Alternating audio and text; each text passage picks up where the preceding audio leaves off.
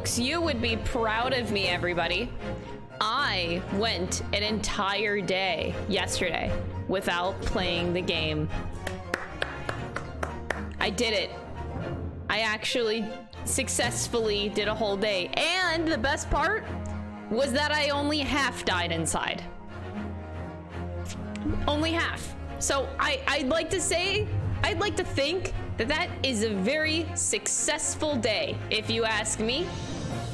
I only half died yesterday. Damn, buddy, let's go!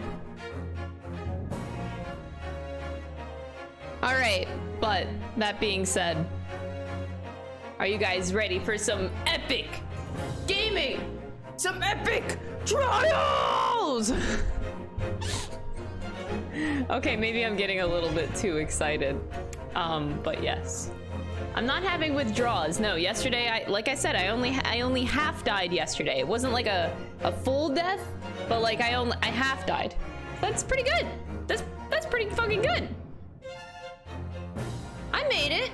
I made it yesterday. Hold on, I need my hat.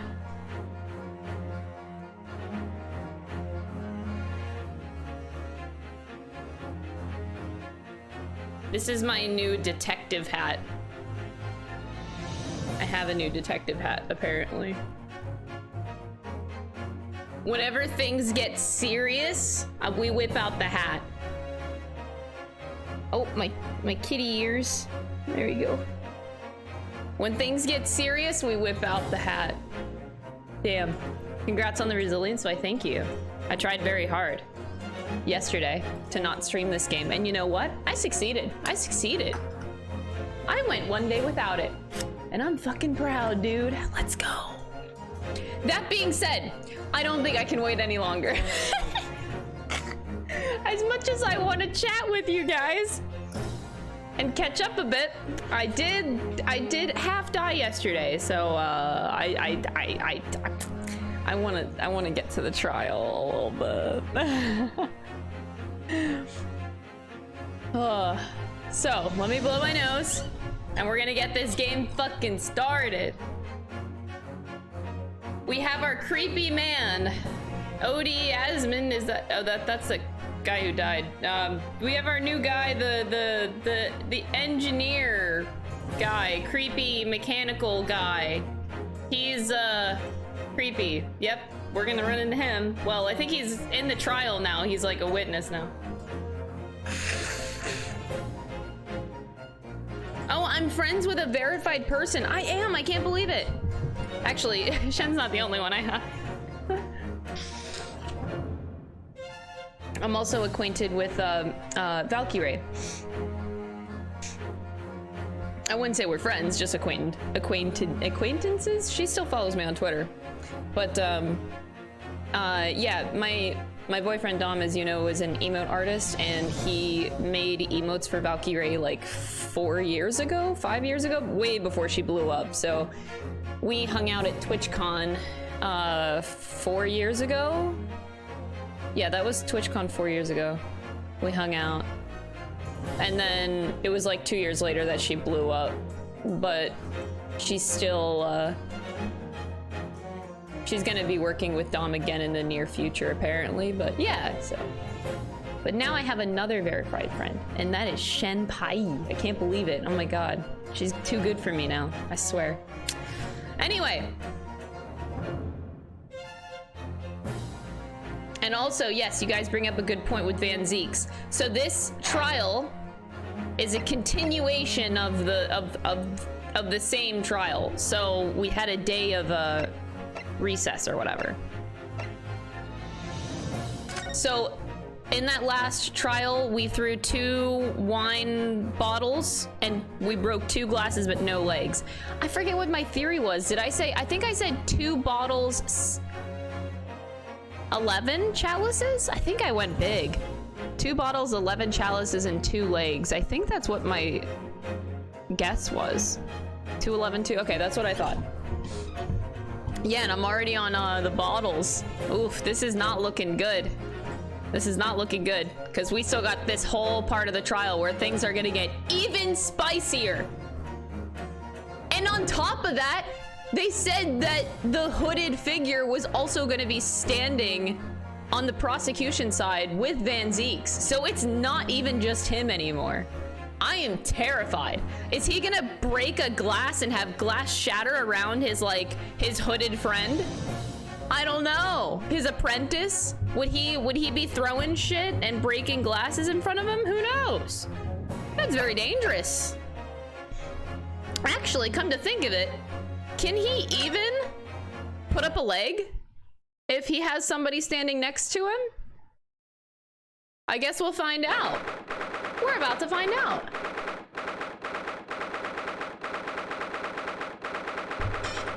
All right, October 24th, 9:11 a.m. in the Old Bailey. Let's go. Good morning to you, Mr. Naruto. Aha, good morning, Professor. Ready for today's proceedings? I hope so. I should be. Even I, with nothing left to... Good morning, my dear fellows. Right away we get this fuck. Oh, dang. That did not take long at all. Mr. Sholmes, you're here. Ah, why, naturally. A true gentleman stands shoulder to shoulder with his friends in battle at all times. What? Thank you. I really appreciate it. I'll, see you later then. He knows that he's leaving!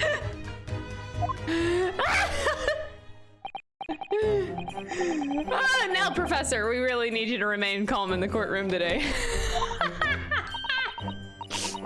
Oh, that was good. Yes, do try your hardest not to enter the witness stand uninvited again. Yes, I will. I realize it was a mistake, but my dear fellows, I must interject. Oh my god. Oh, you're still here, Mr. Sholmes. What's the matter? Surely you've overlooked some praise, have you not? To be cast in my direction, hmm? Yeah. Sorry, I don't follow. Must I spell it out? I, the great Herlock Sholmes, the greatest detective of worldwide acclamation, arose at some ungodly hour to be here now. First thing in the morning, a miracle, you must agree. If I must agree, then... As you know, my sleep is quite impregnable. Iris had to employ her full gamut of tactics. She pulled the cover off, shook me, poked both cheeks, punched me, and kicked me from the bed! Damn! Get it, Iris! Let's go! Oh my god, it goes more! There's more! Then she poured a boiling cup of her latest experimental blend on my face, and at last I was bestirred.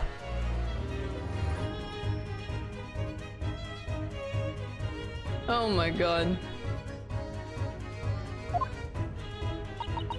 Oh my. Iris has been busy. Iris doesn't even have it in her to go that far. She's too nice. I sense the spirit of a fellow scientist. Oh, one who relishes the infinite possibilities of blending tea. I'm the one worthy of praise here, not Iris. This is my victory. Sorry to cut in.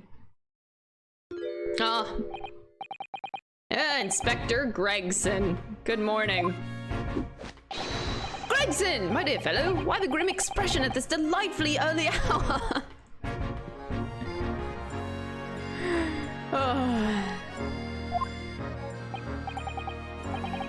Oh, I don't know, maybe because I've been confronted with a grimmer expression, eh?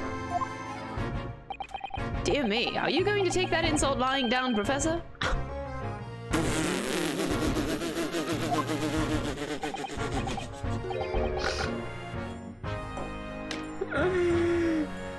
Well, I don't know!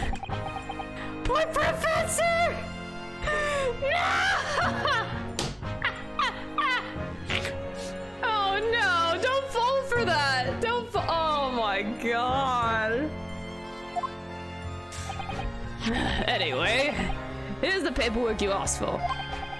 What paperwork? Ah, I took the liberty of requesting it yesterday. I have a feeling it may prove useful. You wouldn't believe the hoops I had to jump through to get this brought out of the archives. It's the professor's autopsy report. Ah, that mass murders? Who killed 5 members of the aristocracy. He was found guilty in a closed trial 10 years ago. It was all done under wraps. And he was quickly executed soon after the trial. It's all in here. Wait, but I'm confused. Isn't this stuff that that Sholmes wants to hide? Because I thought this was related to the case of the Hound of the Baskervilles. But okay. I had assumed, but maybe I shouldn't have assumed.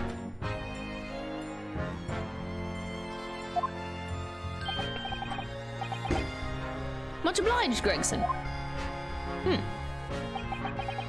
Us lowly lot at the art are just doing what we can in the shadow of the great detective Sholmes, of course. Oh, Gregson. Well then, Professor Harebrain, this is it. Today, we're going to lay all of this to rest at last. Actually, before we go on, I am very curious about that report that Sholmes gave us. We have so much shit, oh my god. This trial is going to be a fucking doozy. We have never had this much shit in our court record. Redacted for confidentiality, what the fuck do you mean?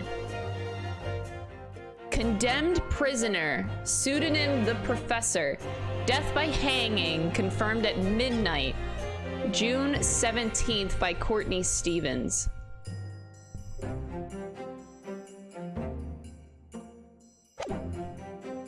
Huh.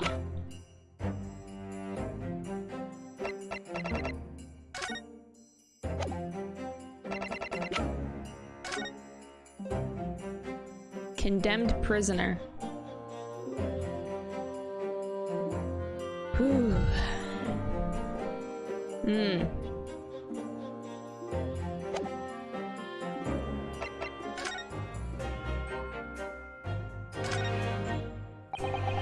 There's a little metal plaque here, look. Fostering burgeoning talent for the future of scientific discovery. It seems rather ironic, doesn't it? But clearly Mr. Drebber, oh, that's his name, Enoch Drebber. I forgot the guy's name. Really was a very talented scientist.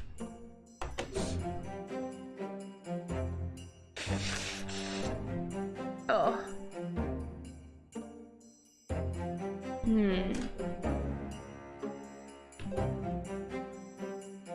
Now I'm extra curious. Why does Sholmes think that that's important?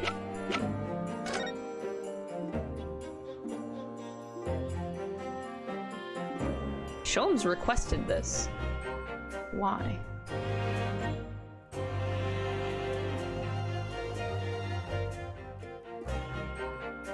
This is a case he worked on. I don't understand.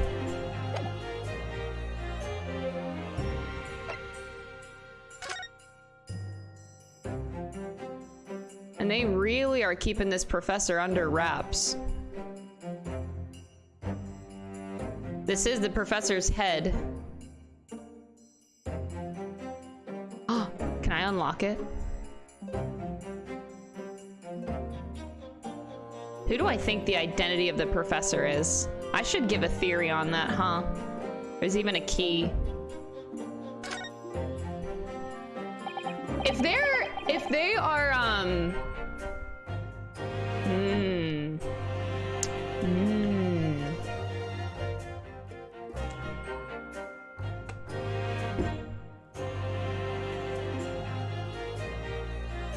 The lock does look very strong, isn't it?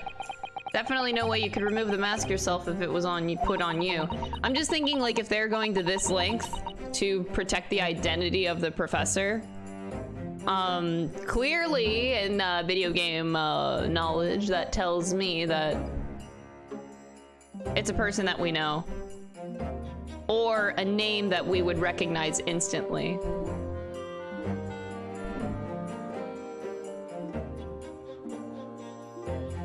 Huh. What a terrible way to treat someone, even a convicted criminal. I know, it's starting to make me livid, actually. Mr. Naruhodo, please. I mean, just think about it. Imagine if you had an itch on your cheek all of a sudden. You'd be utterly helpless. Well, yes, that's true, but I'm not sure that warrants quite so much anger. Right, sorry.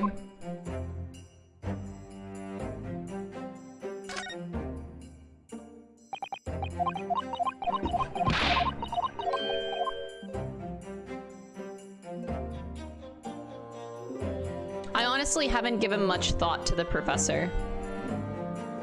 This criminal. I haven't given much thought to him, I'll admit, so it'll take me a while to figure out, to get a theory rolling here on this guy. So we have the head and we have the autopsy report on this guy. And it means something because Mr. Enoch Drebber was supposedly the person that witnessed the resurrection from the coffin coming out of the grave, but it's clearly a lie that he told. Because that doesn't just fucking happen, you know? This is gonna be a very juicy, juicy trial, isn't it? There's a lot going on. This is like a big, big, big, big packaged bag here. Holy shit. I wish you the best of luck, Professor. I suppose he'll be in there today, will he? Drebber.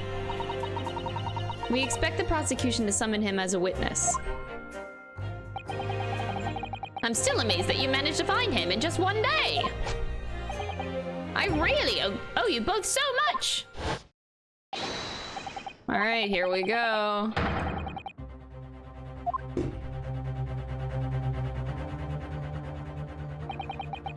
This is it, the final chapter. Funny, my heart's racing a little. I have not felt like this before, actually. This strange foreboding. As if something's going to happen in this trial that I'm not ready for.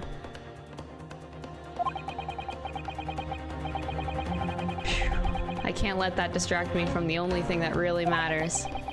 Finding the truth.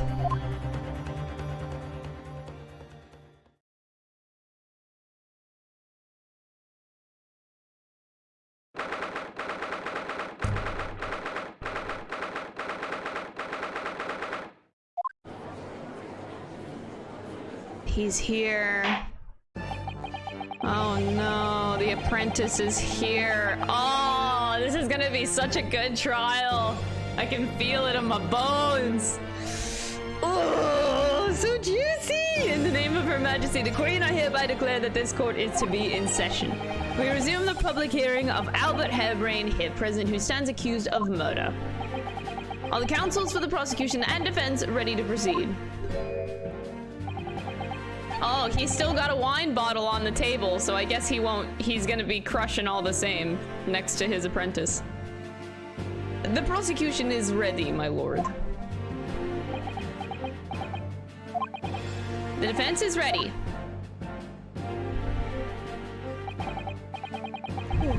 As promised, Lord Van Zieks has his apprentice with him. His apprentice with memory loss.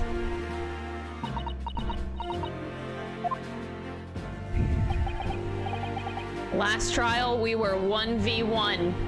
This trial, we are 2v2. They really upped the stakes, man. Yes, my lord. There appears to be someone standing at your side. Ah, yes, my apprentice and assistant. The prosecution believes today's proceedings will see the complexity of this case rise considerably.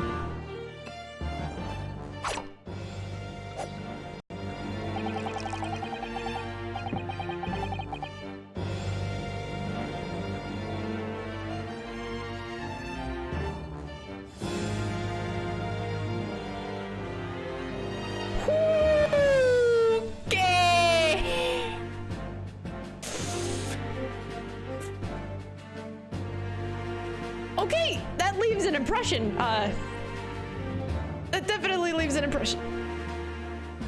I therefore instruct my assistant to attend to ensure the smooth running of this trial. Oh, by just making sure that he cuts off the top of the wine bottle swiftly enough to pour a glass of... Wow. Okay.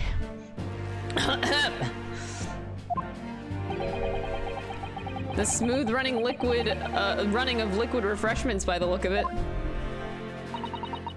The way he holds himself, the way he moves. It couldn't be anyone else. I know. He's still suffering from amnesia, so there's really nothing we can do at the moment. I know, but this is very hard.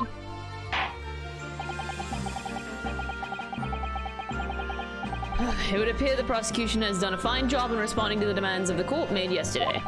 I understand you have successfully secured the engineer who disappeared from the street scene on the day in question. Hey, that was our doing, not the prosecution, for the record. Yes, my lord. I intend to call him as a witness shortly. You're welcome, by the way. Very good, very good. Now then, ladies and gentlemen of the jury, who have been chosen at random to represent the will of the people in this courtroom today. Yeah, totally chosen at random. Are you ready and willing to proceed? Of course, my lord. I am sure that we all understand the importance of doing our civic duty. I do so despise deception and deceit. I find it so very wearing. To take a man's life with a conjuring trick, it is against the magician's code, not to mention the law. Any fake scientist should feel the wrath of God, if you ask me. We have to listen to what's said on both sides the fence, and that settles on one. That's it, isn't it? Then settle on one. Wasn't like this back in my day. Wasn't like this at all. Back in my day. If all parties are ready to proceed, you may begin, Lord Van Zeeks. Before I do, my lord, there is a report I must read to the court.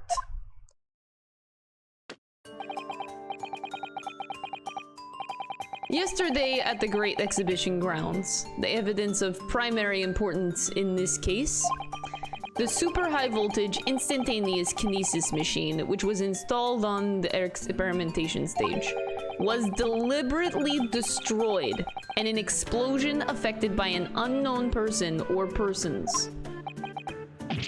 It was what? An explosion! This is an outrage!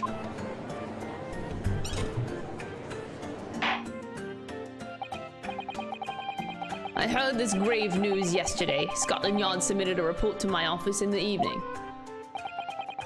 I read that the machine was blasted to smithereens and the wreckage reduced to ashes in the flames. I have here a photographic print of the scene taken in the wake of the explosion. It shows what little remains of the machine. Nice. But what was the point? He just revealed the magic trick of the dropping platform. Oh yes, a terrible business.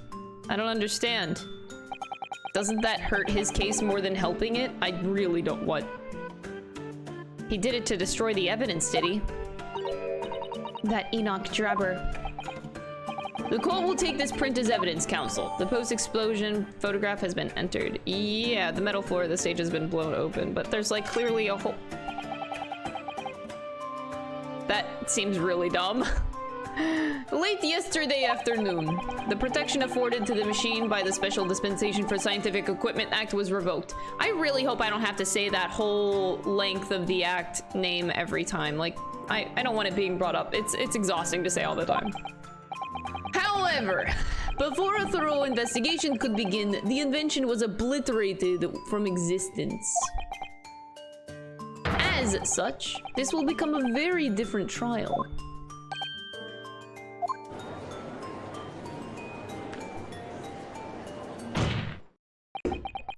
As it stands now, with no evidence on which to draw meaningful conclusions, the authenticity of the kinesis machine will remain forever in obscurity. Indeed. A most unfortunate state of affairs. However, one thing remains clear. The victim's death was the result of the actions of the accused. Of that, we can be certain. For it was the accused himself who was operating the machine and who ultimately caused its loss of control. Objection! As Lord Van Zeeks rightly says, this is a very different trial now. The accused accepts responsibility for his part in the events that transpired. He acknowledges that Mr. Asman died as a result of the accident caused by his machine's malfunction. However, unbeknownst to the professor, he was being deliberately deceived by a pair of very clever fraudsters. Names, counsel, if you please. The engineer, Mr. Enoch Drebber, and the victim himself, Mr. Odie Asman. So, what exactly were those two men up to behind the defendant's back? The defense intends to expose that information, thus establishing the unequivocal innocence of the defendant.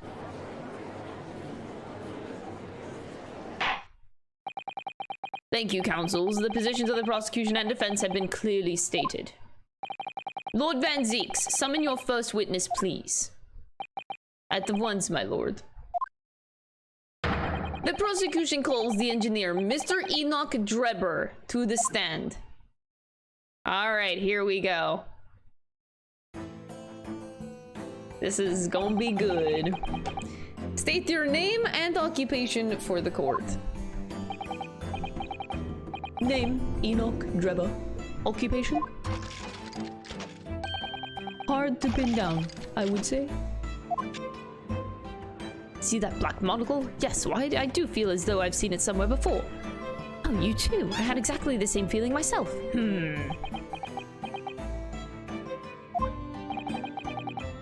Your file indicates that you are currently being investigated in connection with another case. The theft of a waxwork model, is it? A most extraordinary sounding business. But that has no bearing on this trial, I assure you. Cleave it from your mind. You're familiar with the public experiment carried out at the Great Exhibition some days ago? The accused super high voltage instantaneous kinesis demonstration? Yes, you could say that. I am aware of it. There was a terrible accident, wasn't there? It was you, Mr. Drebber, who constructed the vast machine used in the experiment. Or, so our investigations indicate, can you confirm your involvement? Yes, I constructed it. In precise accordance with the blueprints, but that's all. Then the court would be very interested to hear your thoughts about the machine, I'm sure.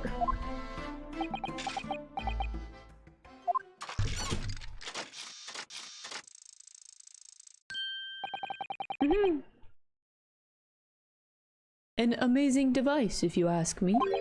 The pinnacle of modern science, making instantaneous kinesis a reality at last. Oh yeah, he's gonna claim that bullshit, huh?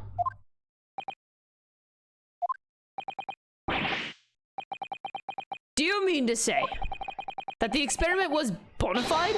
Is that your belief, sir? That is very much my belief. Such a waste that it blew up. Objection! We've already established that the machine was nothing more than a prop for an elaborate conjuring trick. Objection! You've established nothing of the sort.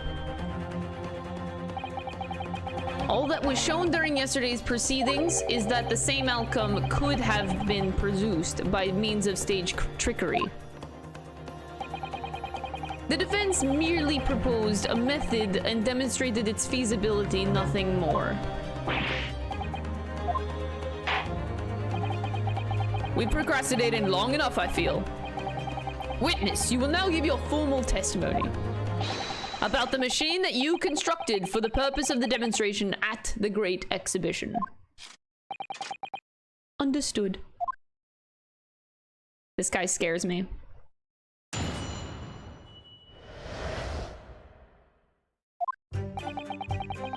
I met the young professor approximately 1 year ago through Mr. Asman's introduction. He provided me with the blueprints, and I constructed the machine to his precise specifications. It was no trick. If the whole show was a fraud, it would have required a body double. Tell me, did the victim have a twin? All the spectators saw the birdcage appear above their heads and then crash headfirst into the crystal tower. A terrible accident, I grant you. Perhaps the science on which the machine was built was flawed somehow? Oof. Oof, that's a tough one. It's hard because, like, we know of the things that are false with the case, but it's really hard to provide evidence for what he's saying. Like, that goes without saying, surely. To give the impression that something has moved, when in reality it hasn't. It's a basic conjuring principle. The deception cannot be achieved without substituting the original with a fake at some point in the performance. But would I be right in saying you haven't managed to establish anything along those lines? Incidentally, the prosecution has already confirmed that Mr. Asman has no twin siblings. It's my understanding that the witness is well versed in conjuring artfulness. But such talents do not indicate that he was actually able to accomplish what he claims. Namely, the construction of what, by all accounts, must have been an extremely complex scientific machine. Whatever do you mean? Yesterday's proceedings brought the true nature of your past exploits to light, Mr. Drebber. Indeed it did, my lord. As a swindler who preys on innocent scientists to elicit government grant money through conjuring know-how. Yes, it's true that I possess considerable knowledge of stage magic. But crucially, my scientific knowledge more than matches that of any academic in the field. Investigation of the witnesses workshop attests to that claim, my lord. As evidence, the police found this Royal Society trophy for young talent in science there. Yes, that's true. We spotted it there ourselves. If a hypothesis is sound, it can always be forged into a physical manifestation with sufficient skill.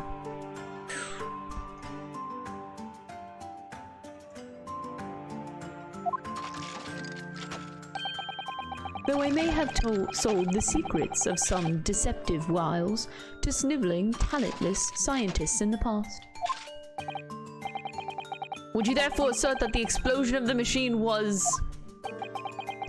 an unfortunate accident, or, of course, a deliberate act of murder carried out by misuse of the science? He is very smart.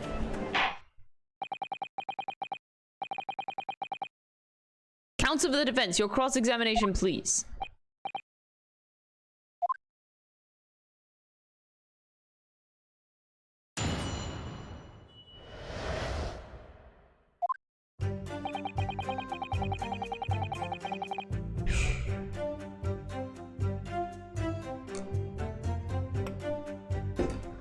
Yikes. I met the young man approximately 1 year ago through Mr. Asman's introduction. I feel like I have to press everything. Hold it! This guy's difficult. So you were already acquainted with Mr. Asman himself? Not really. By chance, I'd seen his name mentioned in the papers, that's all. And I had no interest in his private affairs. If he was an unscrupulous investor, it was no concern of mine. It's also really hard and distracting because literally all of his lines have highlighted words. It is very distracting. Like, everything he says is so important. Look at all these highlighted lines. Drebber is full of it. Jesus Christ.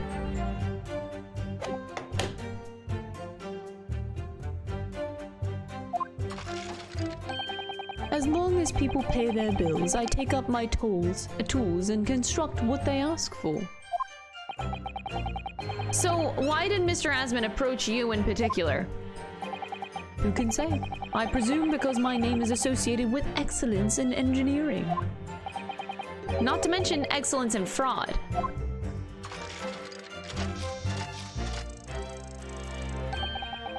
Hard to gauge, but the point is, all I did was construct the machine according to the blueprint I was given.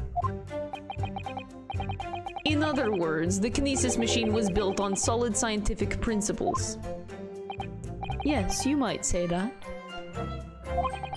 Professor Harebrain certainly has a mind like no other.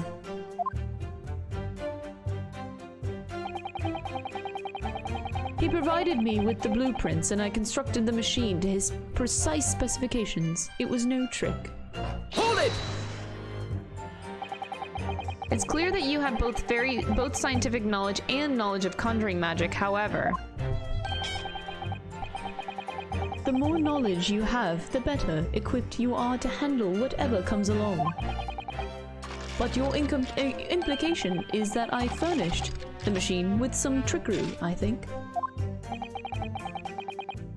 It's a possibility that we have to explore. Unfortunately, though, the machine has been blown to Kingdom Come. So there's really nothing left to explore, is there? It appears that the kinesis machine was fitted with a timed explosive device of some kind. And there's nothing left of that device either. Not a single shred of evidence remaining, I hear. He must have planned all of this from the outset. But in any case, it's abundantly clear that the experiment couldn't have been a trick. If the whole show was a fraud, it would have required a body double. Tell me, did the victim have a twin? Hold it! Of course that's it. Mr. Asman was a twin. Oh my god, Ryanosuke. Even Miss Courtney Sith told us that it was the same person. Objection! Perhaps my learned friend wasn't listening earlier. Mr. Asman had no twin siblings. No, I heard you before, but the thread of hope hadn't quite left me. The demonstration could have been a trick if there was somebody who looked sufficiently like the victim. But Dr. Sid absolutely ruled that out as a possibility. It is beyond question that the victim himself, Mr. Asman, did move from the stage to the Crystal Tower. The fingerprints found at the scene attest to that fact. So it can't have been orchestrated using someone who looked identical to Mr. Asman then. What are you thinking, Mr. Naruto? No, nothing.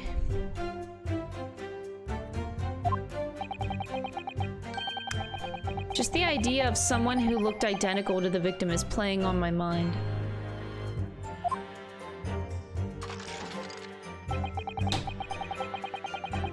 All the spectators saw the birdcage appear above their heads and then crash headfirst into the Crystal Tower. A terrible accident, I grant you. Perhaps the science on which the machine was built flawed somehow?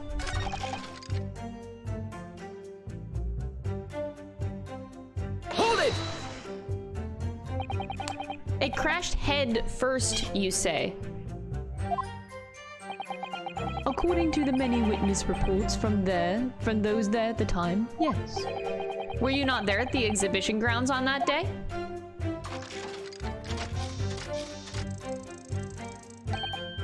Unlikely. I rarely leave my workshop. Yet another of your unique inventions was found at the scene.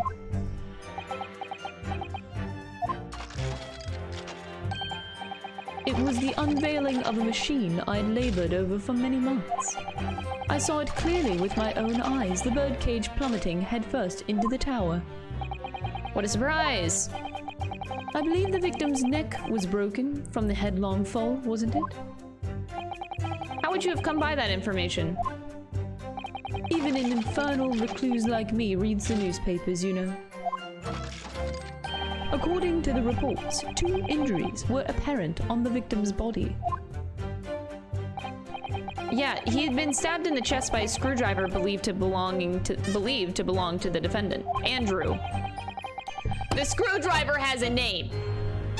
And he had broken vertebrae as a result of a fall from a considerable height. Correct. My learned friend has been doing his research, it seems.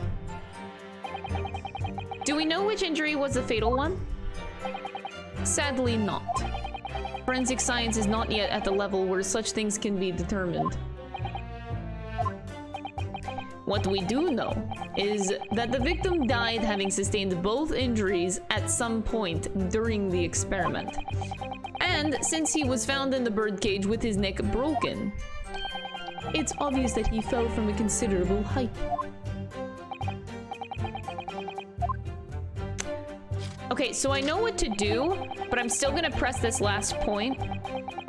I'm liking that this is starting off easy. Because I have a feeling it's gonna get very hard. A terrible accident, I grant you. Perhaps the science of the machine. I'm gonna still press this even though I know what to do. Because I want to hear everything that Mr. Drebber has to say right now. Do you understood? So you understood the science, did you? Not in the slightest. Oh, right.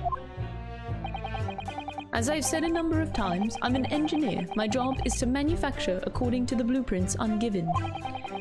I would be inviting manifold problems if I foolishly allowed my brain to digest the ideas behind them. I could be accused of stealing those ideas, for example. How is it possible to construct a machine without really understanding the principles it relies on?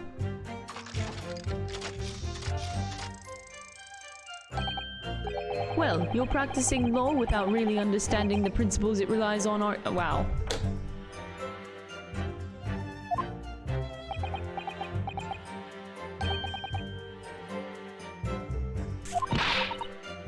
Stand up for yourself, Mr. Naruto. The point is, the experiment resulted in instantaneous kinesis taking place. As such, the science must be sound. Yes. And really, experimental results are all that matters when it comes to proving a hypothesis. He's certainly very sure of himself. What do you think, Mr. Naruto? Well, now that the machine has been completely destroyed by yesterday's explosion, it's going to be impossible to argue its authenticity one way or the other. If we're unable to establish that it was a piece of the stage trickery rather than genuine science, we'll have no grounds on which to demonstrate Professor Harebrain's innocence. Both Mr. Asman and this man in the stand tricked the professor and used him.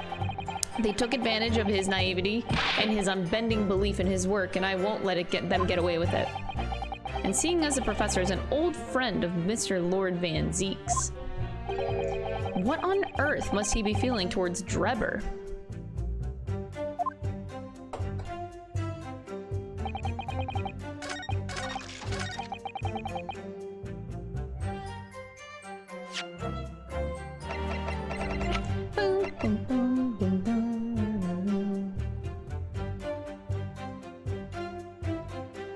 Objection! We've examined the birdcage that crashed into the Crystal Tower ourselves. As you can see, the cage, which is a wooden construction, has sustained damage in one particular spot. Following the explosion, it fell some 30 feet into the glass of the Crystal Tower. That level of damage is to be expected, surely. I agree. The damage itself is entirely understandable. What doesn't make sense is the location of that damage.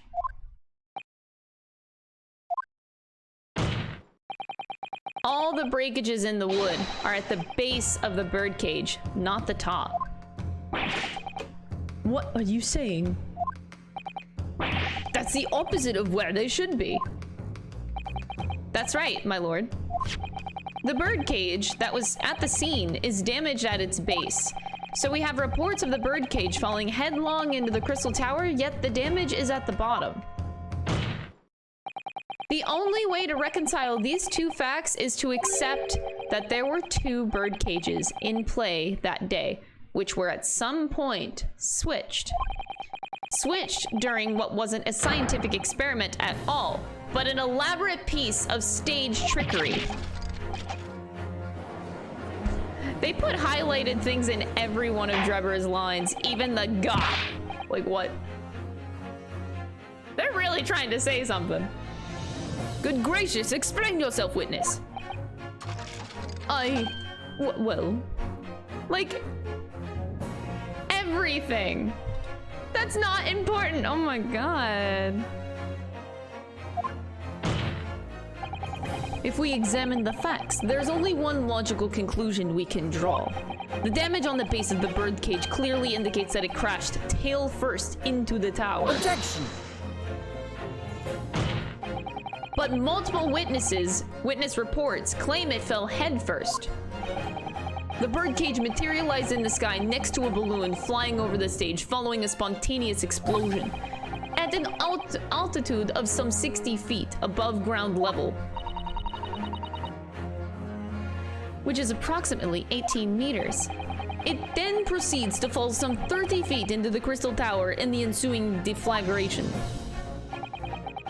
Witness reports amid such chaos are notoriously unreliable. Objection! But the victim's neck was broken. Objection! He plummeted 30 feet inside the heavy wooden cage. However he fell, it would be unsurprising to find one or two of his vertebrae crushed.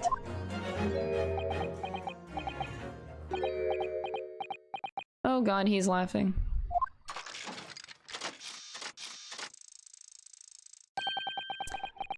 A riveting scientific analysis of events from the prosecution there.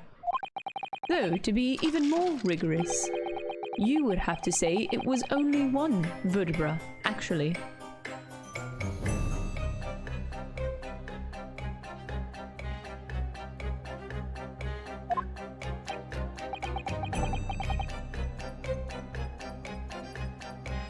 He wasn't quiet for long. I find it hard to see what's motivating Lord Van Zeeks.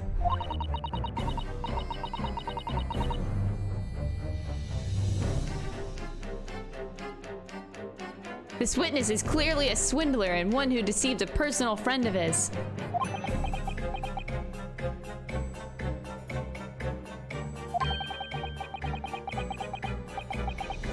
If you're going to establish this deception, do it right. Sorry? I feel like that's the undertone here. Yes, and there's one more point. The defense appears to have forgotten. It obviously wasn't a trick, as a certain truth very plainly demonstrates.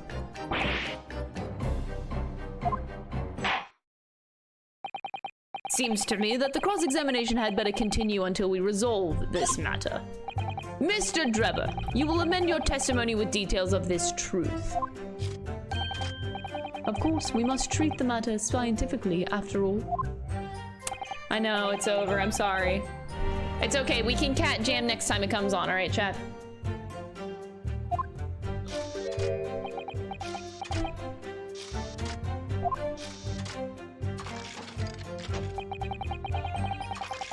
The kinesis clearly took place because there's nowhere else 30 feet high for the birdcage to have fallen from. That's what he's saying? Wait, the kinesis took place because there's nowhere else 30 feet high for the birdcage to have fallen from. The balloon. What do you mean? Huh? Hold it! What do you mean? Well, before the demonstration began, the victim was alive, on stage, in front of the audience. Yeah, there are lots of witnesses who saw Mr. Asman on the experimentation stage, that's true. And the victim's neck broke as a result of an impact following a fall. Logically, therefore, the victim must have fallen from somewhere. The balloon that exploded was at an altitude of 60 feet. The point of impact on the tower was 30 feet. That difference of 30 feet is therefore the total distance the birdcage fell. and there's no other location from which the cage could have fallen that distance if it didn't drop out of the sky. Ergo, the victim himself must have been beamed from the stage into the sky above the Crystal Tower. A trenchant scientific analysis. Dear me, every time I hear it explained, it sounds increasingly plausible. Oh, yes. It's all very well thought out. Certainly all the spectators on the day saw it. The birdcage plummeting 30 feet through the air, I mean. Irritatingly, yeah.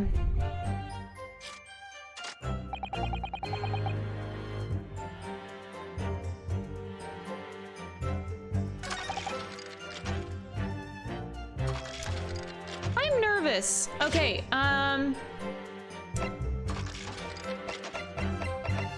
there is a lot of shit. Okay.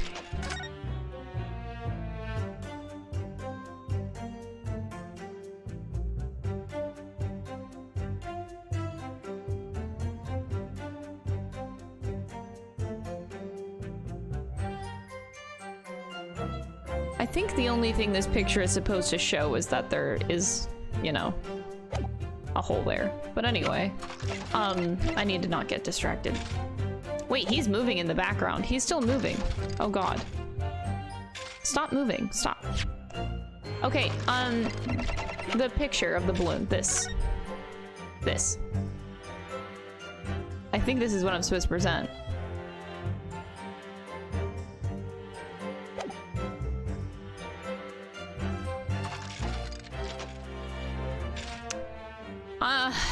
I got nothing else, dude. Objection! Fuck. We're trying to prove that the green balloon existed. That he could have came through the balloon. Maybe I'm supposed to do the wreckage, not the actual picture.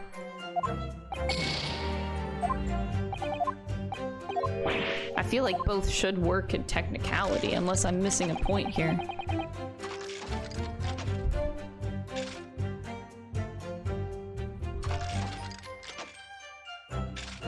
There's nowhere else 30 feet high for the birdcage to have fallen from.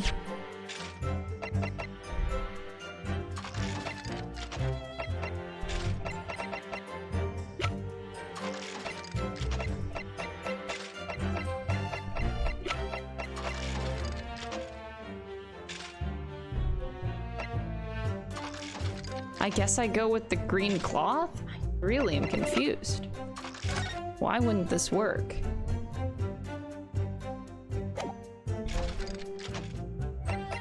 Did I ever look at this? I don't think I did. So, found in the folds of the clothing of the Professor Waxwork. Right. Okay, there's nothing special about it. Almost as thick as it is wide. I've never seen anything like it. If you were to compare it to a human, only Mr. Sholmes has such thick skin. There's really no need for such a comparison, Mr. Naruto, as you well know. It can only be from the Crystal Tower, surely. I think so too. It was probably made especially to meet the demands of that great structure.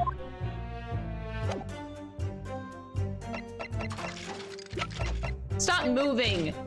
Oh, I hate that you can hear him moving in the background. Oh, stop! Objection! That doesn't work either. Fuck! What do you mean?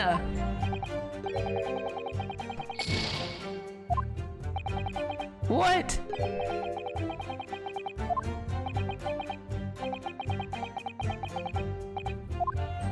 Okay, let me finish. Shit.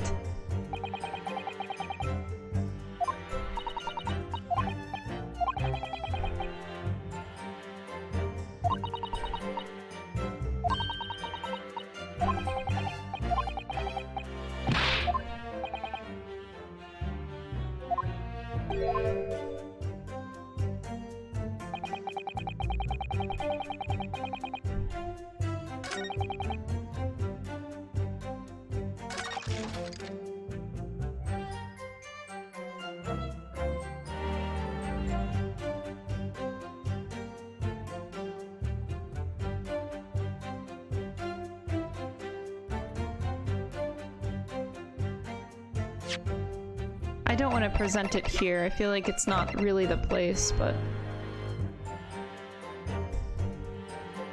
I could. Oh my god.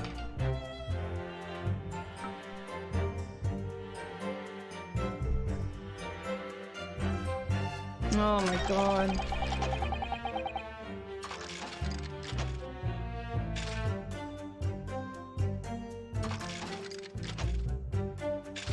It's so hard because I know what I want to say. I just don't know how to say it. What? Kinesis clearly took place because there's nowhere else 30 feet high for the birdcage to have fallen from.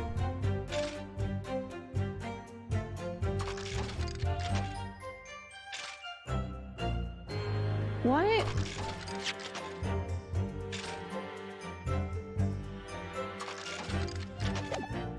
Do they...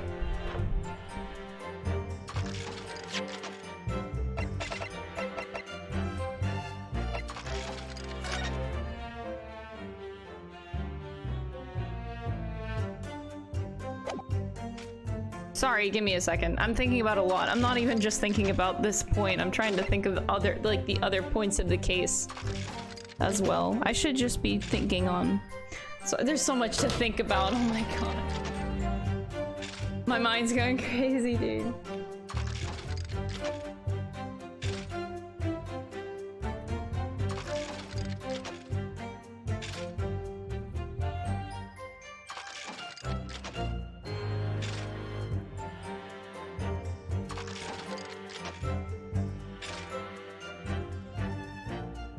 There's so many things I'm thinking about. Fuck. Okay, I need to focus on this point though. And I'm not focusing. I'm still thinking about like the body double, which one had the body double, when the stabbing actually happened from Mr. Andrew. And I think it was before he was kinesis to the other side. Which was the body double. I think the body double was the one on the balloon dropped down, as evidenced by the glass inside the inside the body double. Because the key point that I keep thinking about is the fact that when the birdcage had dropped to the Crystal Tower, it has been said multiple times that nobody went to the scene for a while. That gives it plenty of time for them to switch out bodies. Like, the birdcage just sat on the Crystal Tower shattered without anybody going to it for a while. That's plenty of time to switch shit around. So they basically, they stab the guy within the machine. They drop his body down so that that birdcage had a, it was crushed at the bottom of it. And then afterward, they take that and they put it up on the Crystal Tower, that same body. But they did it after.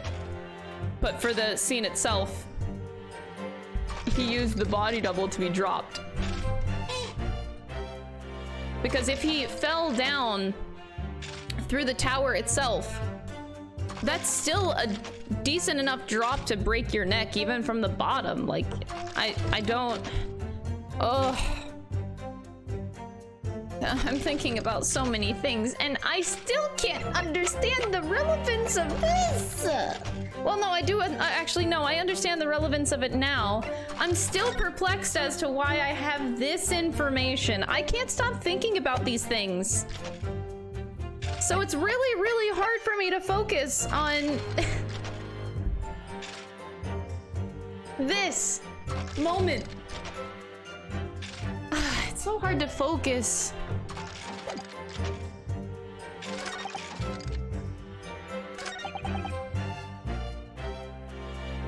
Okay, okay, let's focus. Okay, it would have required a body double. Tell me, did the victim have a twin? I wish I could present the thick glass piece here, but I don't... It's not gonna get me anywhere. I'm gonna do it anyway. What do I have to lose? A game over? Fuck that. Objection!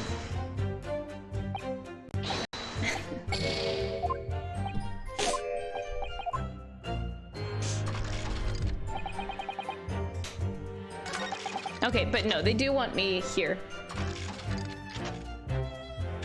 We need to disprove that the kinesis happened. And he's claiming that there's nowhere else 30 feet high for the birdcage to have fallen from.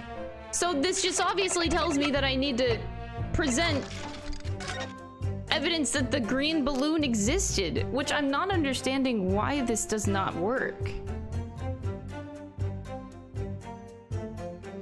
We presented this last time. Do I need to present the crossbow, the camera? Wait, this camera was around the neck of the waxworking structure. Oh yeah! This is another point I kind of forgot as well. Oh shit. Why is there blood on this camera?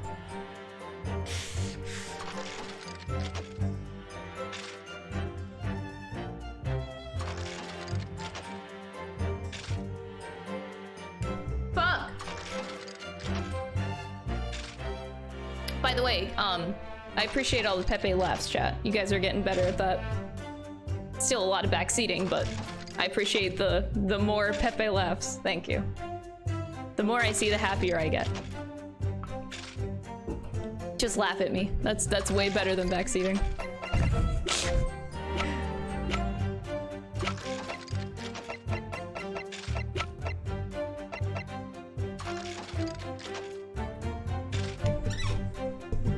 Maybe the crossbow?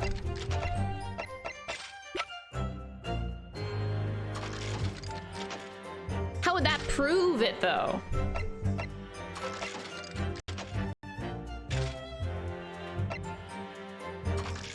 There's nowhere else 30 feet high for the birdcage to have fallen from.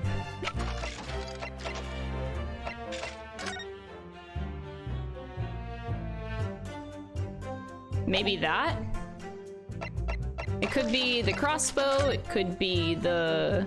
Why am I looking at that? Maybe I just do the experimentation sketch.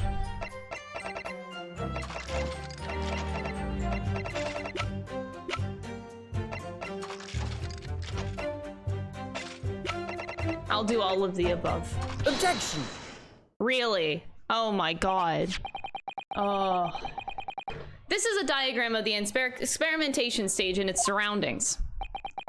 Guys, we just started this trial. We are an hour into it, and I already used up 3 of my 5 ticks. This is fucked. At this point, I should be counting, you guys should be taking bets on the amount of game overs that are gonna happen. This case is hard.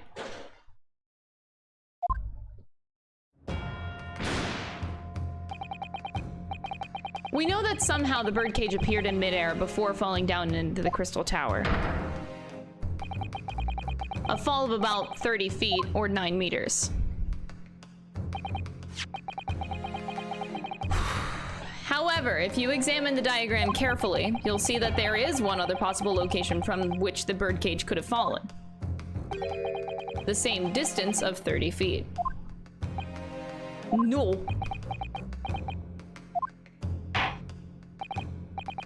It appears that the defense has a possible explanation to put forward. Go ahead, counsel.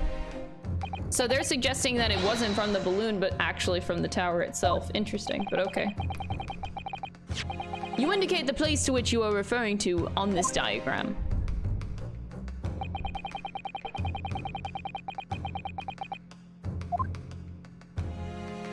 Can I not scroll up? Wait.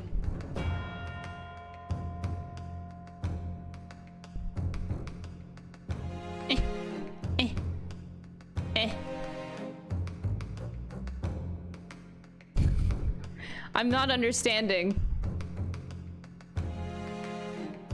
Oh no, I'm not understanding what they're putting down here. Oh no. I'm dumb. Oh no, I'm dumb. Oh wait. Crystal, what's happening? What's happening to you? God. Think about this case. Don't think about anything else. For fuck's sake.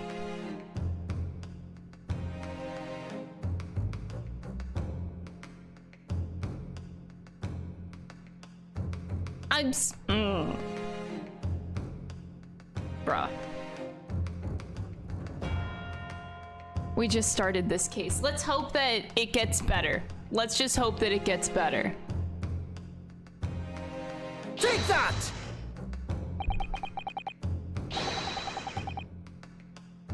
Objection!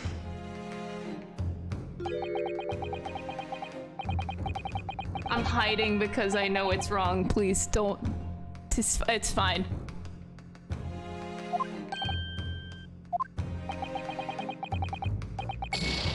You may consider this a parting gift, Council. I'm just gonna hide.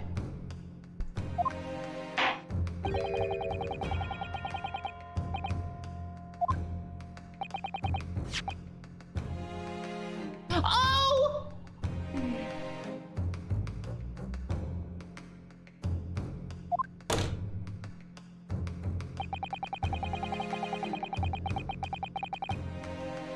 I got it. I got it. I'm stupid. I'm sorry. Jesus Christ. Take that! Objection! No? Wait, I had a moment. You mean to tell me my moment was wrong? Wait, no! Wait, that made sense. Oh, my brain struggled. No, but then it had a click. I had a click. What do you mean? Oh, do I have to do it at the top, not the bottom? Oh, wait. It was the top I needed to click on, not the bottom. Shit! I was backwards! Wait, stop! Are you winning, son? I was backwards! Stop this! Fuck! I get it! I get it! It needed to be the pit. We're proving that the pit, it happened! Oh, I understand! I understand! I understand it! I understand it! They're not saying that the balloon, they're talking about the thing and the drop. They're just talking about the drop distance. That's all they're talking about. Why am I so fucking dumb? Jesus!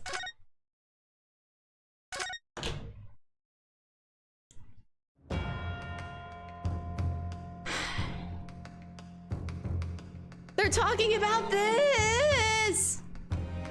Take that!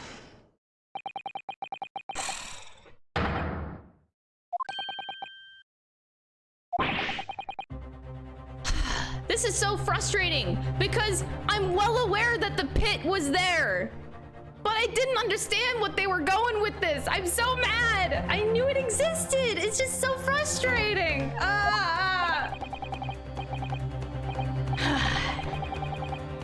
The birdcage was in the machine on the stage, but what we must also consider is the height of the stage itself.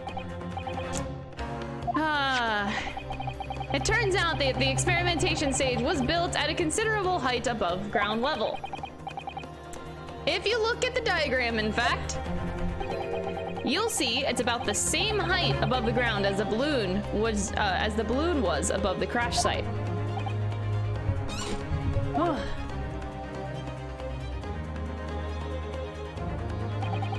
When the experiment got underway, the machine and the birdcage were engulfed in steam.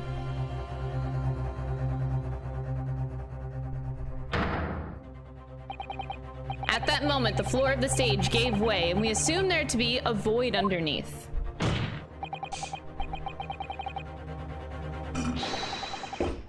This birdcage and the one seen by the audience would have fallen almost exactly the same distance.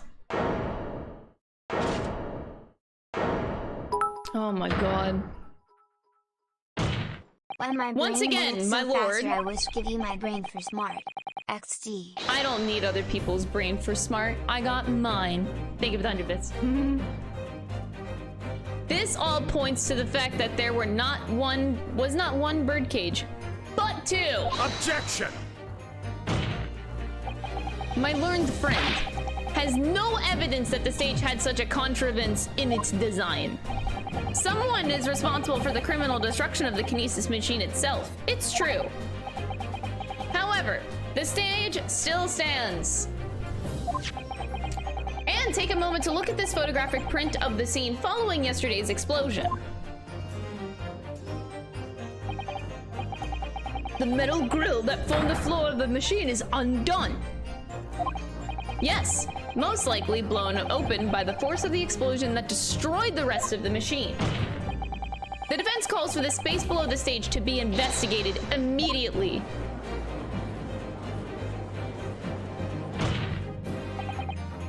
Mr. Drebber,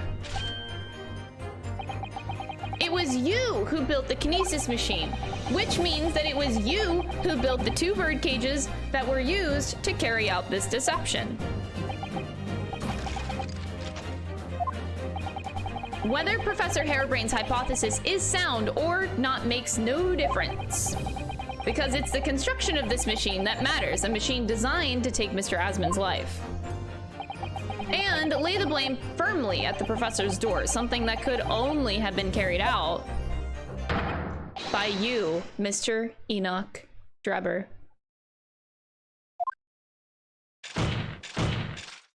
Oh, he angry.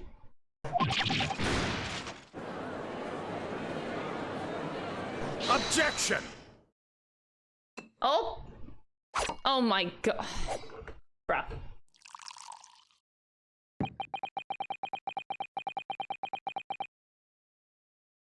If my learned friend has reached the end of his wild assertions. Oh, 3rd glass, let's go. The prosecution would like to crush the defense's argument slowly but surely. What? Your argument fails to hold water. On 2 counts. 2. Firstly, before and after the experiment, this witness went nowhere near the kinesis machine.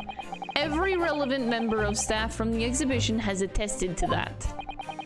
And I believe members of Scotland Yard have also been on watch duty at every public experiment.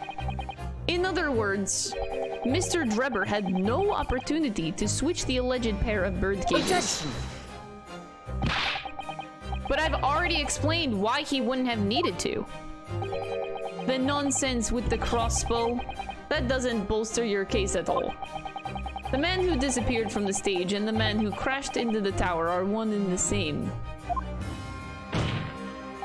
The forensic investigation team's report is unequivocal on that point. And the second flaw in your assertion is a distinct lack of motive. Why would this man have wanted to take the victim's life? He had no reason to do so. A motive. Do I have to think of everything myself? Yes, that is your job. I have here a contract provided by the witness. What contract is this, Lord Van Zeeks? The contract into which Mr. Drebber entered with the victim, Mr. Asmon. It reads,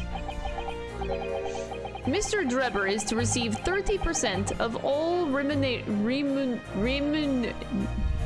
remunerations from the government grants or other income. 30%, certainly very favorable contractual conditions. But there is one very important provision bolted onto that clause. What provision? Mr. Drebber may only uphold this right on condition that both contracting parties are alive.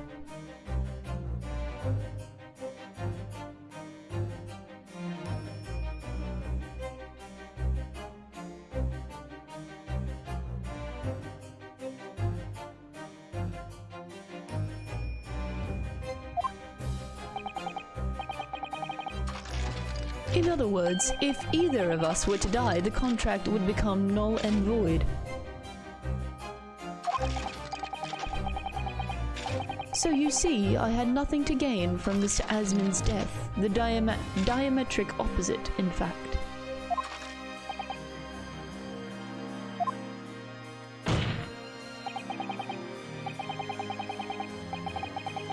Need I say more? The witness had neither an opportunity nor a reason to commit the alleged crime. In short, the possibility of Mr. Drebber having done as you suggest is nil.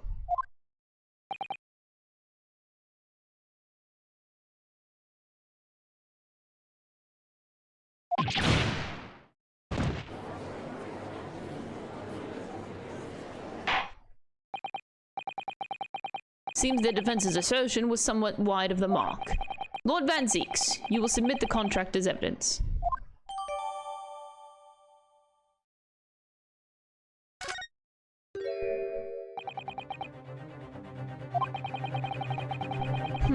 It's true. If Mr. Drebber had no opportunity to switch the birdcage under the stage with the one in the Crystal Tower, he couldn't have done it, and in any case, I have no idea what his motive might have been.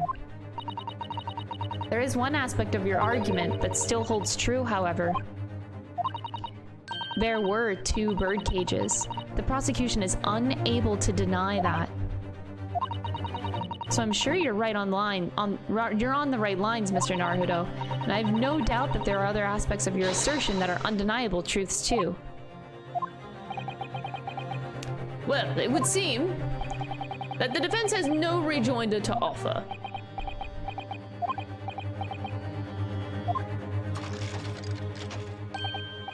Well, I must say I'm a little surprised. I came here to testify about the machine that I built, and instead my reputation is defiled. But the prosecution's counter has set the record straight, I think. It's impossible that I'm the culprit. Objection!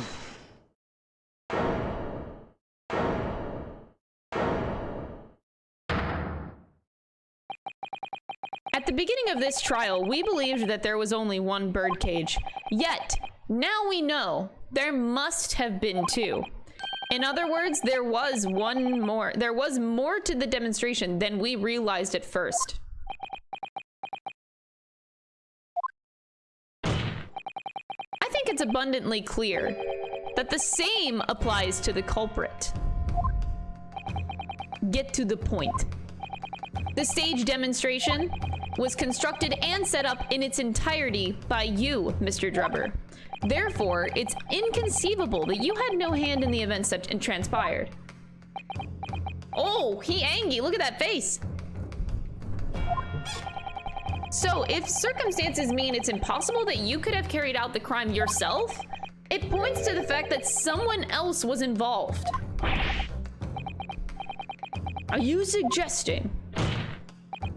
Yes, my lord, Mr. Drebber had an accomplice. Objection!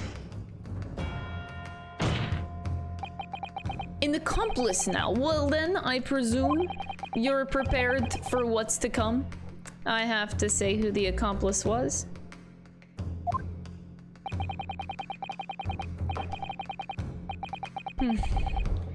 Now that you're accusing not only the witness, but someone else of the most serious of crimes.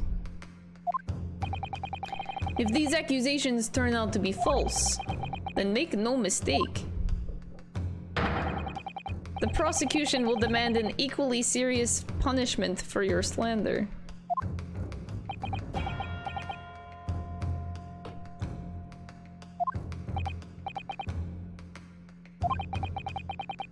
Do you intend to pursue this course and formally accuse another party of involvement in this matter? There literally has to be somebody else, yes.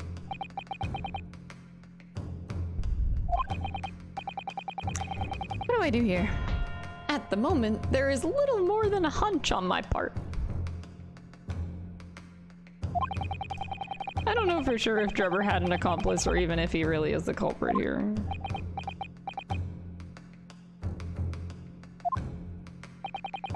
One way or another, though, I have to make my position clear as a lawyer. What's my stance going to be? Did Drebber have an accomplice or not? Oh, God, no. Can I die?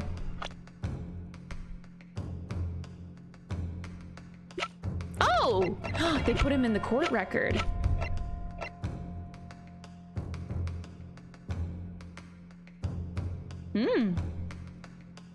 They put a lot of people in this court record. Oh, wait a second. Mr. Balloon Man. I forgot about him.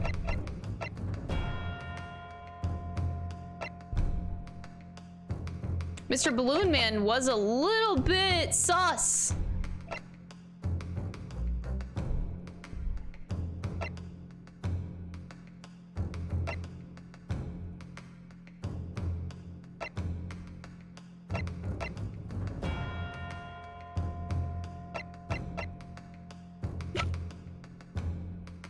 I'm going for it, dude.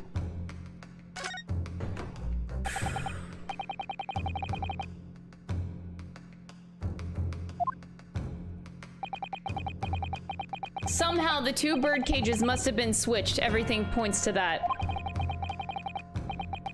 Yet according to the coroner's report, that's not a possibility. I need that.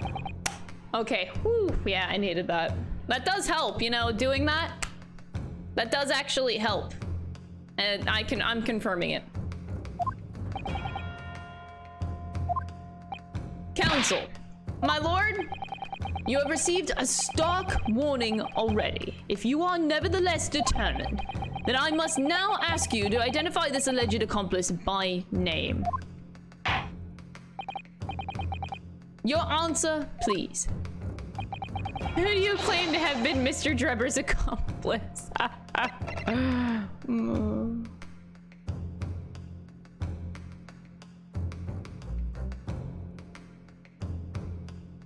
have two guesses.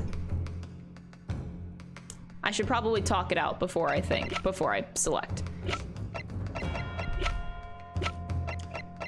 I think it could possibly be a trick question, and it could be Odie Asman, even though he died.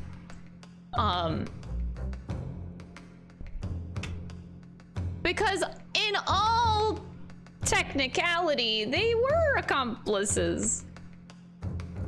It's just something bad happened to him.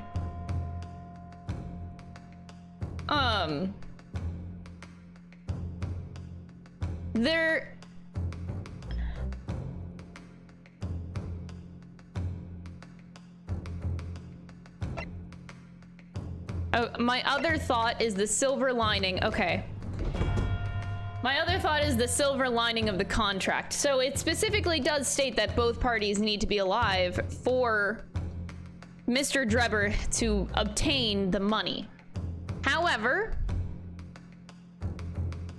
where does the money go if Asman dies in that case? Does it 100% go to the scientist? Where does that other money go? What if the intent was to both murder Odie Asman and Professor Harebrain? Would 100% of the money then go to Mr. Drebber? So I think there's the silver lining of the contract that needs to be looked into. Also, so yeah, I think it's still plausible, even with the terms of the contract, that Odie Asman could have still been the accomplice with the full intent of taking some of the grant money. There's still the possibility of that, but I also do think that it could be Mr. Herlock Shultz. I'm just kidding. No, I do think it also could be the Balloon Man, because obviously in the first part of the trial, he was very sus. So, I'm not 100% on that. I also do have the thought of the Tuspels, but she was kind of like a victim in her waxwork models being taken. She didn't arrange that, so I don't think it also could be Tuspels. Her body wax doubles were taken from her. It's not like she arranged it to happen. So, it's either Odie Asman or Mr. Balloon Man. I'm gonna go with Mr. Balloon Man. If it doesn't work, I feel like it still has to be Odie Asman. I am gonna go on Mr. Balloon Man. Because it has to get us somewhere. If it is Odie Asmund, he's kind of dead. He can't be a witness in the court. I can't bring a dead man here, so... yeah. Take that! Who is this person? Someone intimately related to the crime. Oh, did we get it? I'm aware of the person, obviously, but on what basis do you claim felonious involvement? Oh, did I get it or not? Fuck, if we didn't get it. Shit! You surely wouldn't say that you don't know. Oh man, guys, this is a tough case. Ah! Yeah, I just slipped and pointed to the wrong person. Duh, it was just a slip up. Don't worry about it. Don't worry about it. It was just a slip up, guys. Duh. Obviously, it was a slip up. It was Tobias Gregson.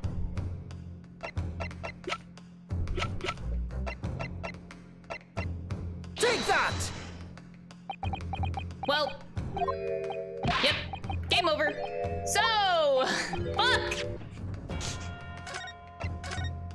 I forgot to save this time around. I wasn't, oh no, we're good, never mind, we're good. Autosave. Fuck. I'm having a really hard time focusing.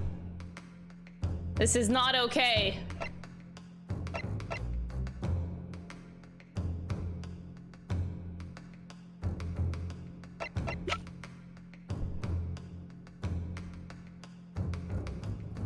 Focus.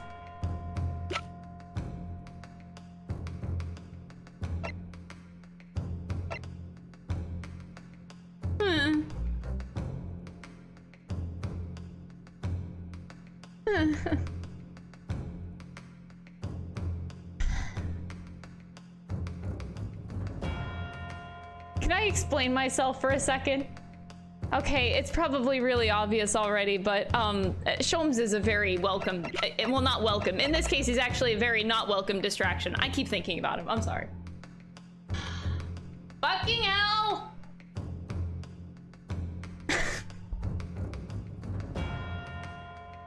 I'm still thinking about it.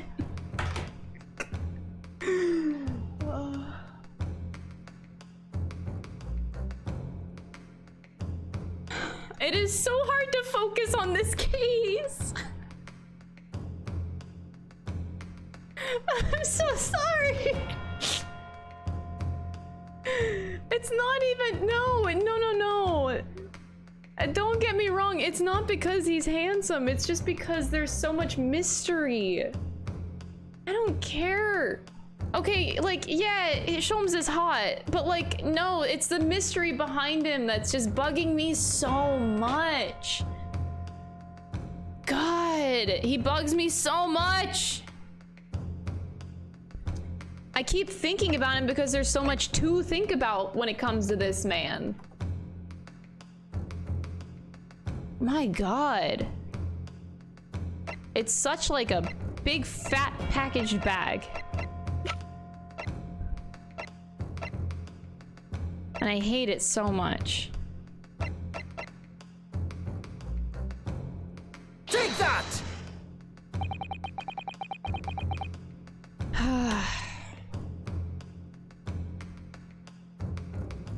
Okay, hold on. I need to get my brain into this case. Give me a second. Let me get water. Ugh.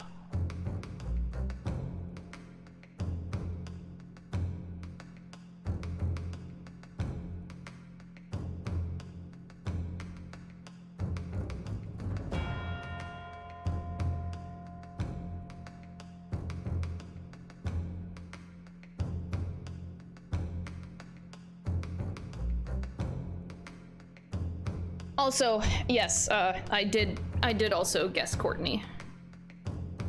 I'm not that dumb, chat. I fooled you all, huh? I pulled a Sholmes on you, chat. You thought I was dumb? No, Courtney's sus, you idiots! The name of the person in question is... What's wrong, my Nipponese friend? Surely fear doesn't bind your tongue now. It's a little late for that. Of course I'm afraid. After all, naming her in this capacity is definitely going to make waves. A lot of waves.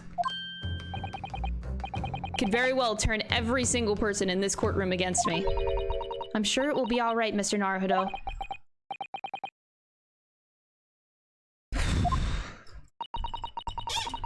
The enemy always appears larger than life, but you'll appear exactly the same to the enemy.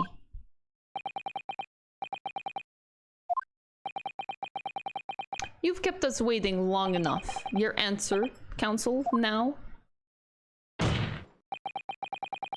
The person who colluded with Mr. Drebber in order to carry out this wicked crime is Scotland Yard's coroner, Dr. Courtney Sith. The head of the forensic investigation team and the coroner who conducted the autopsy on the victim?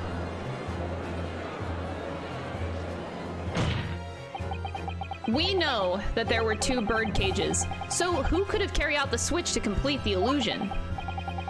The accident happened in front of a very large crowd of spectators and the area was immediately sealed off. Then, everyone, police officers included, were banished to make way for the forensic investigation team. When else could the switch have occurred? It could only have been in that team's presence.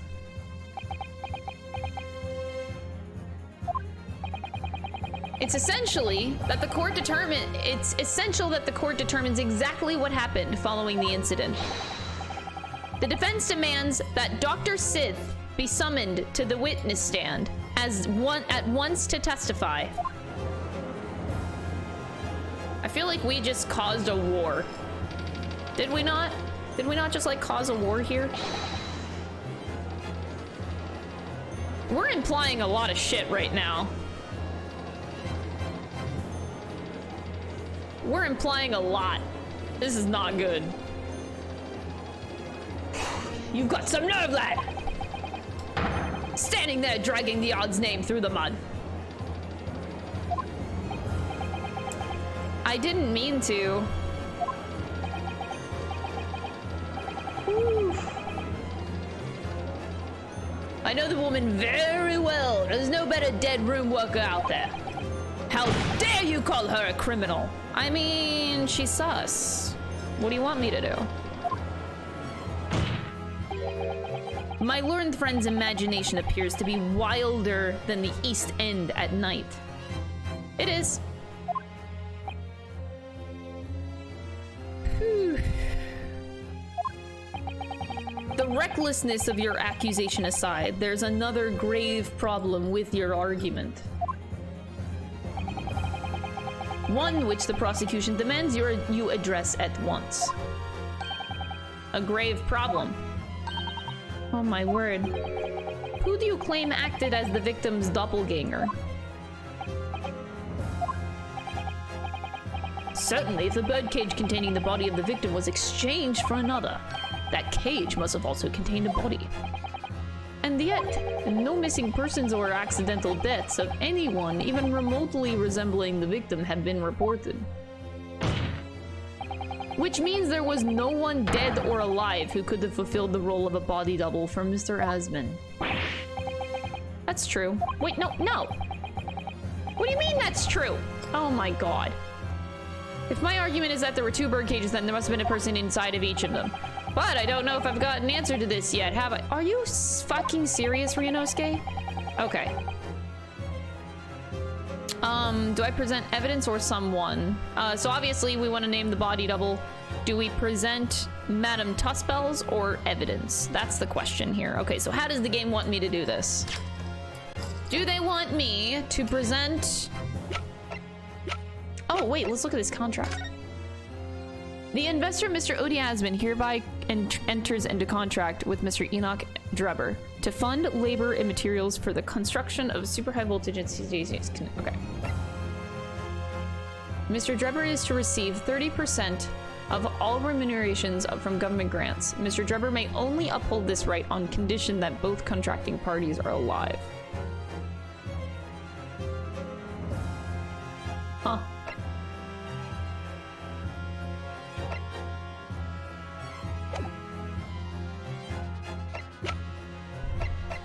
Okay, I could present the head, but I also could present Madame Tussbells herself.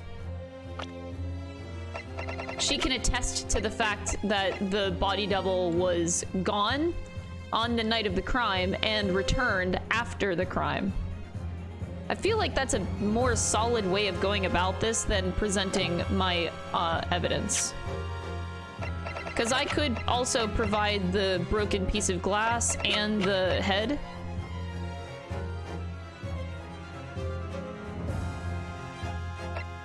So we have evidence, it's just like which one is the best course of action here.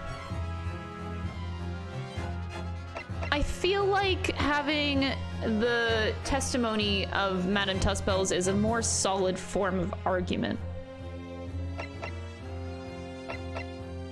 So I'm gonna go the route of naming someone. Please be it.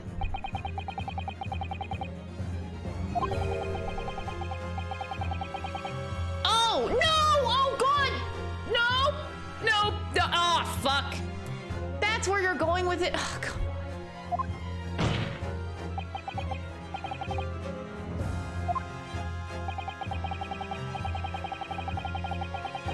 I didn't know that's where they were gonna go with it. Oh, come on! Okay.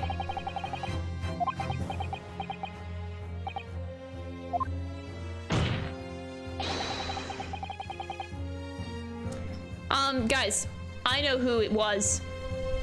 Are you guys ready for this? 5,000 IQ. It was Mr. Sholmes. Take that!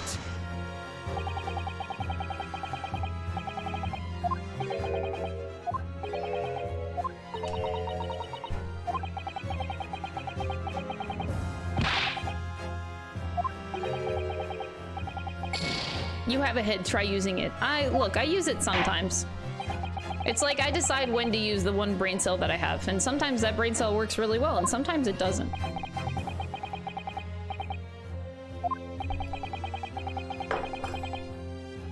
Oh, no, no! I haven't button mashed in a really long time. That was not the time to do it. God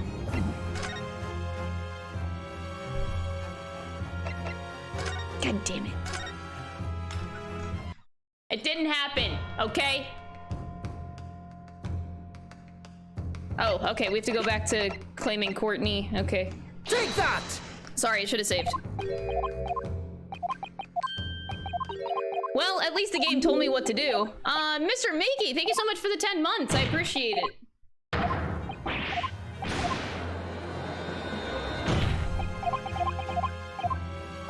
At least this goes by fast. So I'm gonna present the head. Since that's where they're going with this, we gotta provide evidence of who was the body double. Surprise, bitch, I have a head.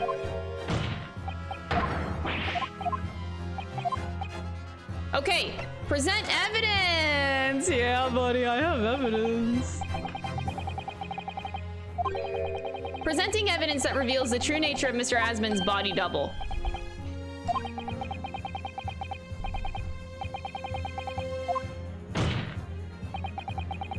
You think you have relevant evidence? Present it now.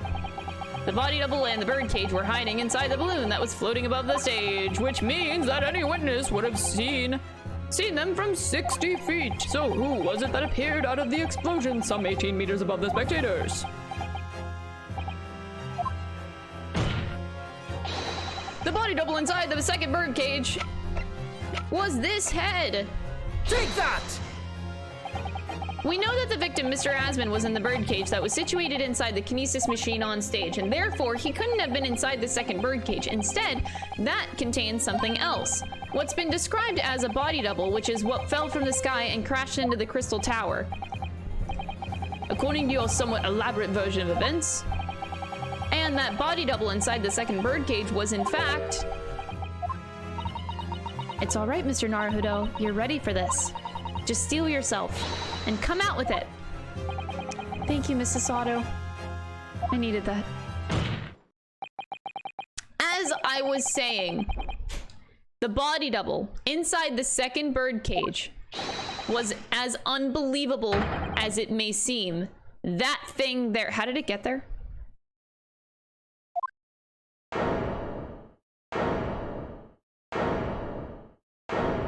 How did the whole thing get here? What? We only have the head, but okay. Objection! I don't question it. I don't question it. I shouldn't question it. I take it back. Open your eyes and look into mine, my Nipponese friend. Now, oh, we're staring lovingly into Van Zeek's eyes right now, by the way. Now tell me, what are you playing at? Whew. Stand firm now, Ryunosuke. This is the time to show your Japanese spirit. As the court will observe, this is a waxwork model. A model, in fact, of an infamous London murderer from 10 years ago, the Professor. Objection! You started by indicating the leader of the forensic investigation team as an accomplice in this crime. And now you've moved on to indicting waxworks? Yes, that's about the size of it. But why? And why this waxwork? It looks nothing like the victim. In fact, it could hardly resemble him less. What possible justification can you give? If you want to know why, ask Mr. Drebber.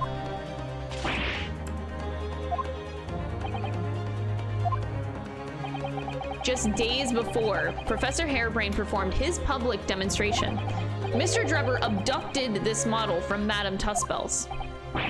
Did you say abducted? 2 days after the incident at the Great Exhibition, he returned it to the museum. The timing. Is that true, Mr. Drebber?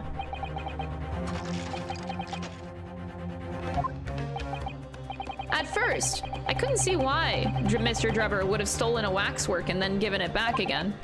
But now the reason is clear.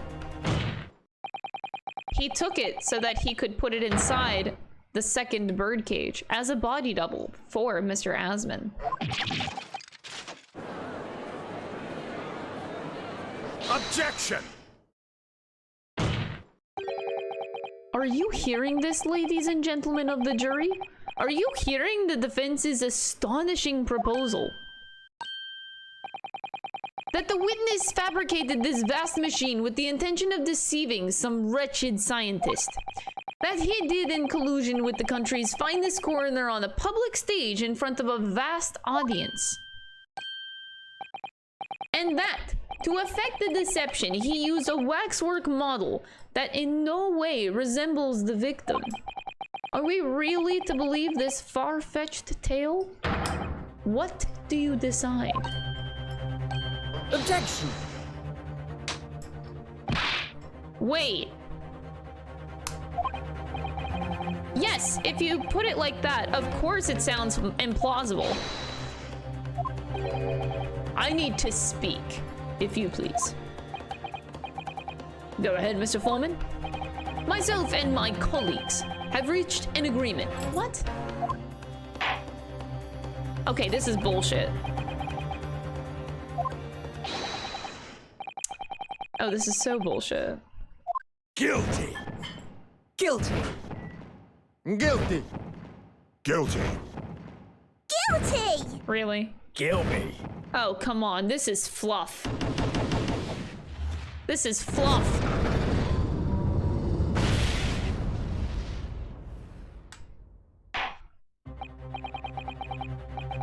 As indicted by the foreman, the jury has reached a consensus.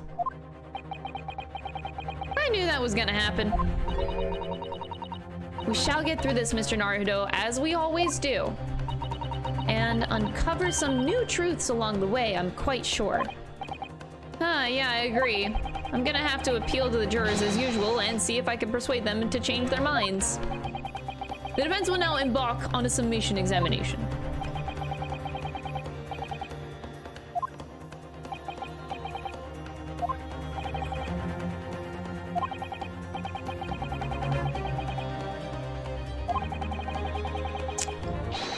we go.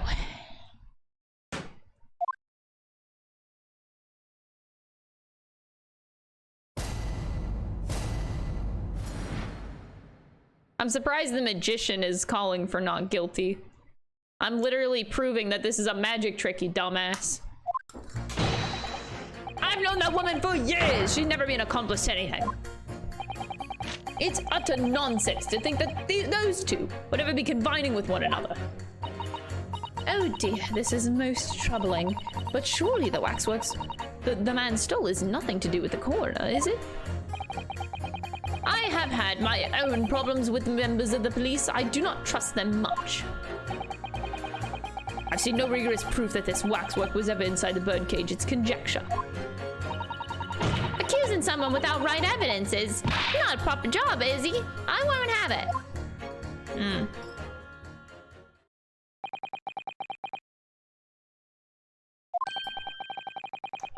Seems that the introduction of this waxwork model to the proceedings has polarized opinion. Can I blame Sholmes? He was the one who made me do it. Just saying. Given that its face is obscured and its build in no way resembles that of the victim. I can only applaud my learned friend's temerity at suggesting it as Mr. Asman's body double. Ah, yes, the applause is deafening. And yes, I know it seems extraordinary, but that's the point. That's why I have a strong feeling it's actually a greater clue than anyone yet realizes. What are you thinking, Mr. Naruto? I can't explain why at the moment, but I feel as though there's a very specific reason why it was used, and why it had to be this model. Really? A reason why nothing else would do, you mean? And I'm convinced it's something far more significant than whether or not the model looked like the victim. If that's the case, we must prevent the trial from ending prematurely at all costs. I agree.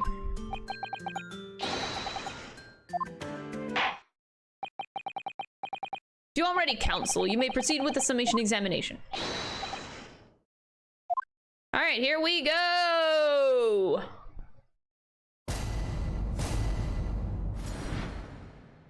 I know exactly what I'm gonna do first.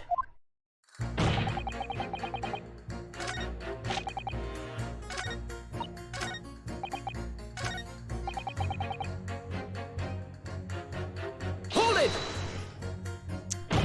But you claimed the whole instantaneous kinesis demonstration was a trick. That I did, but there's more than one way to pull a rabbit out of a hat, isn't there? Sorry?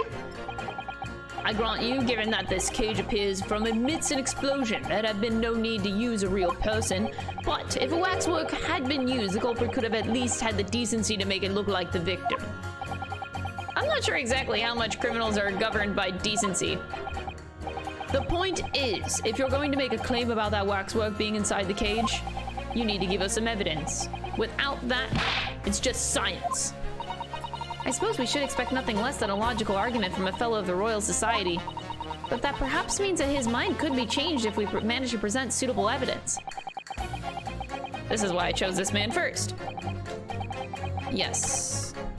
I have evidence. Actually, I have something I'd like you to see, sir. I must warn you that I firmly believe it's only wise to trust men in white coats. So given your jet black outfit, I don't mind admitting to a sense of trepidation here. What? So you don't trust anyone in black? Looking in the mirror must be very trying. What? I do have some evidence that proves the waxwork was inside the birdcage, namely this piece of glass. Take that! What's that? A piece of glass? Though it's unusually thick for glass. Yes, it's a piece of broken glass that we found inside the jacket on the waxwork. As you say, it's not ordinary glass though. It's very thick and clearly made for extra strength, much like the special glass that was developed by the construction of the Crystal Tower. Holy smoke!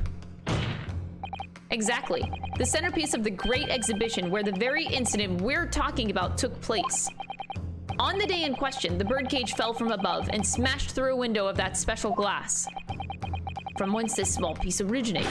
Is that it? Precisely. So, what do you say? Now that clear evidence in support of the assertion has been placed before you.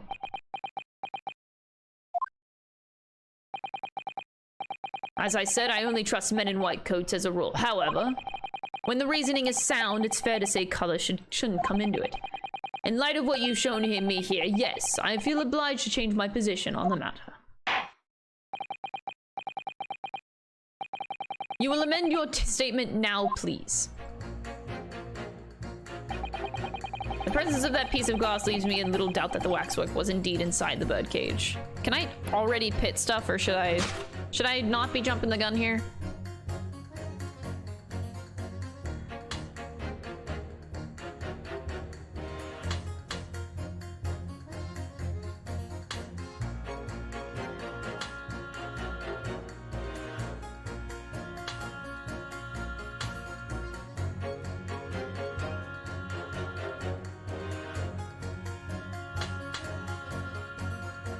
This could go both ways.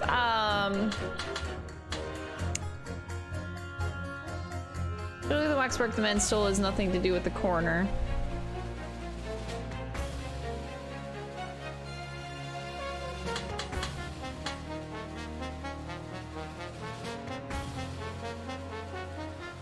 Okay, it could be either of the grills. I'm gonna go with this child. Nah, actually, we'll go with the other one first. Hold it! Why would you assume that? Well, quite simply because that unsettling swindler has no relationship with the woman, does he? True. As it stands, we don't know of any connection. Oh gosh, would it be delightfully romantic if they were somehow to have a mutual interest in the waxwork? Romantic? A woman of society such as myself views everything in terms of relationships, you know?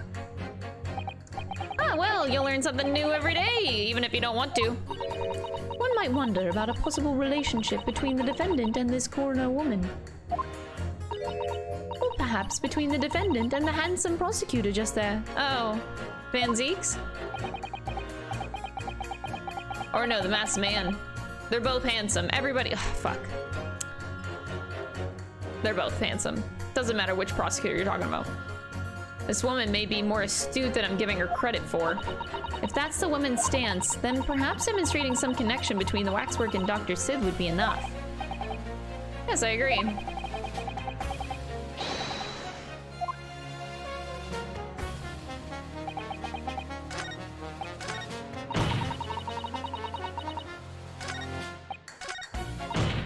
Oops.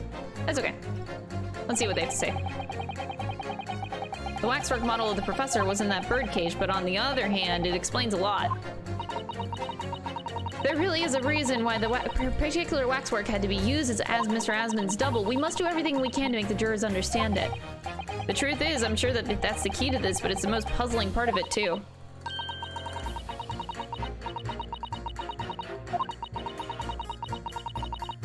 If you can read a book whilst eating a rice cracker, Mr. Naruto, I'm sure you can do this.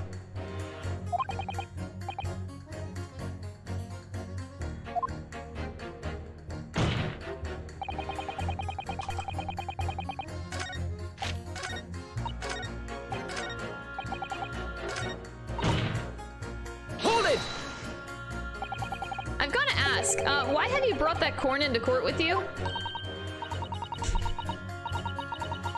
Colonel Khan, he's been grown back on the farm. Picked him off on my way into town. He's a proper nibbler, he is. Yes, that nibbling seems to have taken quite a while. Maybe you could wait until after the trial? Oh, I don't like the sound of that. You need colonels at a time. Colonels at a time like this. Whenever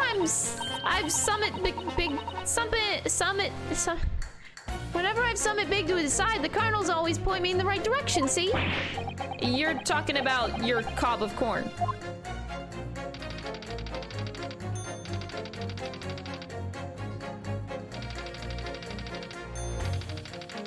Nibble, not guilty, out. Okay. Nibble, nobble, guilty, bubble, nibble, nibble, nibble, not guilty, out, nibble. Okay, I get it. Please, move on.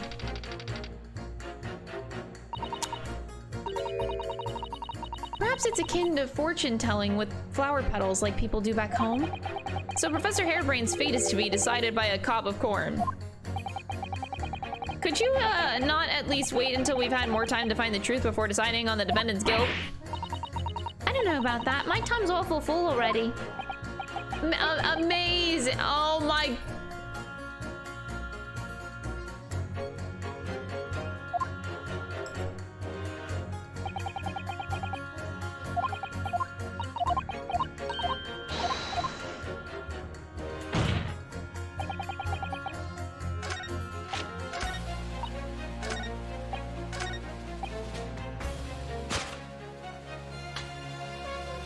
Objection!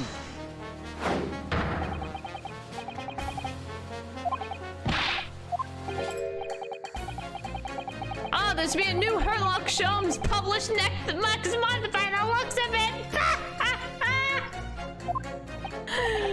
My lord, the foreman of the jury isn't listening! Oh, is that so? Well, I shall have to reserve my copy at the local news chapter in that case!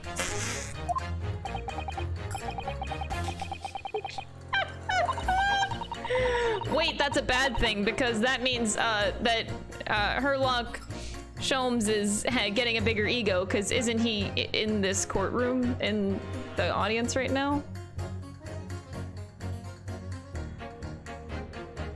Don't give him a bigger ego, please.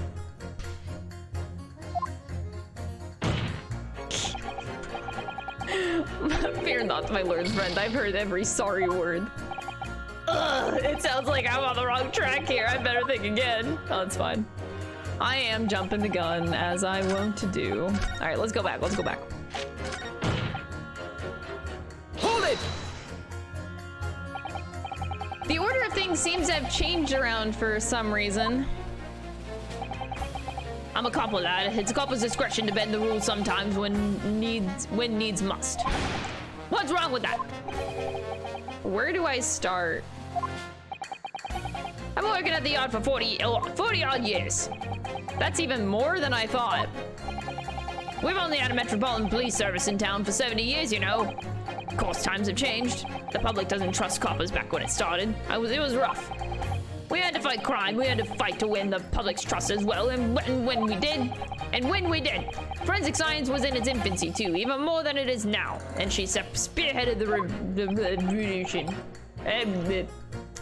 Dr. Sith, you mean? That's right. About 10 years ago now it was, when I was still youngish Bobby on the beat. That's when she started making a name for herself as a top-class coroner. And now look at her, head of the forensics investigation team. And a woman no less. Well, you won't hear me complain, and it's what we all dreamt of back then, I tell you. Could you tell me without holding that gun in the air? We were all out to uphold justice, lad. Full of vim, we were, full of vim. That's coming across loud and clear. A little bit.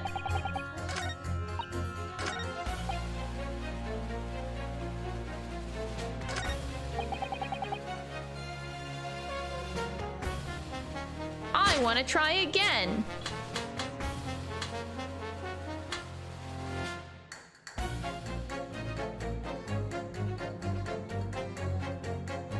I'm gonna do this. Objection! Good gracious! To whose statements you refer, counsel? If you could put down your corn for a moment, juror number 5. Oh, you mean me? You pointed out that it's wrong to make an accusation without evidence. But the accusation that the waxwork model was inside the second birdcage on the day in question is not without supporting evidence, as the defense demonstrated to the juror sitting beside you. Oh, is that right?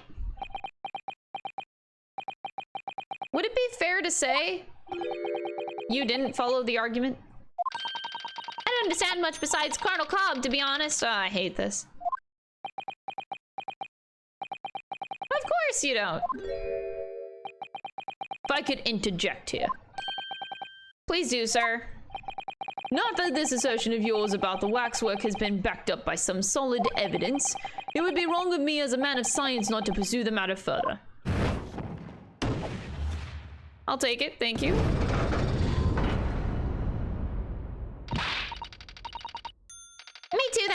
Sorry? If this brainy gentleman here says he's right, then he must be.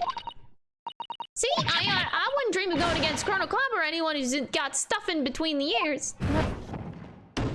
That's your logic? You have none. Oh god.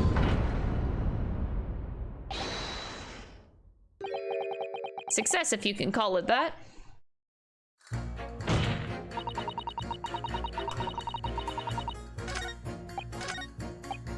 Hold it! What sort of problems? Let's just say that we have run into each other on numerous occasions while I've been performing on the street. Right, I see. Obviously, artists are such as myself cannot appear on stage as we work in close proximity to our audiences. So, we perform our great magics in parks, on street corners, and the like. But the police use any excuse to make our lives difficult. Oh god, of course juror number 6 is mad about that one. Excuse me. Oh god, he's twirling his gun! Do you have something to say in response to that, Mr. Ottermole? Hey, you calling a mass murder? Sorry, my mistake. I got confused because I heard you look like him. I don't look anything like the man. You want to be locked up, Sonny? Thanks, Mr. Sholmes. Oh my god.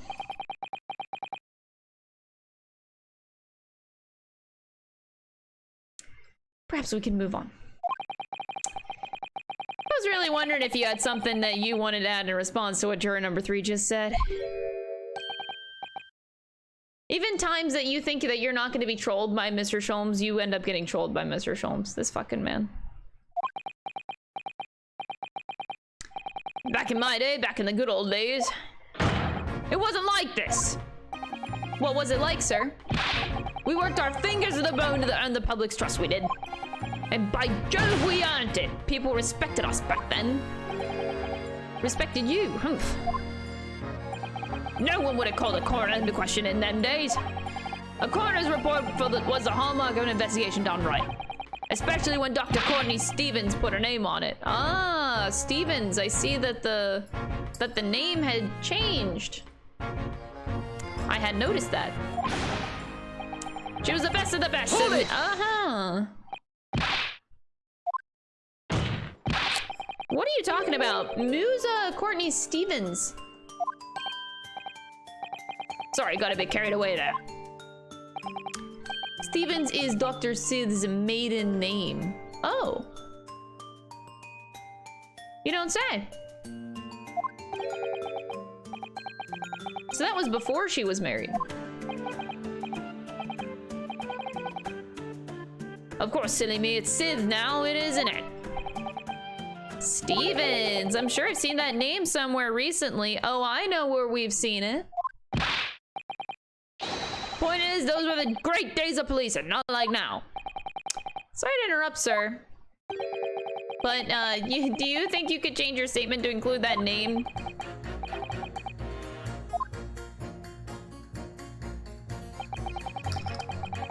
She was Courtney Stevens back when I knew her. Of course, a legendary coroner, even.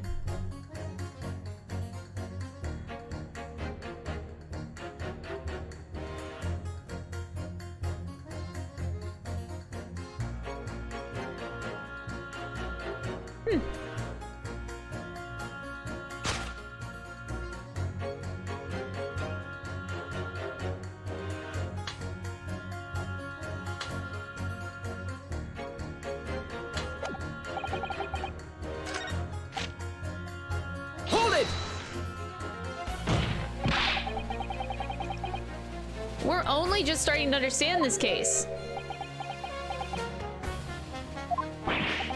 What are you reading there, sir? The man behind those murders on Solar Pond Street was caught in 2 days flat. That's real policing for you. That's really not relevant to this case, is it? You're wrong there. Because it was Dr. Sid in charge of examining the bodies. And it was evidence arising from her work that led to the arrest of the scoundrel responsible. Oh. That's right. Oh, that woman is at the forefront of this country's fight against crime. The idea that she's somehow involved in this murky business is a load of old tosh. I thought it was just up to me to press the jurors, not the other way around.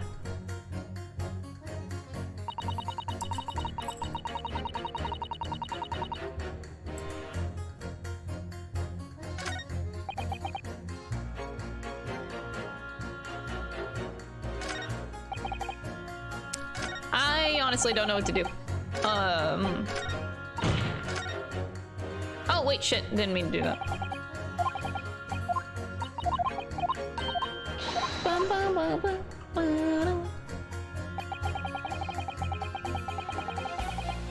Can I press this again? She was legendary, was she? What did you say? That woman is still the best coroner in the land. Head of the forensic investigation team. Legendary was your description, sir, not mine. Rubbish, that word never passed my lips. I never describe anybody that way, ever. And not if they were still in the game.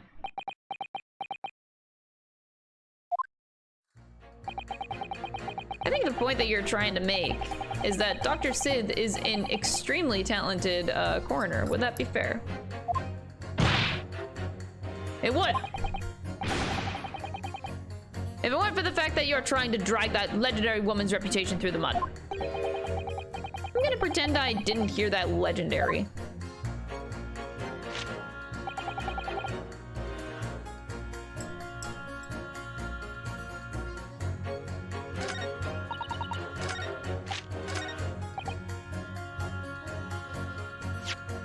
Like, I know, so she's been on name for most of these cases. The reports, I mean. Where's the fucking, oh my god.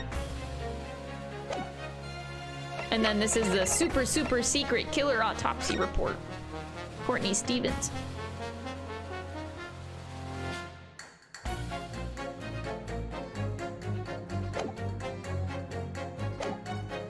So that's why it was used.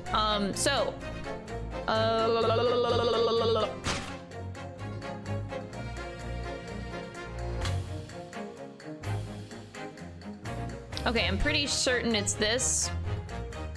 Last time I said that, it didn't go very well. Objection!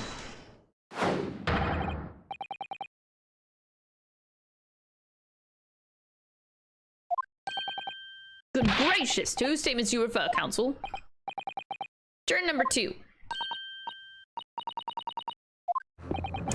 I presume that you heard what juror number 6 said in his statement? He's brought to light the maiden name of the coroner, Dr. Sith, which in turn has revealed a connection that wasn't apparent before. Well, naturally, as a woman of society, I find such connections and relationships irresistible. But oh golly, I'm afraid I fail to see what you mean. Dr. Sith's maiden name is Stevens. And through that name, the coroner is very definitely linked to the waxwork of the killer. The defense has evidence to prove it. My goodness, evidence, you say? How utterly enthralling. The court cannot overlook that last remark. I very much hope that there's substance to your claim. We gotta present the evidence. Blah, blah. The evidence that clearly links Dr. Sith to the mass murderer known as the Professor. Thank you, Mr. Sholmes.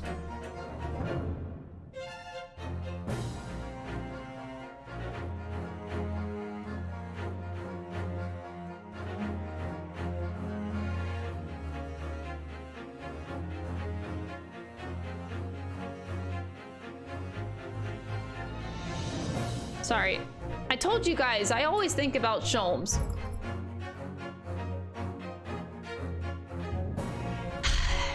He's always been sus of both Lord Strongheart and Dr. Sith. Seems like he's known them for a very long time. Starting 10 years ago with whatever specifically happened. Take that! I'm just thinking of the implications of the fact that Sholmes is the one presented this in the first place. Because he knew. Why does he know? God damn it, I still think about this shit. I have here a certain autopsy report from 10 years ago.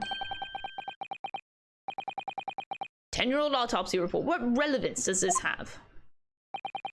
It is, of course, from the autopsy of the person portrayed in the waxwork, the killer known as the Professor. The Professors, but the man was a capital offender, so... That's right. This is the certification of death that was drawn up after the convict's execution. The identity of the killer was never made public, so the report gives few details. But what's important is the name of the coroner who wrote it. Courtney Stevens.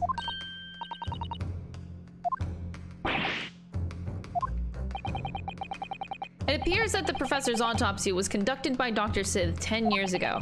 And a few days ago, Mr. Drebber was very deliberately stole the waxwork of the professor from Madame Tuspel's. A waxwork that doesn't in fact resemble the victim, Mr. Asman, at all. Do you suppose that there's some unsavory relationship between those events? Leestorn, thank you so much for the Prime Gaming sub. I appreciate it. Absolutely, I'm sure of it. There's no doubt in my mind that the professor's case is at the heart of a link that we have yet to uncover. Between Dr. Courtney Sith and Mr. Enoch Drebber.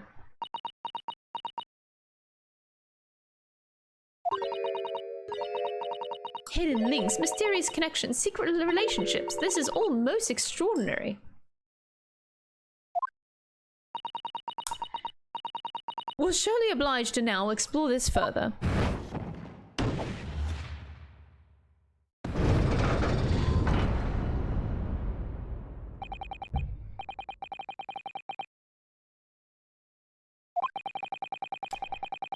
Not while the cloud of suspicion hanging over the yard's best corner. It wasn't like this back in my day, and we're still here to uphold justice in the end.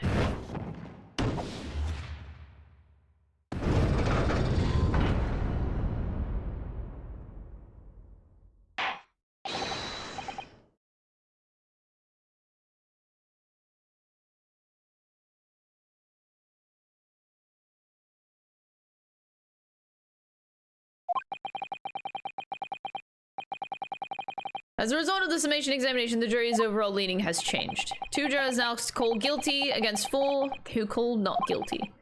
Accordingly, the court has failed to reach a consensus at the time. Trial must continue.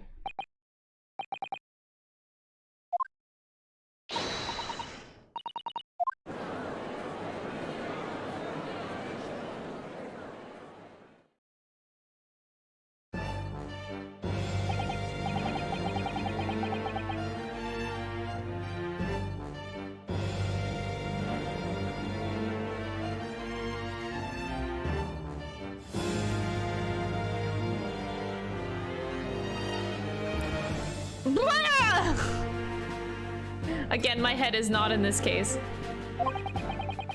Waxwork used as a body double for the victim in this quite extraordinary case. Must say it's extremely hard to believe the assertion could possibly be true. However, it would appear that it does at least warrant further investigation. It's the waxwork model. It's the waxwork of the professor that links Mr. Drebber and Dr. Sith.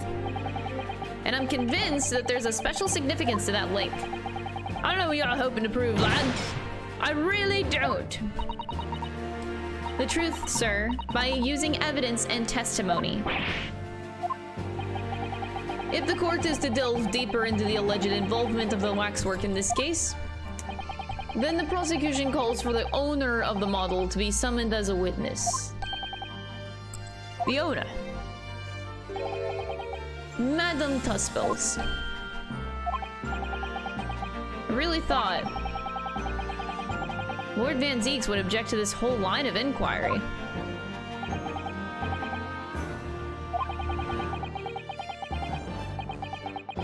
Make arrangements for Madame Tuspels to appear as a witness with immediate effect.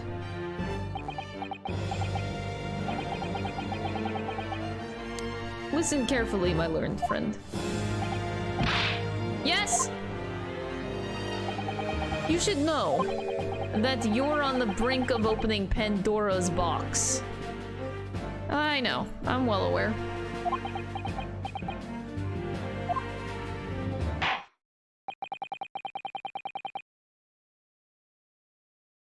I know, but I'm scared. Oof. Oof, oof, oof.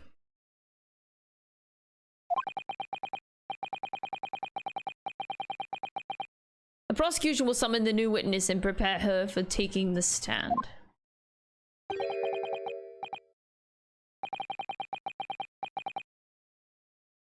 Madam Tuspels, yes, I shall see to it at once, my lord.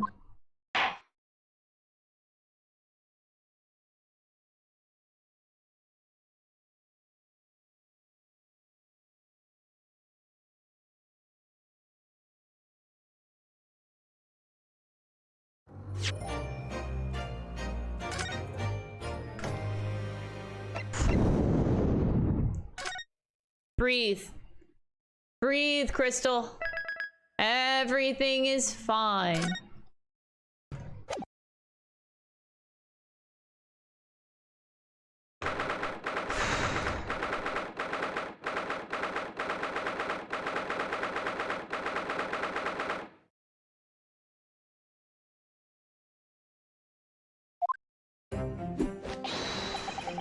Ah, the Knight Errant himself. Ah, hello. Have you been watching from the gallery, Mr. Sholmes? I've been on the edge of my seat the entire time. I'm sure. Courtroom trials are fascinating affairs, as a spectator at least. I'm glad you've been enjoying yourself.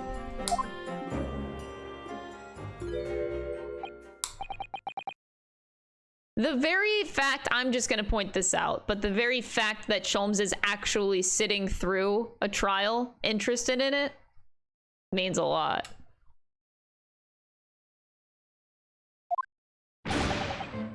What on earth is going on? It makes no sense! What's the professor business all about? He doesn't look like any professor I've ever met before. Who even is he? Ah, of course, you were in Germany already 10 years ago. Oh yes, the professor. When I discovered he was the one who had been abducted, a sense of foreboding stirred within me. But who knew the monster would come knocking at your door? My heartfelt sympathies.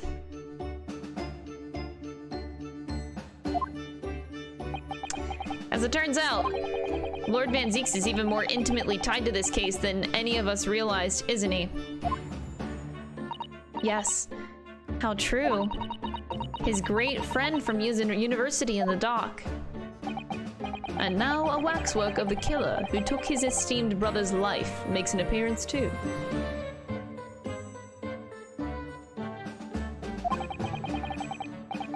I imagine even the shrewd Mr. Reaper failed to foresee the kick in the teeth. An extraordinary move on your part, my dear fellow, to throw that in front of the man. You make it sound deliberate. You're the one who did it, not me. You gave me the evidence, Sholmes. I can't help feeling that this professor case is really very puzzling. Oh yes? In what particular manner? There's Mr. Drebber, Dr. Sith, and Lord Van Zieks. Seems that everybody in this trial has a link to the case somehow. Yes! In fact, I alone am not a member of the set. Though that leaves me as an empty set, all alone with no intersection to any other. Excuse me. Oh.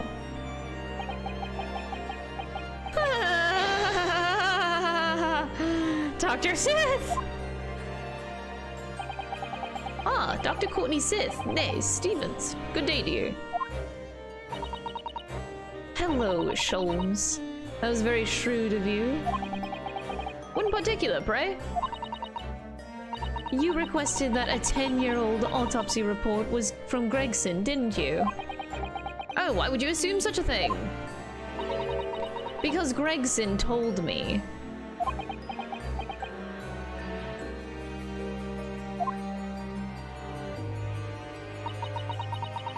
To think it's been 10 years. 10 years in laboratory wielding my scalpel. I smell of nothing but corpses and disinfectant. A policeman on the jury had a lot to say about you as it happens, Dr. Sith. And I've accused you of being complicit in what happened. I hope that you'll take the stand and tell the truth about what really happened. That certainly won't be possible.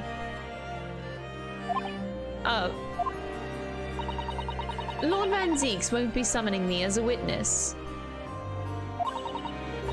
Lord Strongheart has forbidden it. Oh, I was wondering when Mr. Lord Strongheart's name was gonna come up. He's gotta put a stop to this. Because that's where the real Pandora's box is. That do be the Pandora's box that we do be opening is secretly we are poking the hole of Mr. Lord Strongheart. Indirectly, this does accuse him.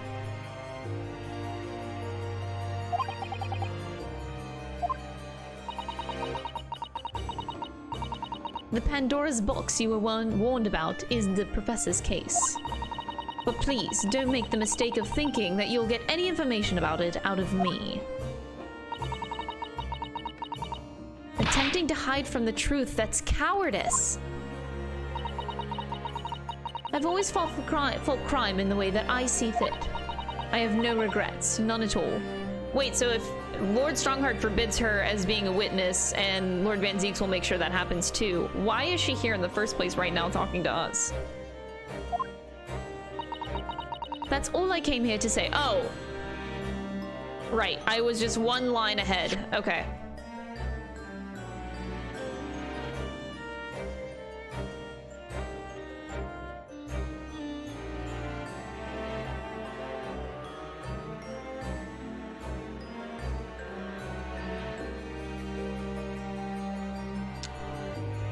I've always fought crime in the best way that I see fit. Okay. So, good day to you.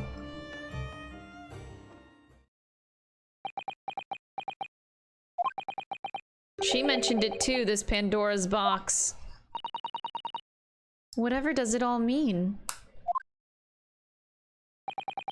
There's really no cause for concern, I assure you. When the trial resumes, the meaning will become all too apparent, whether you'd like it to or not. He's just watching this all play out, and he knows all, like, he knows everything. Now then, I believe it's almost time. I must make my way back to the public gallery. The edge of my seat awaits! Thanks.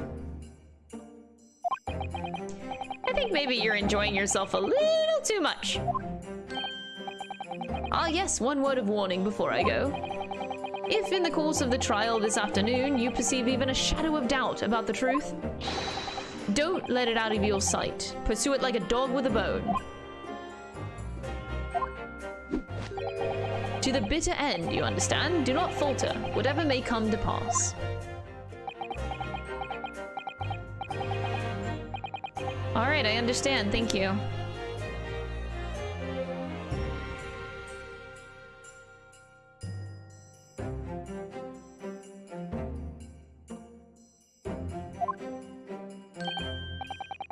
Good, I shall make myself scarce then. I purchased a bar of caramel earlier, so I shall be gnawing on that as you gnaw away at the truth. Great. What did that warning from Mr. Sholmes really mean, I wonder? Especially the bit about whatever may come to pass.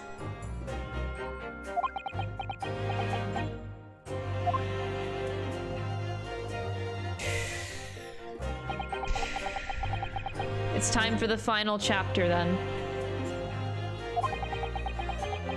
I'm determined to find the truth. No matter what.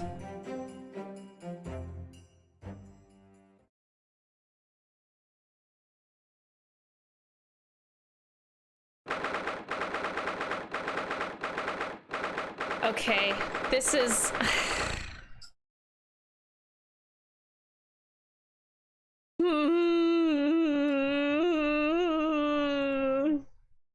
Chat, I have a confession.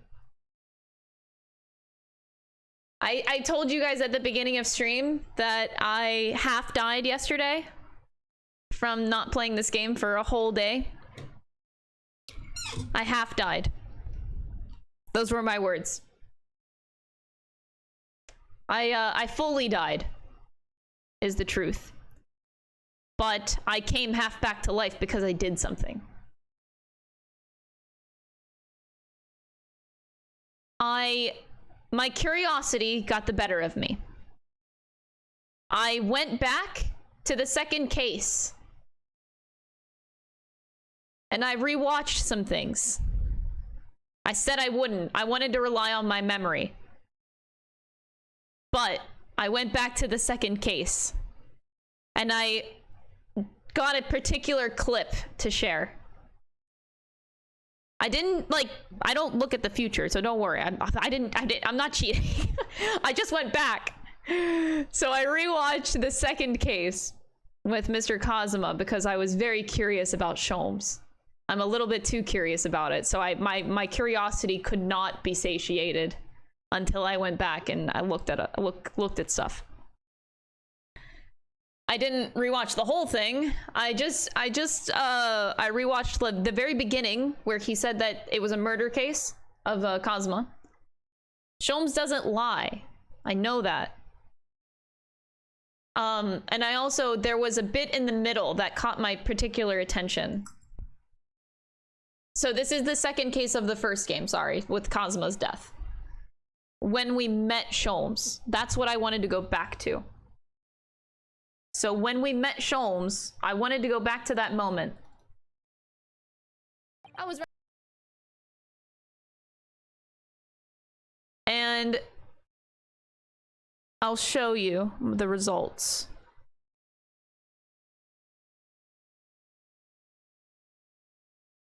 Okay. How do I do this? I forgot how to do this. This is my clip. I'll turn off my camera so you can see Old Crystal. This is Old Crystal. All right, here we go. I was rather hoping I could resolve matters before we made our next port call. You were Mr. Sholmes? You were Mr. Sholmes? Yes, but I overlooked one important detail.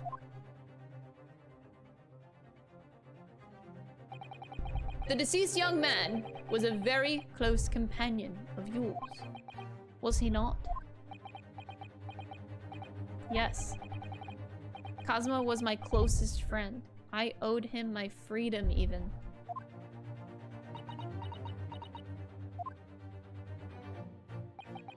In that case, we must follow this to its conclusion. I'm gonna stop it there. So this tells me a lot by mannerisms and going back. I genuinely think that this is a story of Sholmes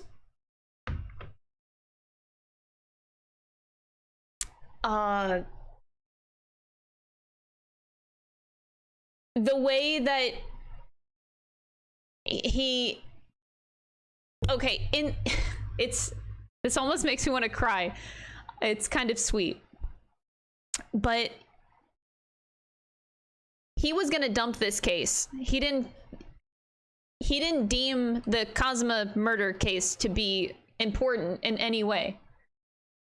He was gonna drop it. He mentioned at the beginning of this case that he was gonna drop the case and just leave it to me to be like victimized. But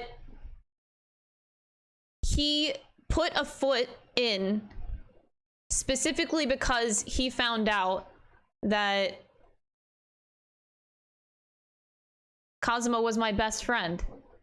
And I think that hit him hard because he just lost his best friend. Is my biggest takeaway from this.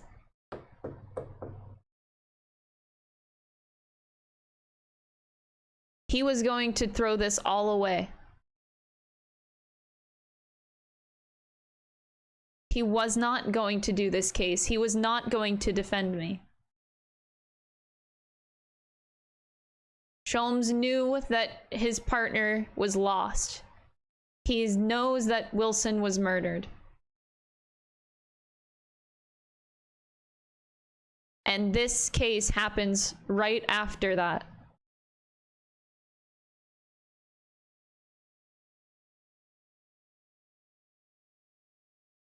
So in a way, the way I see this game now and the way I see Sholmes now is that he's almost using me as like a rebound or a replacement for his lost companion that he had. And I think that's why this is all so important to him. I don't think that that's a coincidence that he tips his hat down and doesn't show his eyes whenever he says this. He lost his partner. So, like, that makes me want to cry.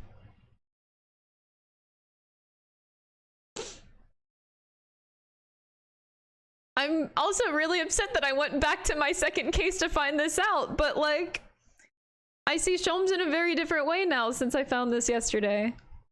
Now that we know that I'm like, he's very much involved. He knows about the murder of Wilson. He took the Hound of the Baskerville story away from Professor Mikatoba to hide it in Britain. There's still a lot of mystery in all of that, and especially with this with Professor Mikatoba. I don't got much like theory on that, but just the way that he looks at Ryunosuke as a partner, I think says a lot about him. So I wanted to bring that up now because we just had a moment with Sholmes that kind of reminded me of this again. Just the way that he wants this whole thing solved, I think, on both accounts of his best friend and my best friend, on both of our comrades and our companions that were lost. So I think it really does hit him a lot. More than he's led to believe. Or he likes us to believe. So, now that I'm like gonna fucking cry. I found that yesterday. I didn't get much else out of the second case, but I did get that, and I think I've just confirmed that he was in Japan. He knew about Wilson. He took the Hound of the Baskerville story that Wilson wrote before he died. And yeah, he took it and was on his way to hide it in Japan in the pawnbrokery. And now I'm really sad. Okay. Okay. I said my confession. Now I can continue with the case. This has been largely what a lot of my distraction has been since the beginning of the stream. I keep thinking about him, and I'm sorry.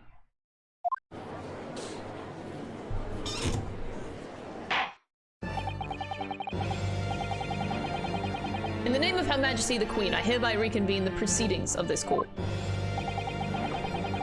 Counsels for the defense and prosecution, are you ready and able to continue? The prosecution is ready, my lord. Yes, my lord. The defense is also ready.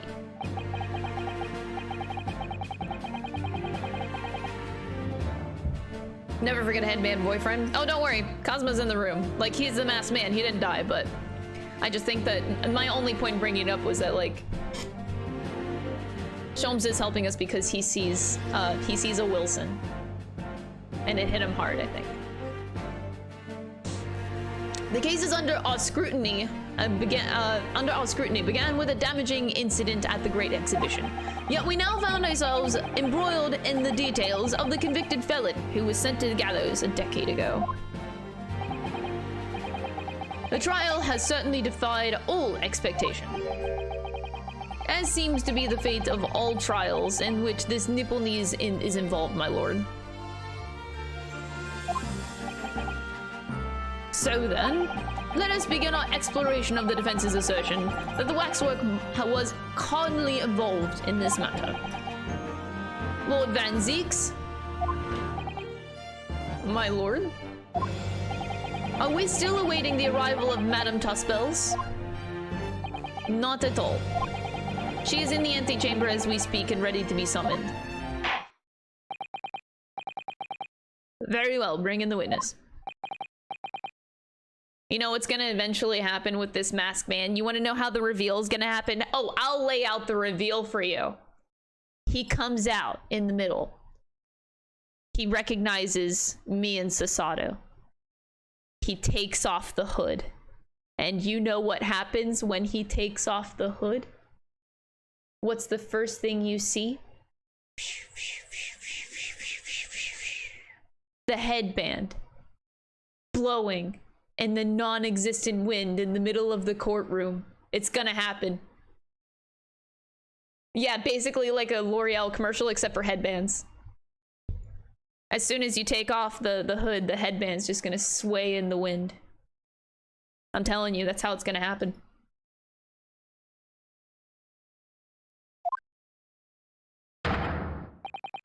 No, it's not. It's... Don't doubt... No, it's not karma. Shut up! It's the headband. It's on his head right now as we speak. I'm telling you. You're wrong. Show Madame Tussbells to the stand. Things are about to become more intense. If Drebber is responsible, as I'm sure he is, it means that he must have had an accomplice in Dr. Sith. And what connects the pair of them is the waxwork. The model of the professor. That's the key to the link between these otherwise unrelated individuals. It's a tenuous link admittedly, but at present, it's all we have to go on.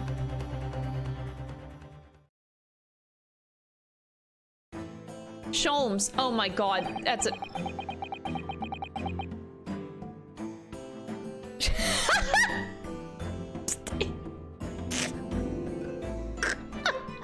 God,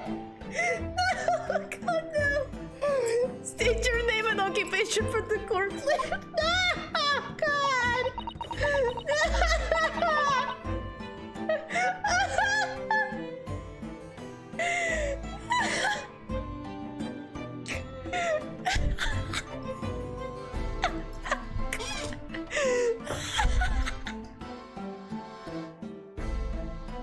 My name is Madame Esmeralda Tussbells. I am a waxwork artisan.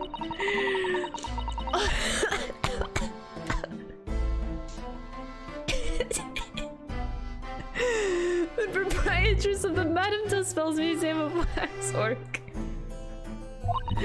You will have to pardon me for my work as I testify. My new exhibit must open very soon. Wow, Sholmes is the next exhibit. I'm sure he's honored. So he finally gets a statue, does he? Ah, now there are two of them in the world. Oh my, what expression is she carving onto that face? A number of days ago, a particular waxwork model was stolen from your museum. Can you confirm this? Oh, oui, that is true. At first, we believed it to be kidnapped. A waxwork model kidnapped?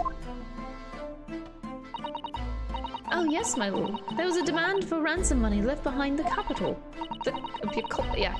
Culprit.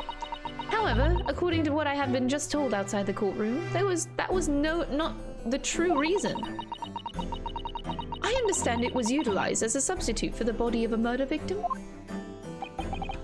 At present, that is no more than conjecture proposed by the defense. This is the victim of the case in question, Mr. Odiasman. Oh, but of course, I know him very well. He is part of my odious personages exhibit. I detest to say what is evident, but Mr. Asman does not resemble the professor at all. Yes, but perhaps their faces are very similar? Are you suggesting that we should see now the demasked visage of the professor? I have here the key, but it is strictly forbidden to open the lock. This is absurd. Pardon? I don't know what face you've carved onto your fancy figure beneath that mask. But clearly it won't be that of the actual killer.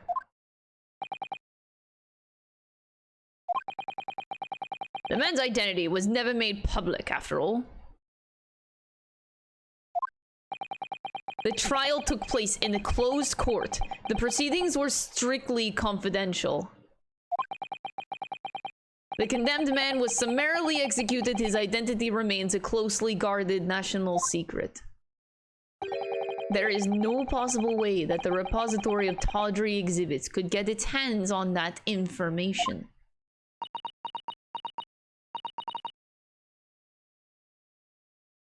Cool de marche. It would seem you are unaware of the Tuspel's principles. What principles? The family Tuspels has always prided itself on sculpting its models à la perfection. Every detail, including the visage, is fashioned with complete fidelity. Et voilà, our principles. There is a well-known legend about the Tuspels waxworks from the time of the French Revolution. A member of the Tuspels family is said to have made a waxwork of the queen who was executed. Oui, that is true. It was a century ago now. I believe that the queen's face was carved in the minutes following her death, actually at the guillotine site. You are correct. The model is on display still today at the House of Horrors. We Tuspels will stop at nothing to obtain a faithful replica of our subjects. Dear me, a somewhat disturbing tenacity of purpose. It is the only way to observe a truly lifelike representation of the subject. It has been my family's secret for generations. Do you mean to say that beneath that mask? Oui, the true visage of the killer is there. This is ludicrous. It's out of the question. Oh my god. This is huge for Van Zeeks. Oh my god. I cannot imagine how he's feeling right now about this. Bro. His feelings have to be like... The professor spread terror throughout Great Britain. As a result, the Madame Tuspel special exhibit remains extremely popular even today. The killer emerging from its grave is a sight to behold. You should come. I think, madam, it would be beneficial to hear your formal testimony on this matter. You explain every detail of this macabre model and your personal involvement in its creation. With pleasure. Oh my god.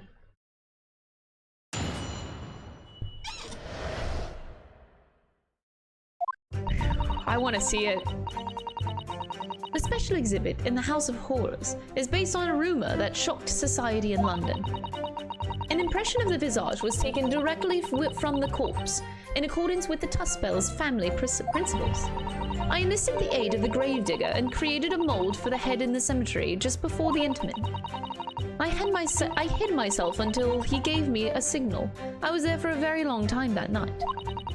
As dawn approached, I was very worried that I could be discovered.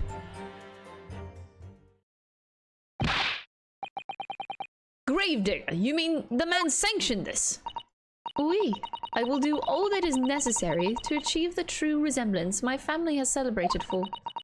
Nobody else knew, only the gravedigger. What harm did it do, huh? So you truly saw it? The face of that monster? Van Zeeks is gonna fucking bust a nut, bro. Naturally, I was aware at the time that his identity was a secret. But Tuspels would not be Tuspels if we did not insist on absolute fidelity to our sculptures. I don't believe this. I myself have seen the special exhibit at your museum, madam. A truly blood-curdling scene in which the murderer is emerging from his own grave. The scene it depicts was the subject of many rumors in London 10 years ago.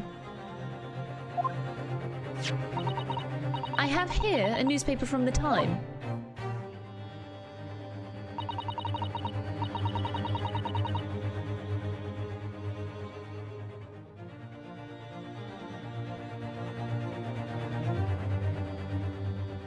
Mad Sheep Rampage?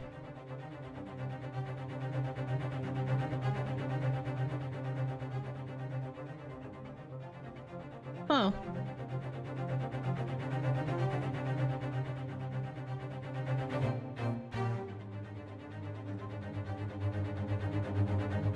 Sorry, I'm reading. I should read it out loud. Logate Cemetery, just behind the prison on the night of the foul demon's execution, the newly interred professor forced off his grave cover as he clawed free from the earth. The young man who witnessed this scene was on the verge of raising a shriek when, in the next second, a gunshot rang. Suddenly from behind, the bullet pierced the suspected man's chest, whose breath then stilled. University student who experimented evening as Mr. Enoch Drebber, a disciple of science. Oh, student, a science of the University of London. Huh. So there was a shot involved. Oh! Look at the name on the picture. I just realized that. Oh, Asman. Huh. Special exhibit was based upon the picture in this article. It was the most detailed account of what happened, as reported by the witnesses who saw it. Let's take a look at that. Ooh. Man rises from the grave. It's too absurd for words. The public enjoy absurdity, monsieur. That is why I've reproduced the scene as carefully as possible in my museum. And it's a waxwork model from that exhibit that was stolen some days before the incident at the Great Exhibition, wasn't it? That is correct. The professor you see before you here. Most puzzling. Counsel for the defense, proceed with the cross-examination. This waxwork links Drebber to Dr. Sith, and there has to be some reason for that, which hasn't yet come to light. But I'll find it. I'll get to the bottom of what really happened. I'll prove that Dr. Sith and Drebber were in on this crime together.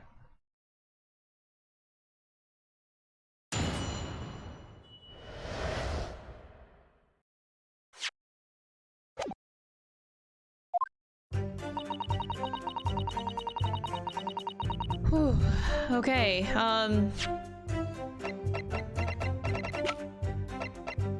Objection! Oh no! I pressed X! Oh, I meant to examine. Oh, no. Oh, God. Oh, that's a bad start. I pressed the wrong button. Well, that's good. Good start.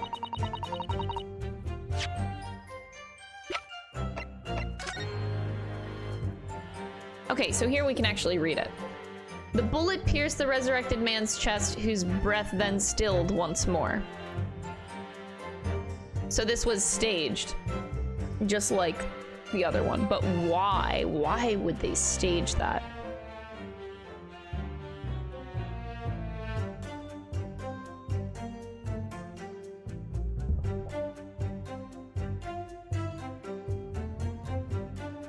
He comes out and then he gets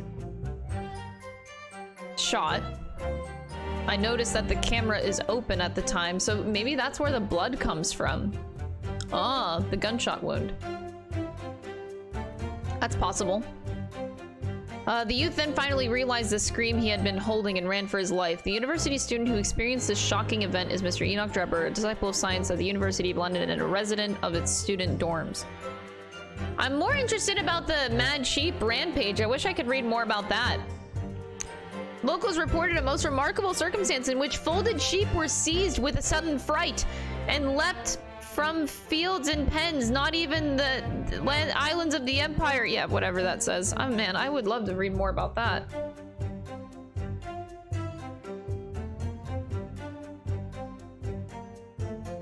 Charles Darwin to receive Copley Medal. Cool. The Great Stink. After a great many years, Parliament has at long last resolved to relieve the citizens of London of the horrifying stench that carries on the slightest breeze and lingers on the nostrils of every man, woman, and child. A great sewer system to be built underfoot that will divert fecal like away from the river. What? London stinky is basically what I'm gathering.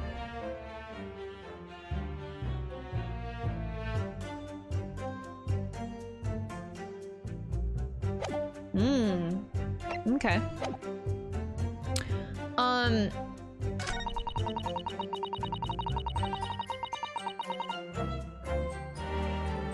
Hold it!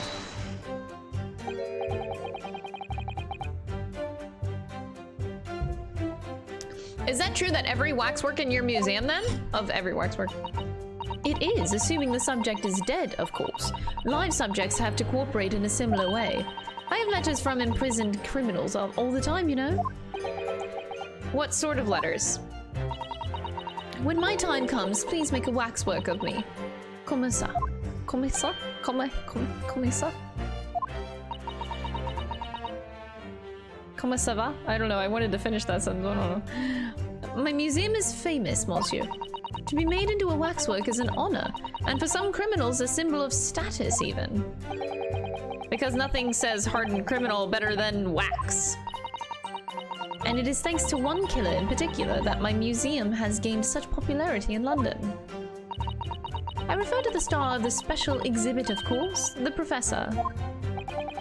Whose form you claim to have captured by taking an impression from the actual corpse.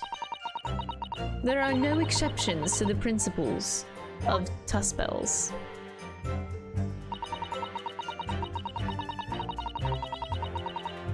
Hold it! Surely that's illegal, isn't it? It would seem the proprietress of this repository of novelties was blinded by monetary greed. It had nothing to do with money. The man is part of London's criminal history. That is why I had to sculpt him to record this history. It is the raison d'etre of the Tuspels Museum. But if the man was convicted in a closed court and set for immediate execution, then surely nobody but the members of the judiciary present know the killer's true identity. I assure you, behind that mask is hidden the true face of the Professor. Do you realize what you're saying? The Professor's identity is a national secret. I understand. And now that the truth about this special exhibit has been revealed, it must perhaps close. Of course it will, as will your entire museum if you don't tread very carefully, madam. That could be another interesting chapter in the history of my family, I think. Don't you?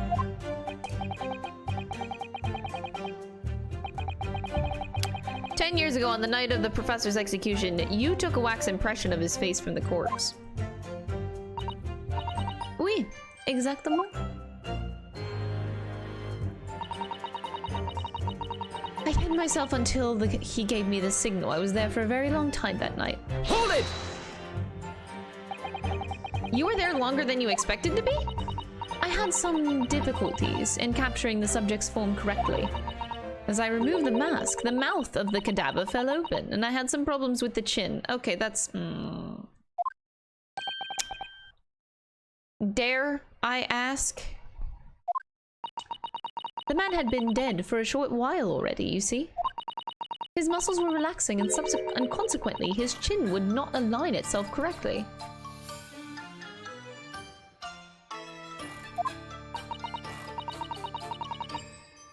What a horrible thought. Under normal circumstances, I would have an assistant with me. However, that night, I was alone, and as a consequence, missed my preferred window of time. What do you mean? When I take the impression of the visage of a cadaver, I always wait until 3 hours after death. Why 3 hours? Is that amount of time significant? It is because of rigor mortis. Wriggly mortis? It's the name given to a phenomenon that occurs in recently deceased bodies. As a rule, 3 hours post-death, the muscles in the body begin to stiffen. By approximately 10 hours post-death, the entire body is completely rigid and flexible. And then, from that point on, the muscles slowly start to revert to their relaxed state. The effect is often used to estimate the time of death when a body is discovered. Right. Well, that was an education, if a slightly scary one. As the Mademoiselle says, rigor mortis commences 3 hours after death, and it starts in the jaw. I see. So that's why you wait. Before that time, the mouth falls open, and it is very difficult to do my work. It's getting hard for me to do my work with all of this talk of corpses. I wonder about that information the courts just heard from, it's significant, yes. The information about rigor mortis that you just shared with us, would you mind including it in your formal testimony? I believe it could be significant. Of course, I do not mind at all. I can't help feeling that after this latest topic, the atmosphere in the courtroom has become extremely great.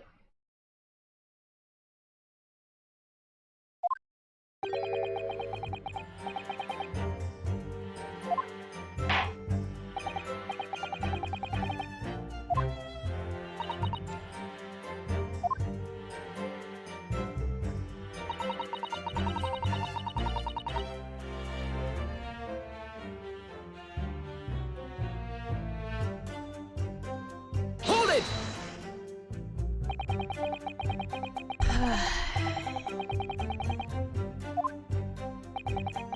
I think you said that it starts at the jaw about 3 hours post-death. Is that right?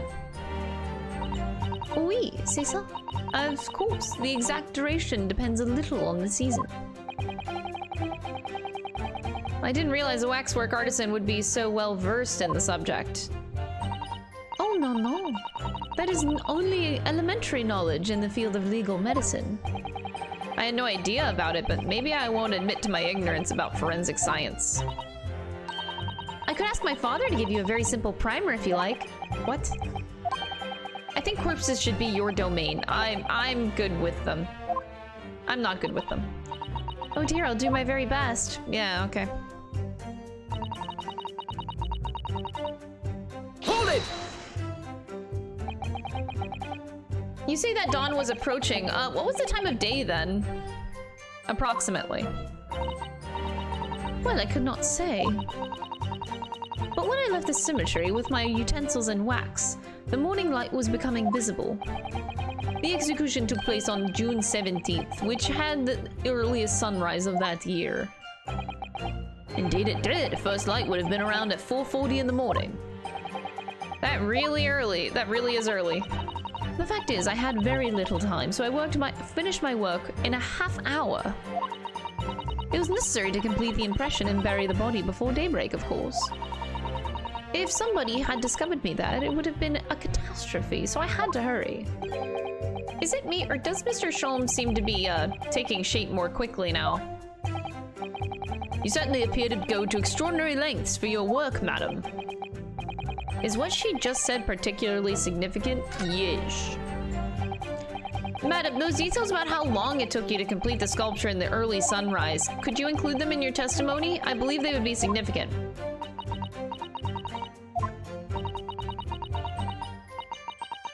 You're quite right, it is intriguing. A sunrise at 4 in the morning would be absolutely unimaginable at home, wouldn't it?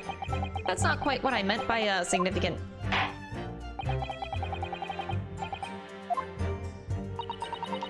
With pleasure, my lord. I hurried to finish my work in the half hour before sunrise, then I left as soon as the corpse was interred. Do we get a time? No. All we get... Oh, we do get a time. The death... Oh! Okay. The death by hanging confirmed at midnight.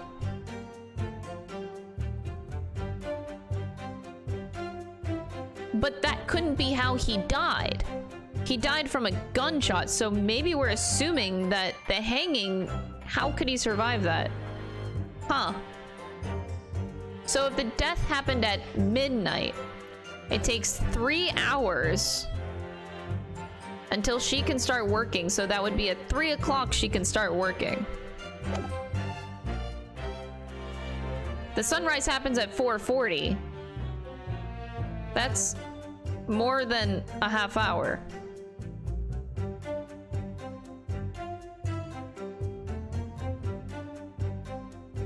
Okay.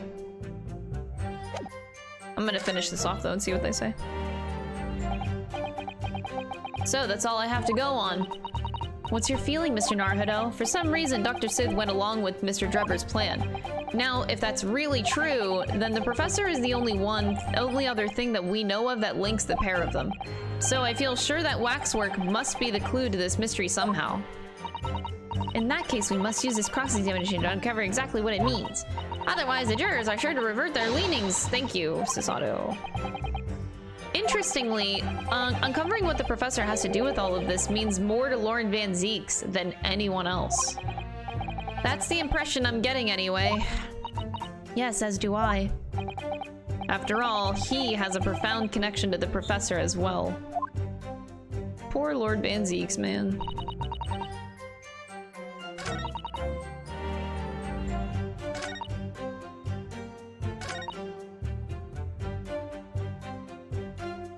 It took me a very long time because it was before the onset of rigor mortis.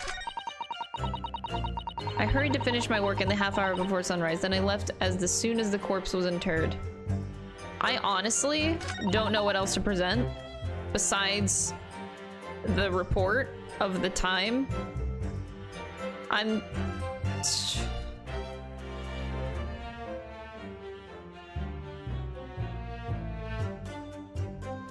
So in here, she's saying, it took me a very long time because it was before the onset of rigor mortis. And then she hurried to finish her work in the... what?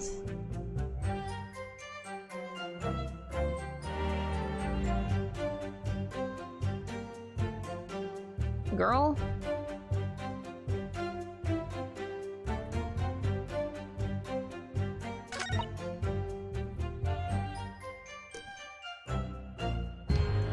Okay.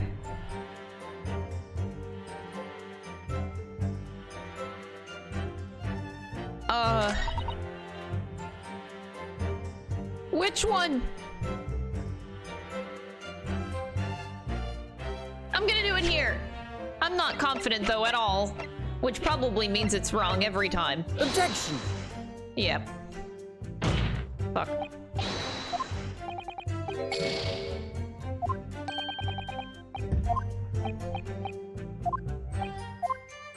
Yep. Every time I'm not sure, man. That's what I get. I deserve it. Oh wait, shit, not that one.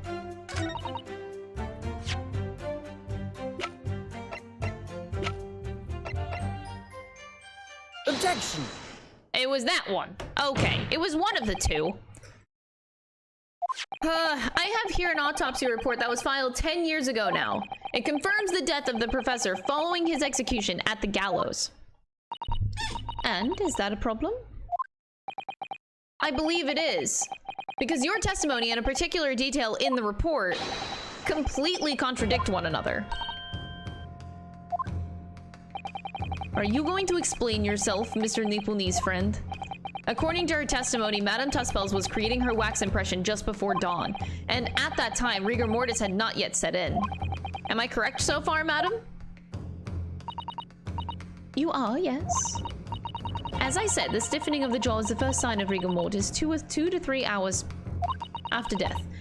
But the man's chin was limp, so he cannot have been dead for a long time. But on the other hand, if you look at Dr. Sid's report, it clearly states the following. Death by hanging confirmed at midnight, 17th June. If the professor indeed died at midnight that day, then by the time you were sculpting his face, rigor mortis would already have set in. Oui, yes, you are right. The chin, it would have been completely stiff. In other words, this report is wrong. Objection! No coroner makes mistakes when recording the time of death. The very idea is absurd. In that case, there's only one possible conclusion. The execution didn't actually take place at the stated time.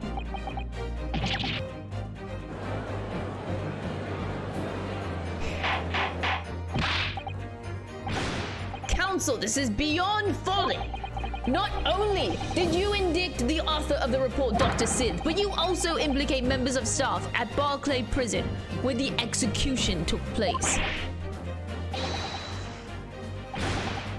Objection! Oh god. Oh god. Van Zeeks is so pissed. He's thrown out so many objections. My learned friend appears to have overlooked one very crucial fact. What fact? The professor died that night, without question. He did, of course he did. I moved the man's limp jaw with my own hands. There was no... Yes, the professor died that night. But what if he didn't die at the gallows? Didn't die at... Are you insane? What exactly are you suggesting did happen in that case? It's almost impossible to believe, but it would explain the link between Dr. Civ, the professor, and that one other person of interest. I have evidence that will explain exactly what I'm suggesting happened that night. Counsel, present the evidence at once. The evidence that allegedly explains what really happened on the night of the professor's execution. Take that! What happened that night is written very plainly in this newspaper article. Executed criminal returns in the dead of night at local cemetery. You're suggesting it was a corpse coming back from the dead now? Well, if this article is to be believed, yes. The professor, assumed dead following his execution, emerged from his grave and was killed again. Don't be a fool, that's simply a rumor published by the gutter press. Can you be certain of that? Are you serious? The point is, as the article says, there was a witness to what happened. My word. Yes, indeed. Masui, the young man who stole into the cemetery by chance that night. Objection! Of course there was a witness. The story didn't write itself, but obviously the man is all made up. This was 10 years ago now. There would surely be no hope in finding him. On the contrary, my lord, we all know this witness well. Are you suggesting, counsel, that you've identified the person in question? That you know who claims to have seen these utterly incredible events take place?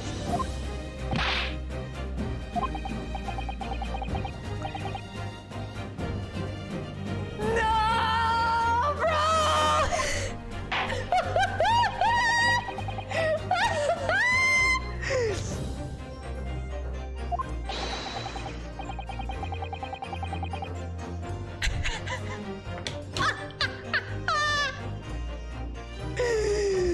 Oh god, bro.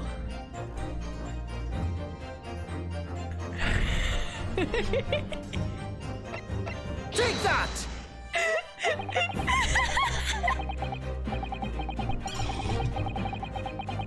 I'm sorry, I had to. A young man with his eyes tightly shut, clearly pointing out random people. At least you had the decency to open your eyes and face the result of your blunder for heaven's sake.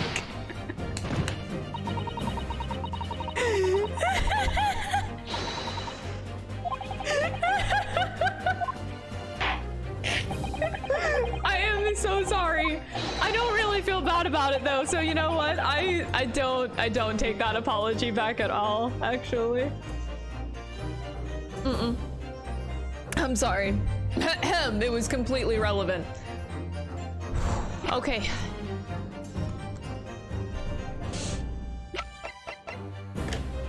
Oh. Sholmes is always the right answer. You can't prove otherwise. Anyway.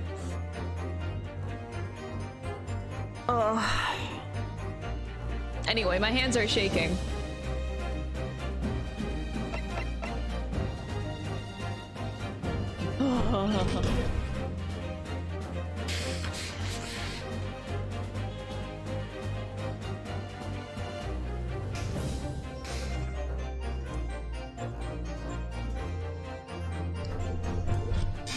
Thank you, Alan. Thank you so much for being here, bro. I appreciate it.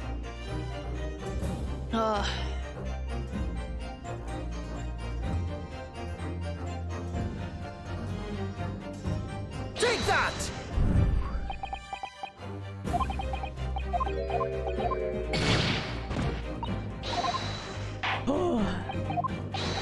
They're not giving any special lines. God damn it, I was really hoping they would. They're not giving any special lines. That sucks.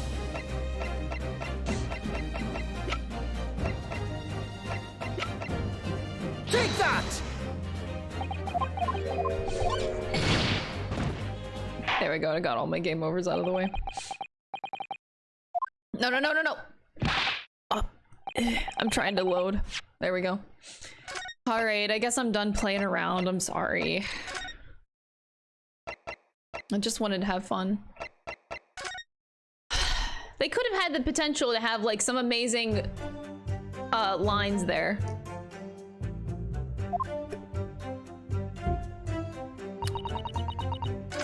And they didn't do it, man.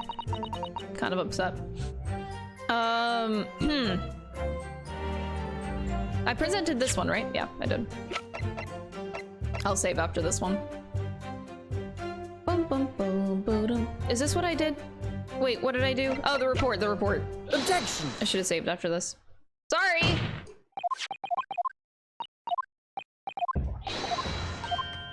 I get 3 more chances to present Sholmes. That I do. God. I was really hoping for something funny, but they really didn't want that Objection! to happen.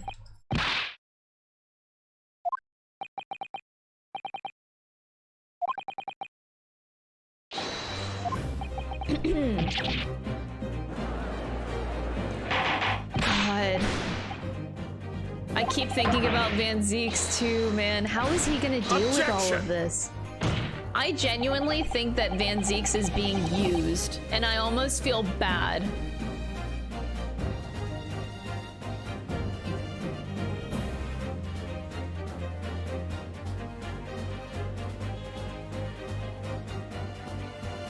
Is he?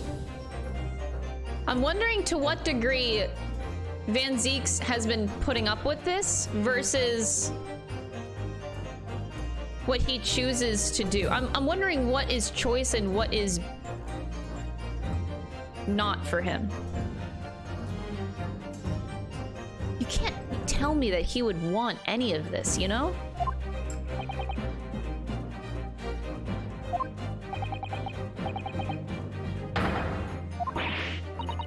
Right? Objection!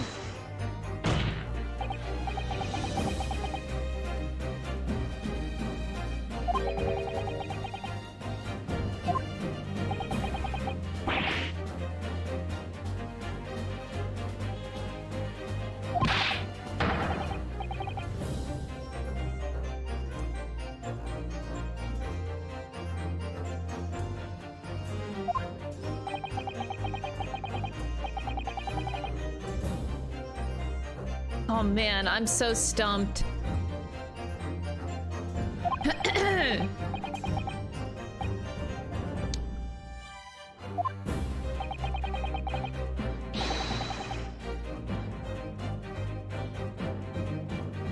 I'm stumped in the sense of, is Mr. Lord Van... ah, God, my voice. Is Mr. Lord Van Zeeks... is he a victim? I've been questioning this for a long time.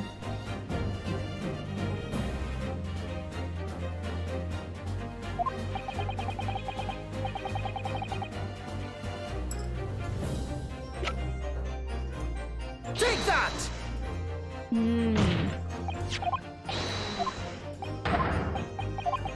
Objection! It just seems like everything in Van Zeeks' life has been like via appointment.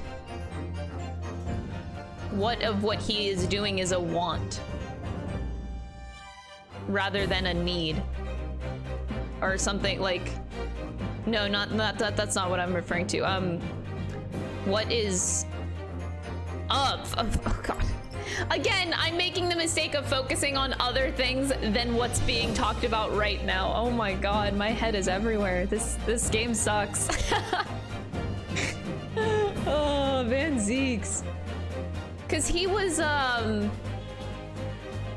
he's not even the Reaper of the Bailey. Like, the Reaper is technically like, he's just living in the shadow of his brother. Dude, like, that's gotta fucking suck.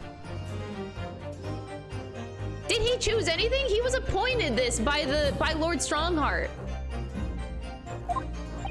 He was appointed this position.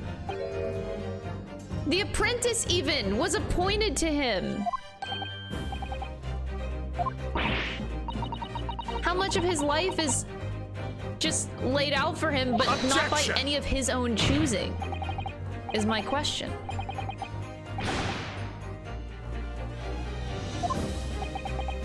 He wants to live up to his, brother, who also was a prosecutor. So I think that's a conscious choice of his, because...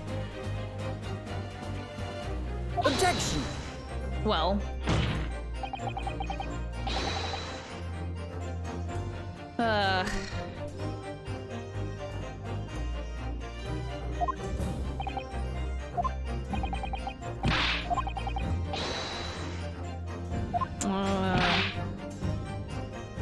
Maybe I shouldn't go down this line of thinking yet. Maybe I should wait a little bit and actually focus on the task at hand. Okay, anyway, Asmon. Right. Okay. I can stop now. Take that! Oh, is it not Asmon? Oh. Oh, I was actually, like, completely sure it was Asmon. Wait, he's dead. Oh my god, Crystal. Crystal! Oh god, wait, I actually have to think about this. Oh, that was my first guess. I was trolling my other guesses. But, oh god. Oh, shit. Okay. I'm not thinking. Okay, so it's either, okay, the only two real options are, either, Tuspels, who technically was there, and, Lord Strongheart. But I'm not about to say anything about Lord Strongheart. Take that! Fuck, don't make me. Don't make me. Don't make me do it. Don't make me do it, man. Don't make me do it.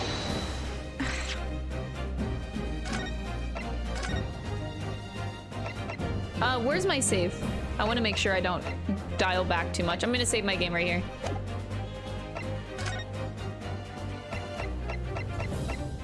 Sorry, it's hard for my brain to focus on the here and now again.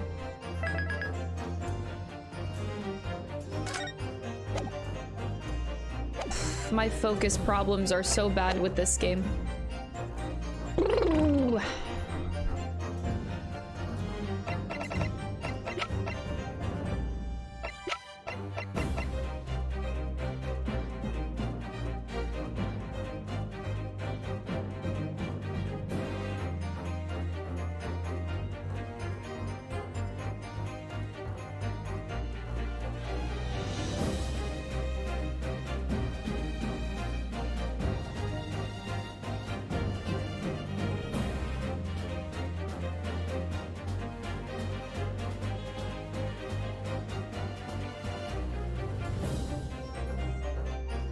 Do I do it?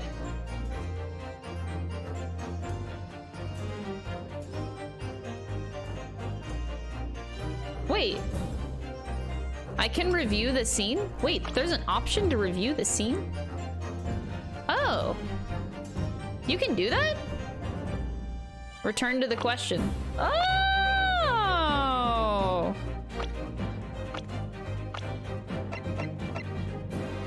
Take that! Did they get pissed? Oh man, they really don't get the fun dialogue. It's all... Aww. That's stupid. I really want the fun dialogue. Here, I'll load since that one I wanted to see the dialogue. Man. We'll go back on that one. Anyway, no, I'm actually truly stumped. My initial idea, because, yeah. Wait, what are they implying here? I'm so, let me backtrack. Oh, my brain. Oh my god. Okay. Wait, I need to, oh, you know what I'm missing right now? I need to do the Ryunosuke. Gotta snap myself back into the moment. Okay, so, blah, blah, blah. But yes, for this article to have been taken place in the first place, Obviously, someone needed to have been a witness that wasn't Tuspel's because she was hiding in the shadows, which would imply the Gravekeeper. Actually, I don't know. That's my first train of thought whenever I'm actually thinking about the situation. But somebody had to have been a witness to this happening. And it also has to be someone that's working as another possible accomplice. I don't know, because this is, again, another one of Mr. Enoch Drebber's stage magics or whatever. And allegedly also the person, this would also be the same person who, if I'm really thinking about it, wouldn't it be the same person who also fired the shot? Or no, that would also be Enoch. No, he wouldn't fire a shot.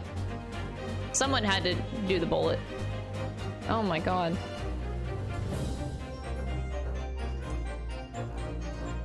So there's a gunshot that rang out suddenly, and then Enoch supposedly screamed and ran for his life. Supposedly. And it can't be either, it's somebody that's both working with, okay. My brain's at least in the right place now. It's somebody that's both working with, Courtney and Enoch. Is that what they... Has to be one of the two?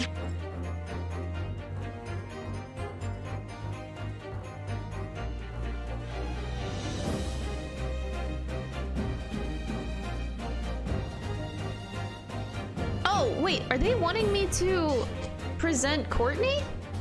No, it's supposed to be someone that's not Courtney or Enoch Drebber. What? Oh my god, I'm overthinking this so much. I'm so mad at myself. I'm sorry, chat.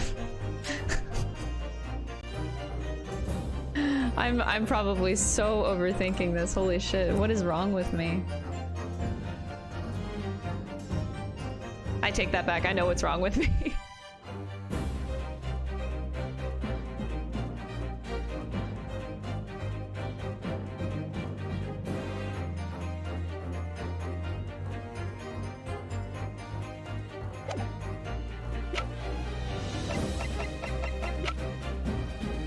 It's the masked man! I'm just kidding.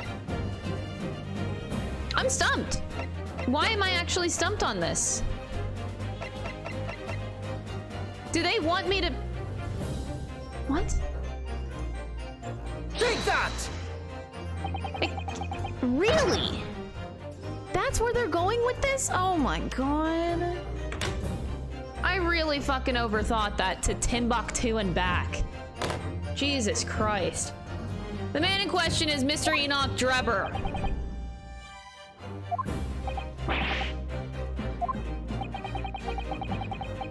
The special exhibit in the House of Horrors at Madame Tuspel's Museum of Max Waxwork recreates that decade-old scene in great detail. The condemned criminal emerging from the grave, and besides the tomb, a young man with a lantern stumbling upon the terrifying sight. Oh my god. That is so embarrassing how much I overthought that. 10-year-old younger Mr. Enoch Drebber. I don't want to talk about it.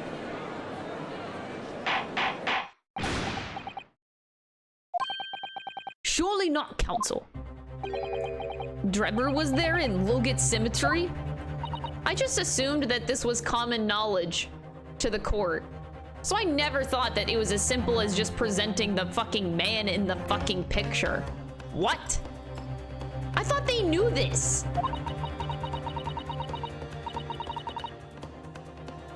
What is all this talk about Mr. Drebber? Is the name significant?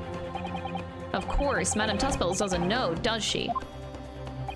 Yes, it's extremely significant, madam, to your situation as well, in fact. What situation? The theft of the Professor Waxwork from your museum some days ago was perpetrated by the very same man. But that would mean... Madame Tuspels, it would appear you know the name Enoch Drebber. Oui, yes, I know it. But from long ago in the past... Oh. Explain yourself. Tell us everything you know. Yes, yes, of course.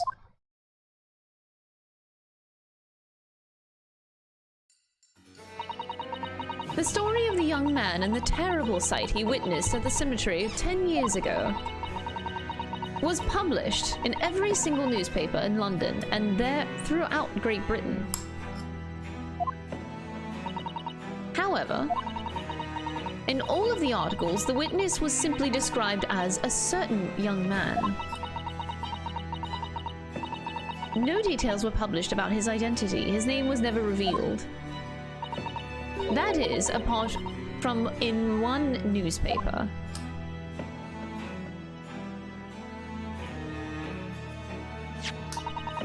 The Daily Circus. It is the paper from which comes the article I have already shown the court. You're saying that his full name was only publicized in that article? Here it is. The university student who experienced this shocking event is Mr. Enoch Drebber, a disciple of science at the University of London and a resident of its student dorms. Unbelievable. When I read the article, I went to meet the man. His discovery of the condemned criminal coming back to life in the cemetery in the dead of night would make a perfect exhibit for my house of horrors, whether it was the truth or not. I see. So you went to meet Mr. Drebber in court to sculpt the waxwork of the man, did you? Exactement. He was studying science at the University of London in those days, and he was just a poor student. I paid him £5 to model for the waxwork. And since that time, it has been in my museum to recreate the scene of terror from the cemetery.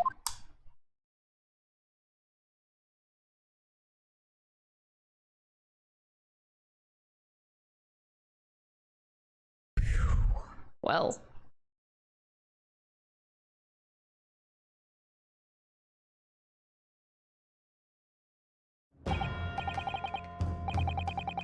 "10 years ago, a young man appealed to the public about an extraordinary event he'd witnessed. A criminal who had been put to death, re-emerging from his grave in the middle of the night, but the public treated his claim as nothing more than an amusing anecdote that was soon forgotten. 10 years later, the same man steals a waxwork model of the executed criminal, ostensibly to use as a body double for the victim in the case we're discussing here today. Even though the waxwork build is a poor match for the victim and its face is obscured by a mask. So the question is, why would the man do such a thing?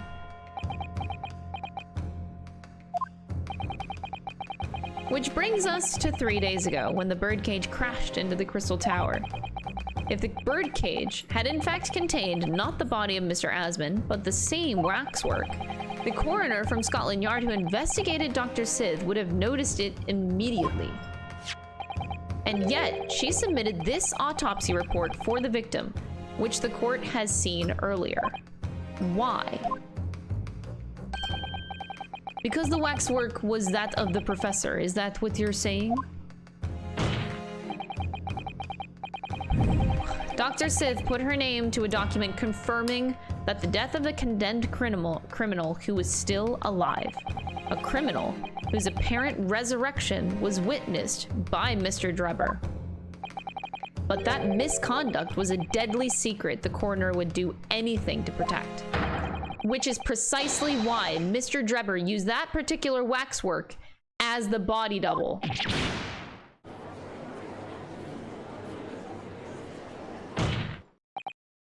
My lord, this court must summon Dr. Sith to the stand. The defense is determined to find out exactly how the coroner and Mr. Drebber are connected. Oh my god.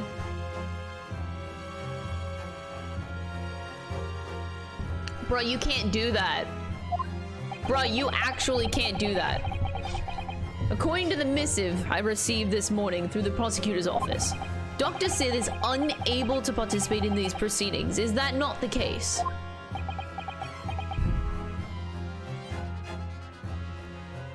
Oh man, Van Zeeks. Are you gonna break some rules? How desperate is he to find out the truth?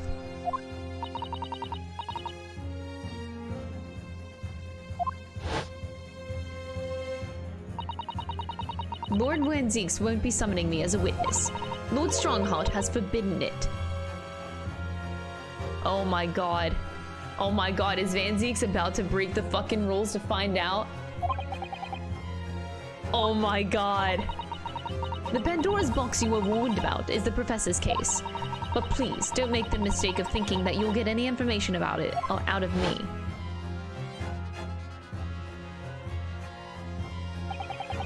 Something happened on the night of that killer's execution 10 years ago, and surely nobody would want to get to the bottom of that more than Lord Van Zieks.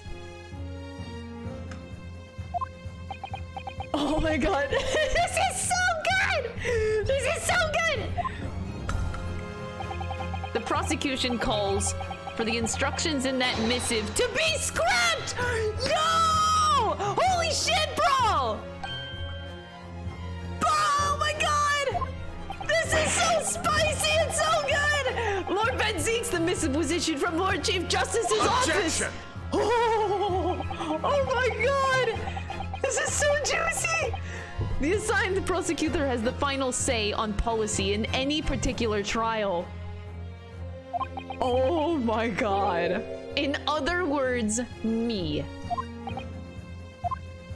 Oh god. Let Enoch Drebber and Dr. Sith both take the stand together. It just got real hot in this courtroom. Holy shit, bro. Oh my god. Is this what Mr. Sholmes is feeling? And dude, you bet that Mr. Sholmes is in the audience right now like, oh fuck, we got him. We got Lord Van Zieks, bro. I called for this to happen ever since the very beginning. Yeah, let's go. Bailiff, send a subpoena with immediate effect addressed to Dr. Sith of the Forensic Investigation Team. The woman is compelled to attend Her Majesty's orders.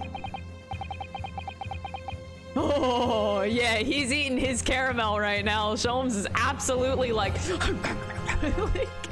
oh my god. Woo. If they weren't colluding with one another, this crime could never have been committed. I'm just a stone's throw away. I can feel it. The truth behind all of this is about to come out. Oh, this is so good. This is by far my favorite trial so far. Holy shit, this is amazing.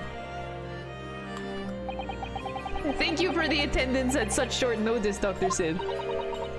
I'm disappointed in you, Lord Van Zieks. You've completely betrayed the agreed policy of both Scotland Yard and the prosecutor's office. Betrayal is not in my nature as long as the truth isn't compromised. Oh. If there's even a hint of wrongdoing, then no matter who it concerns or disgruntles, I will pursue the matter to the bitter end, as would any prosecutor worth his salt. Bro. Mr. Drebber, you took the victim's life by means of a machine that you constructed in your workshop. And Dr. Sith, as the investigating coroner, you were the first on the scene to examine the victim's body. It is the belief of the defense that you collaborated with each other and were both complicit in this crime. And where's your evidence? At present, we have no definitive evidence, but we do have a very significant clue. What are you talking about? I'm talking, of course, about the waxwork. This model of the killer known as the Professor, who was sentenced to death 10 years ago. You don't need to tell me. I witnessed the man's execution with my own eyes and officially pronounced him dead. That remains to be seen. Is that so? According to the newspaper reports from the time, on the night following his execution, the killer came back to life. Don't waste my time. And the sole witness to that mysterious event was you, Mr. Drebber, wasn't it? Oh my god. If what you saw in the graveyard that night 10 years ago wasn't some chilling fiction but reality, it would make you privy to a very great secret of Dr. Sid's. A secret so profound, it could compel the coroner to agree to collaborate in your evil scheme, in fact. Mr. Drebber, tell the court. Tell everyone the truth about what you saw that night in Logat Cemetery.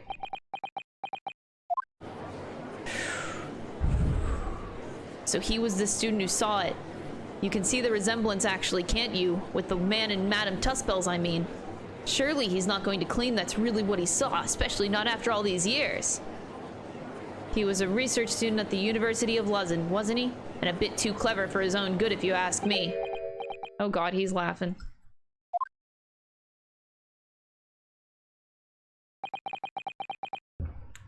What an interesting twist. When, at the time, not one person would take me seriously. Yet now here we are, 10 years later, and suddenly my story matters, and in a court of law, too.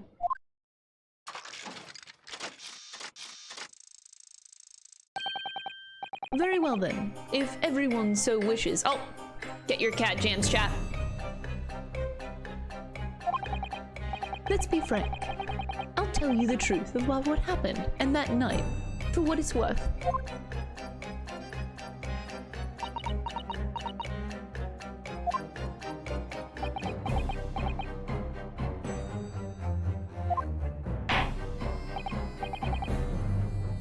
So, Mr. Drebber, your testimony, please, about the events of that night 10 years ago.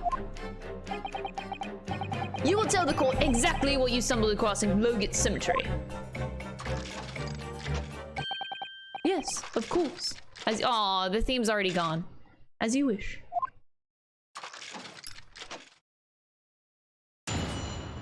Oof. This is awkward because at this point, Lord Van Zeeks is like kind of on our side. Aren't we like technically fighting for the same thing here now? It's like the courtroom has switched. Now we want the truth. He's not really on his, we're not really on opposing sides anymore. Kind of. The reason I was at Logat Cemetery at all 10 years ago was for a spot of moonlighting, shall we say? Yes, the illustration in that newspaper article was based on what I witnessed that night. But thinking back now, I realized that I never actually saw the professor. Soon afterwards, I was visited by a young woman who sculpted a model of me from wax. Then I gave up on my dream of becoming a scientist, and it was all because of that newspaper article. What? Wait a minute. You're claiming you didn't actually see the professor now? Of course. You'd have to have a screw loose if you believed a corpse could come back from the dead. Oh, we back. Don't worry, chat.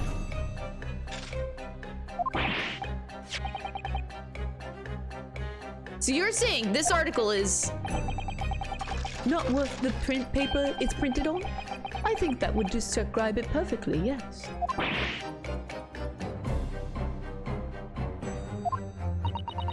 If the details in the article aren't true, it nullifies your argument for why Mr. Drebber and Dr. Sid would have been working together.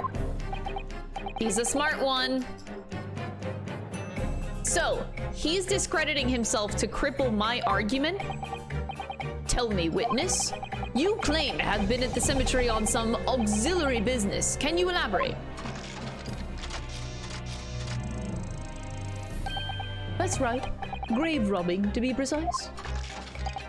As you know, Logat Cemetery is at the rear of Barclay Prison.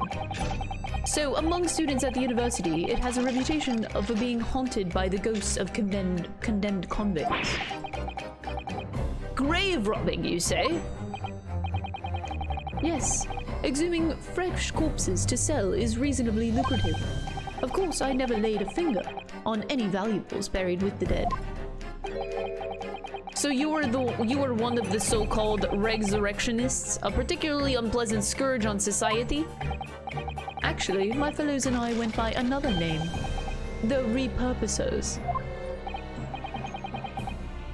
That is quite beyond the pale. You would invite divine retribution, sir. Yes, well, I think I suffered retribution enough. The Daily Circus eventually unearthed my name and put it to print. It caused me a great many headaches. In the end, I had to leave the university. That was the only paper with the bad grace to identify me unambiguously, I might add. I see. Out of interest, who drew the illustration for this article? Ah, yes, that was the reporter who exposed me. He sketched that right in front of me as I described the scene. Obviously, as time ticked on, I bitterly regretted what I'd done, claiming to have seen something I never truly saw. Foolish, very foolish.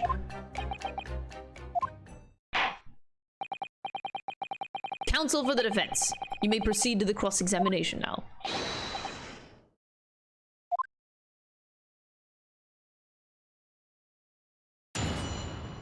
Alright, I got an inkling of what I need to do here. The reason I was at Logan Cemetery at all 10 years ago was for a spot of moonlighting, shall we say. The illustration in that newspaper article was based on what I witnessed that night. Yeah. Hold it! The strange happenings at Logan Cemetery, which you now deny. Not entirely. I ran to fetch the police at the time, you know. I was shaking like a leaf. But they didn't believe a word of it. In fact, I was very nearly arrested myself. So you went to the papers instead? I started big with the London News, but unsurprisingly, they didn't want to know either.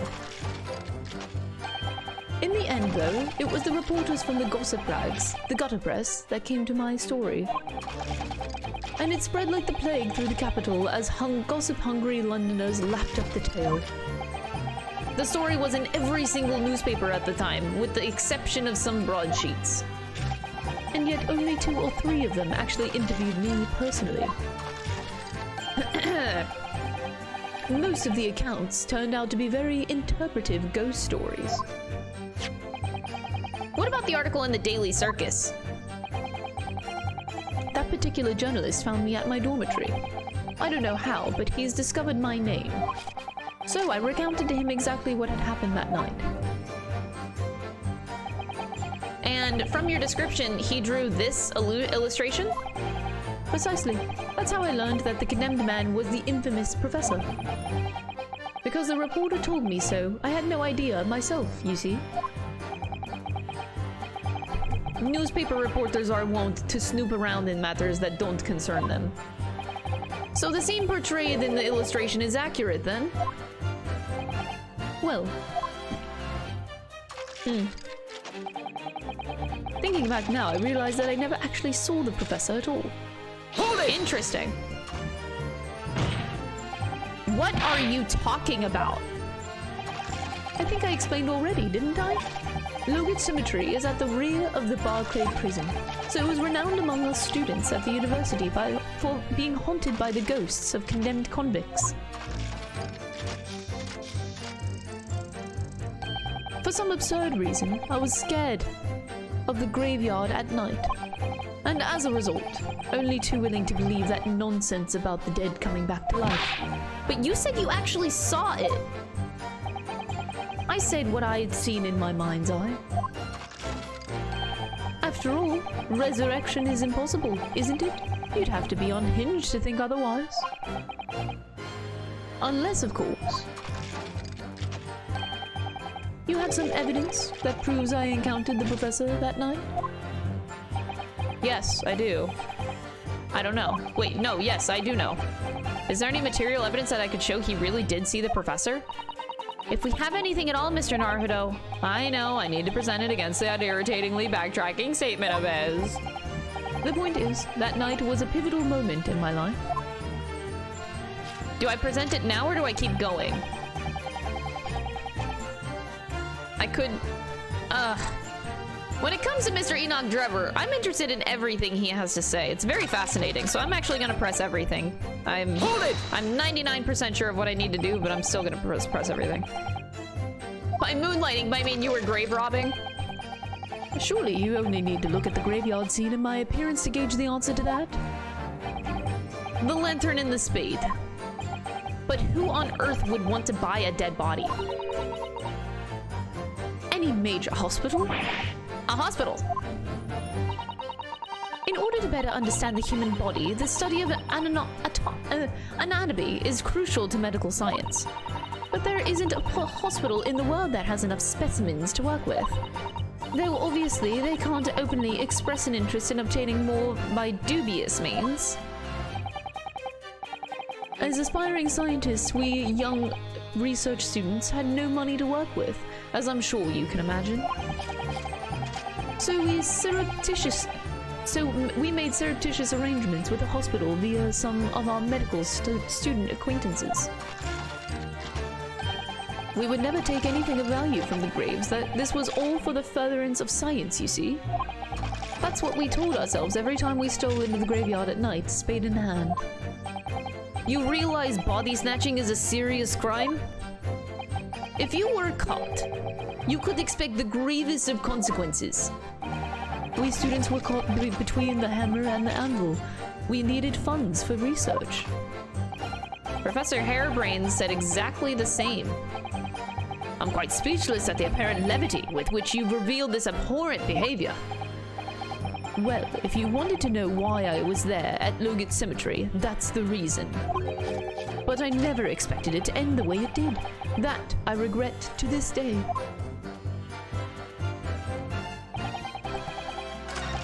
Okay, I'll still press the other points. Soon afterwards, I was visited by a young woman who sculpted a model of me from wax. Hold it! That young woman being Madame Tuspels, of course. Precisely. I must say, I didn't expect to run into her like this 10 years later.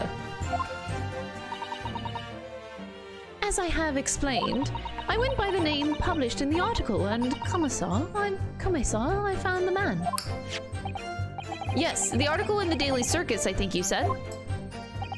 I was a poor student with barely a penny to my name at the time. And the young lady put £5 in front of me. So you readily consented to having a waxwork of yourself made and gave permission for it to be put on display.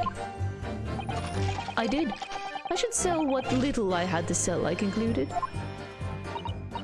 Ah, oui, I remember now. I purchased something else from you that day, n'est-ce pas? Say it, the camera. Did you? I can't say I remember. What was it, madam? His camera! Yeah, buddy! Oh yes, I made a point of taking it with me whenever I made an excursion into any cemetery. You took a camera with you, sir. To what end? To record the details of the bodies I disinterred. But I had no intention of ever visiting a graveyard again after that night, so I sold it. I see. I still have it, monsieur. It is part of the special exhibit in my House of Horrors. I am most meticulous about such details. It is the Tuspels way. It would seem, then, that this is the very camera Mr. Drebber took with him to the Logat Cemetery on the night in question. Interesting. The details of the camera have been updated.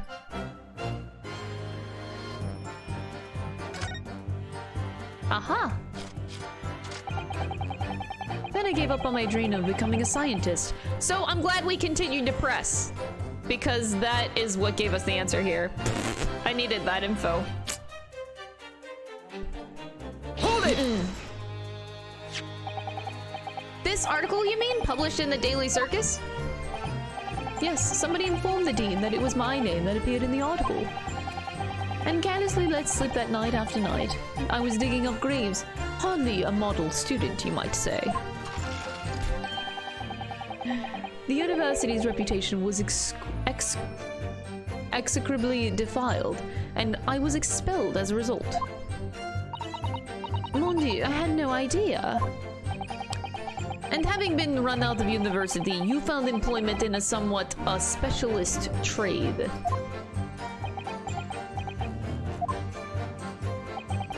You combine your knowledge of science with knowledge of stage magic to create various experimental machines intended to demonstrate never-before-seen technology. And you use those deceptive machines to trick the government and private investors into giving you money. Professor Albert Harebrain was just your latest victim, wasn't he? Whatever are you talking about? I have no recollection of doing anything of the sort. Silence. What's Drebber up to? Why would he suddenly change his tune and recant his claim? I wonder if perhaps it's because his circumstances have changed now. Well, if he admits to having seen the professor emerging alive from his grave 10 years ago, it would expose a secret in Dr. Sid's past that she would desperately want to hide. Yes, of course! If Mr. Drebber and Dr. Sid are working together now, then if Drebber were to betray her, there would be no reason for her to continue to cooperate. In that case, there's only one way around it. I'll have to prove he really did see it.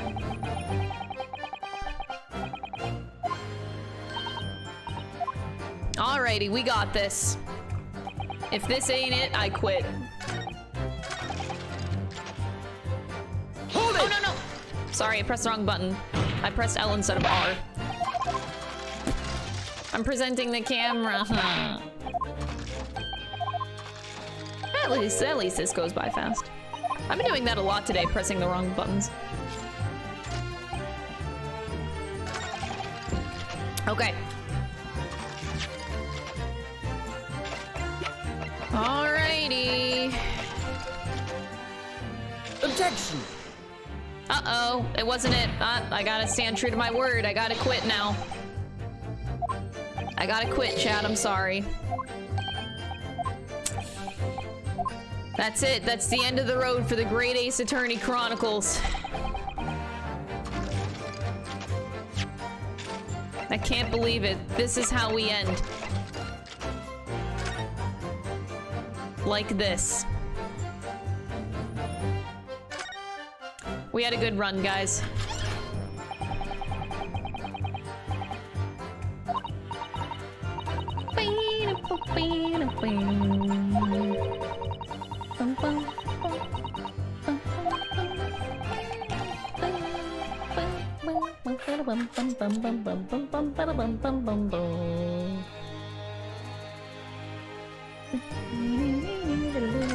I'm just wondering if I need to re-inspect the blood on it.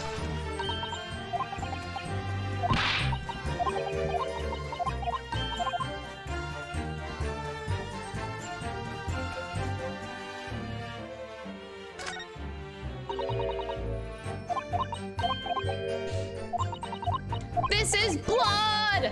Okay, no, I didn't need to re-inspect it. Let's present it elsewhere. Okay, so let's go through this again. He was moonlighting. Illustration in that newspaper article was based on what I witnessed that night.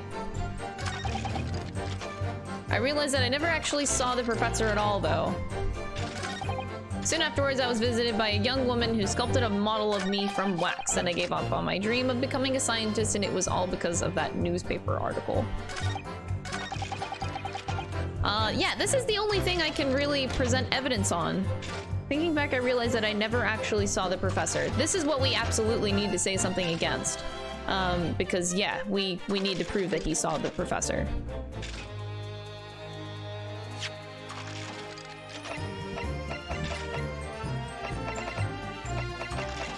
And we only can work with the stuff from 10 years ago. Damn. Look at this picture, though. Them cheekbones. And the jaw, too, actually. Damn, that could cut a bitch.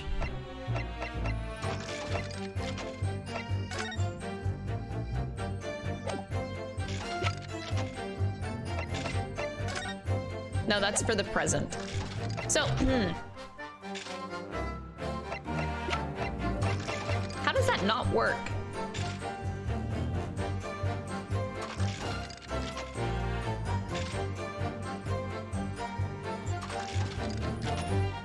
I'm very confused. Oh!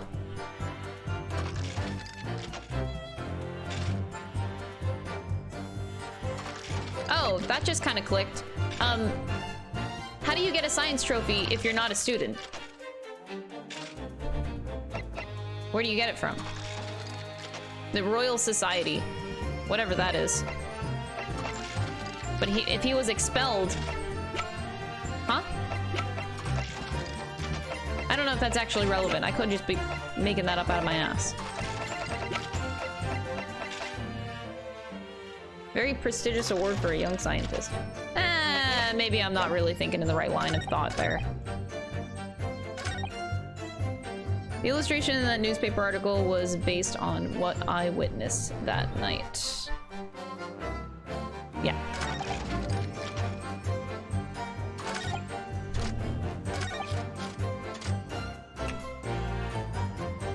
You gave up your dream of becoming a scientist. It was all because of that newspaper article.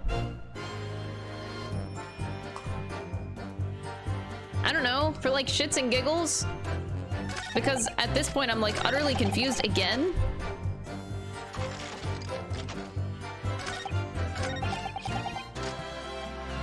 Maybe I'll just present the trophy here. How did you get this trophy?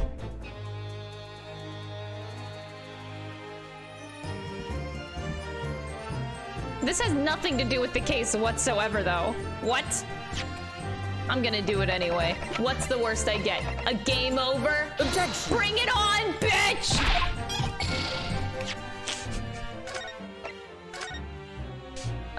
Okay, this was before. I got nothing to lose, fam. Maybe a brain cell or two, but those have been gone out of the window a very long time ago.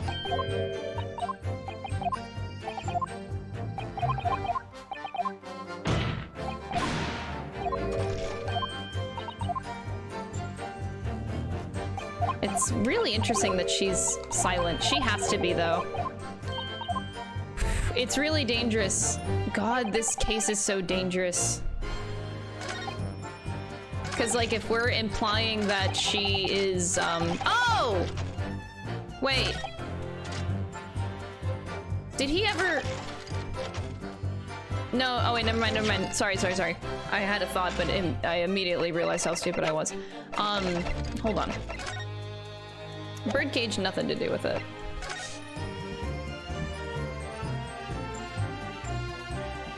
I could present the head. I don't know what that would prove, though, exactly. I'm not sure where they're going with it. There's nothing else, really that we can say or do about this thing in particular.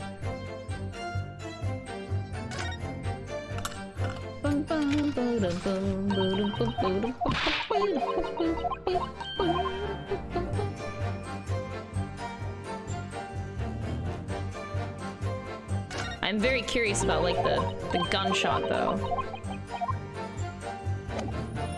Do I think Mr. Enoch Drebber is the person that fired the shot? I don't know. Here, while I'm here and I did all that stuff, I will save it since the autosave isn't going off. Take my brain cell. Thanks!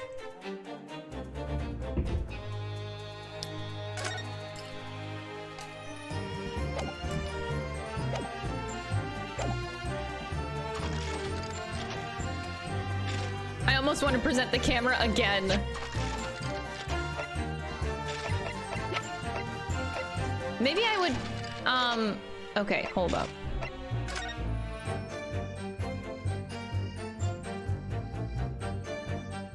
It would be silly to kind of, present this again. I'm not understanding.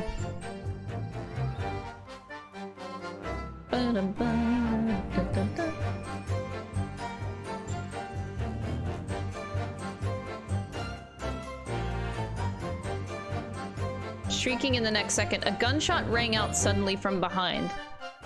Why are we not talking about that? Can we talk about the bullet?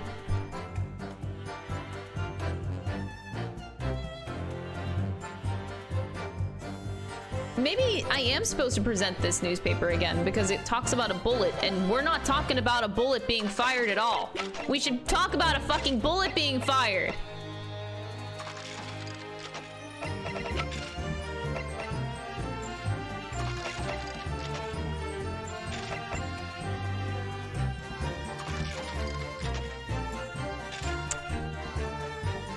That doesn't make sense, though.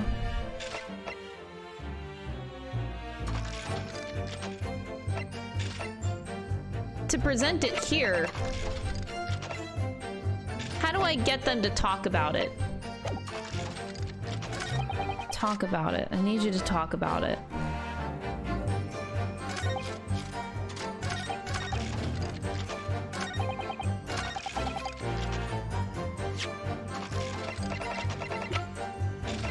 Trust your instincts? Ugh. I have nothing to lose, honestly. Objection. Oh. Really? Don't believe what? Your latest claim. You did see the professor on that night 10 years ago. We seem to be at odds, but I was there, and you were not. I know what I didn't see. The illustration with this article was drawn based upon what you told the journalist that you witnessed. A figure emerging from a tomb wearing an iron mask. Yes, when the killer was tried 10 years ago, it was decided in the closed court's ruling that the man would wear a mask to hide his identity. It wasn't to be removed even during his execution and subsequent burial. Not even the prison wardens were to see the man's face. But obviously, the provision of this mask was not public knowledge. So, Mr. Drebber, as you've just heard, a lowly student of the University of London certainly wouldn't have known about the condemned man's mask. So, unless you'd actually seen the professor that night, it's inconceivable that the artist would have included the mask in that illustration. So they're pointing out the mask in the newspaper? Bro, I'm concerned about the bullet that they're talking about. Why aren't we talking about it? Please. It's a vile scene, isn't it? If you look closely. Oh, catch him. As I've already been at pains to point out, it was utterly petrified. Which is why I had it in my head that I'd seen such a blood-curdling sight. But afterwards I came to my senses and realized that I'd been mistaken. You're still saying you didn't see it? If you're stubbornly sticking to that story, witness, then amend your testimony to explain exactly how you think your eyes deceived you. Of course. Only happy to oblige. I can't believe he's still going to concede that point.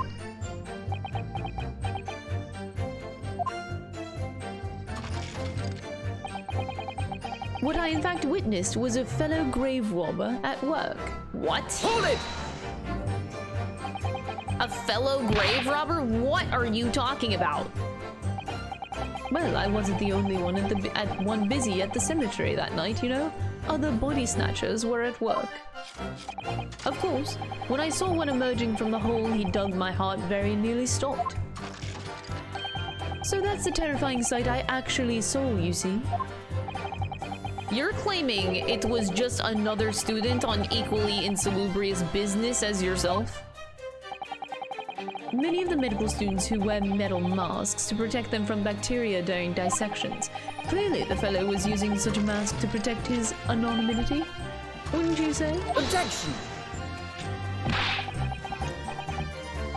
But there's more to the story, isn't there? The article goes on to say, in the next second, a gunshot, thank you, rang out suddenly from behind.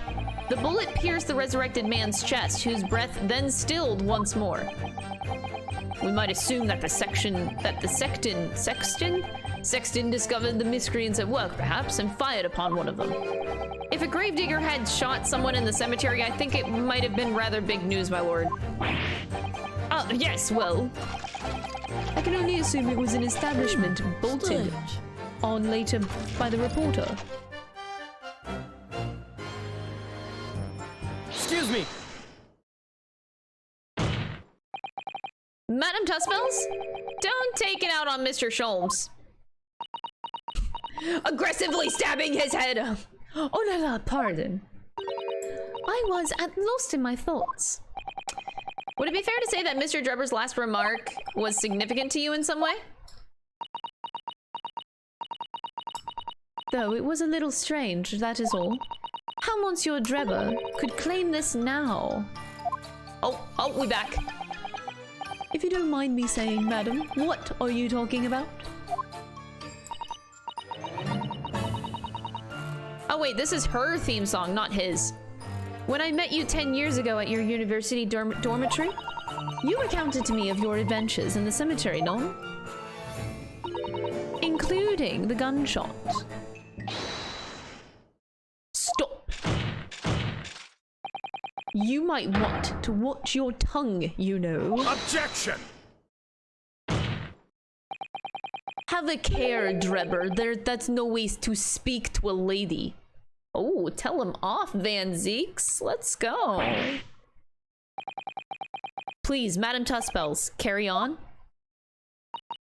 Of course.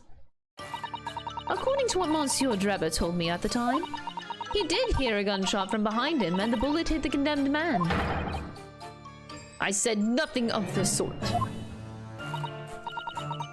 None. You were very explicit about the details. About the mask that the figure was wearing.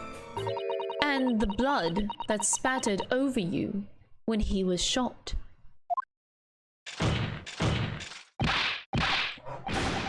Enough, shut up, woman. You're making all of this up. That will do. Mr. Drebber. You refute the account just given by Madame Tuspels.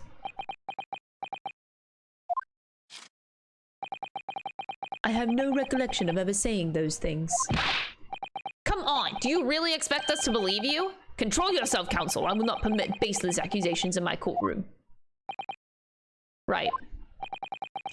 Under the circumstances, I think it's best that you supplement your testimony with a statement to clarify your position on this witness. Very well.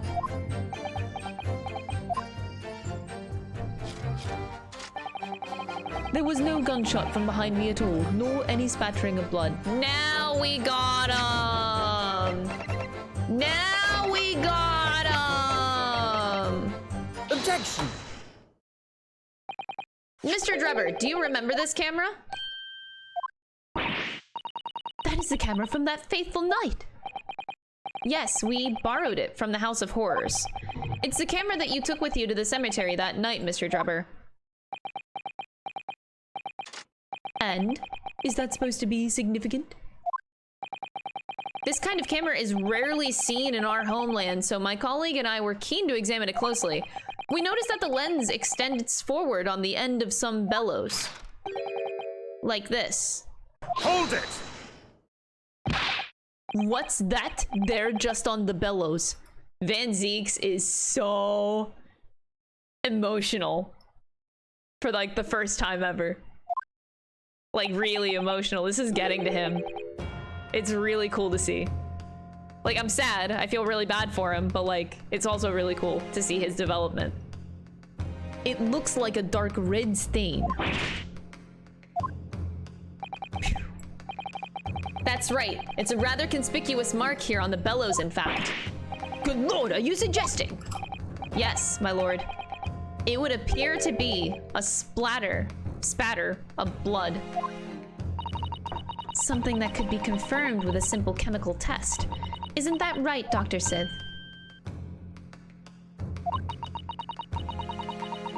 It would be difficult to determine if it was human blood or not the blood of some animal. But yes, to test whether or not it's blood at all is simple enough. I propose that Madame Tuspel's testimony was correct, and that on the night in question, 10 years ago, you were spattered with blood from the gunshot wound. And that furthermore, you really did witness the condemned professor emerging from his tomb. This is getting very bad. Like, this is very good that we're pressing forward with the case, but it's also very bad. We're poking a hole we probably shouldn't be poking. There's simply no way that you could have forgotten such a traumatic experience. In other words, the only explanation is that you're trying to hide the fact that you saw the professor that Objection! night. But why? Why would he want to do that? Well, not for his own gain, it would seem. For whose then? Who could it benefit? Mr. Drebber is obviously lying in order to protect somebody. My goodness, he's shielding someone. Yes, my lord. And clearly, it's someone who doesn't want the truth about the professor coming back to life to be exposed. Well, counsel, who is it then? Who is this witness trying to protect by lying about what he saw that night? Is it not Courtney? Take that! The obvious answer is Dr. Sith. Whatever do you mean? Imagine if the convict who'd been sentenced to death was not in fact killed. Imagine if that was to come to light. What are you insinuating? And imagine if the convict in question was the country's most hated mass murderer. If it was the professor, that would be an unprecedented scandal. Objection! This is beyond a joke. Need I point out that the dead cannot come back to life? What are you suggesting? What you're suggesting would mean that the execution never actually happened. yes, that's exactly what it would mean. Objection! Van Zeeks is so pissed. Oh my god. Once a man is sent to the gallows, he hangs. No one can escape that. Not in Great Britain. Objection! There are so many objections getting thrown. Holy shit, this is so intense. But the fact is that there was a witness to the fact that the man did escape his hanging. If that really were true, counsel, the implications of misconduct would not stop at the supervising coroner. It would taint the honor of the entire judiciary from the ground up.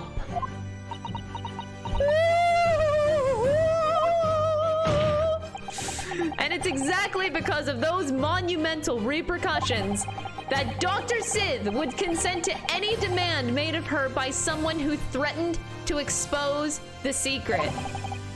Even if that meant being complicit in a crime. You mean? I mean that Dr. Sith wasn't collaborating in Mr. Drebber's wicked scheme. She was coerced into collaborating in order to protect her decade-old secret.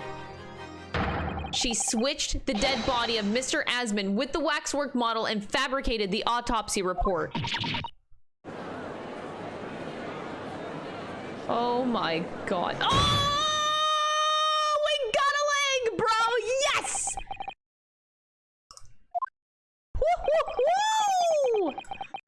Pray forgive my freshly filled hallowed chalice and the whole raft of other discourtesies now. Pull the leg. Pull the leg. Goodness me! It's just the sort of tall tale Londoners would enjoy, I grant you. An executed killer rising from the dead, the Scotland Yard cover-up, a conspiracy at the highest levels. So let me ask you one thing. What's that?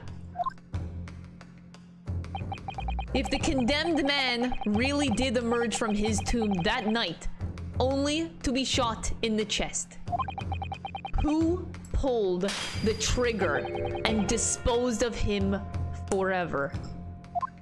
I have no idea at the moment. We have too little information to work that out at present, I think. I couldn't agree more. So that was chalice number 4, by the way. That was number 4. The Old Bailey is no place for wild fantasies. Have you considered this, my learned Nipponese friend? Considered what? Do you realize just what a dangerous endeavor it would be to coerce this woman into such criminal activity?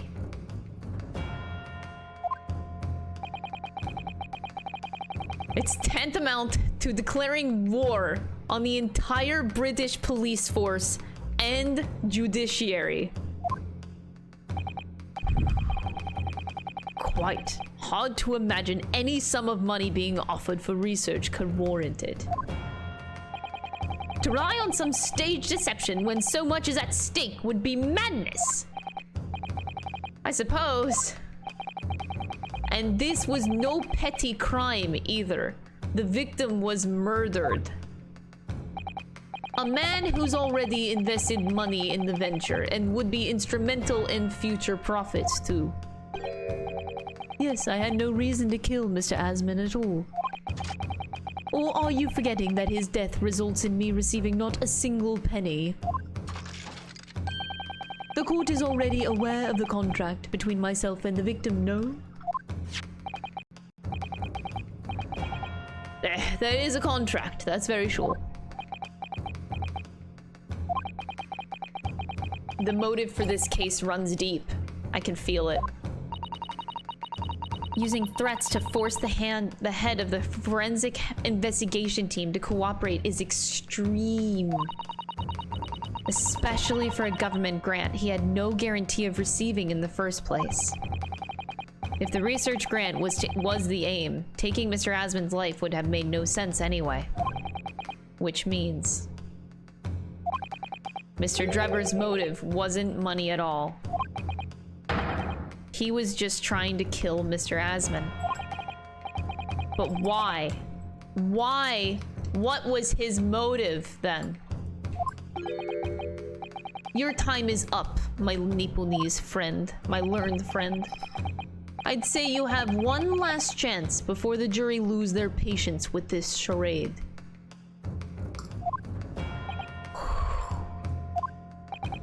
Let's see if you can back up your heady proposal, shall we? Oh god, the masked man went woo! Glass number 5, gone. How do you explain why this engineer would throw all caution to the wind and threaten his own country? My god. At this point, I'm not prepared to listen to more of this outlandish conjecture without proof. Counsel, present your evidence. Okay. Nobody panic. Nobody panic. Oh. All right. Who exactly was Mr. Asman to Drebber? There's a connection there that no one's seen yet. And I'm gonna have to present 2 pieces of evidence to show what it is. Oh, I need a big slap for this one. Ah! Yes, my lord.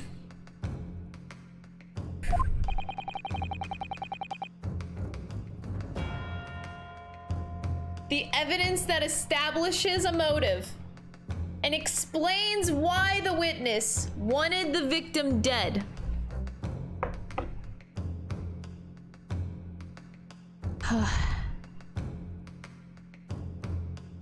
My inklings have been wrong a lot today. My inklings have been wrong a lot. But I do have an inkling.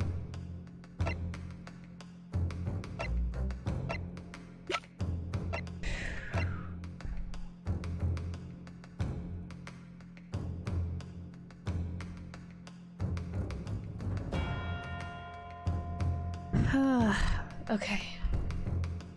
My thoughts are the fact that Mr. Asman's name is listed on this newspaper article. I think that's why. That would get rid of all of pointed evidence, wouldn't it? But my inkling has been wrong all day. All day.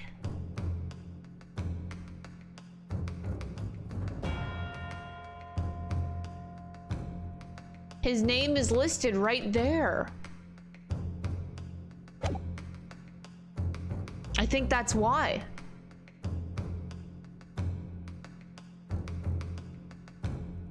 I'm nervous. I don't know when the last autosave happened. Oh, it was right before this. Oh my god. If this isn't it, I am very stumped. I don't know.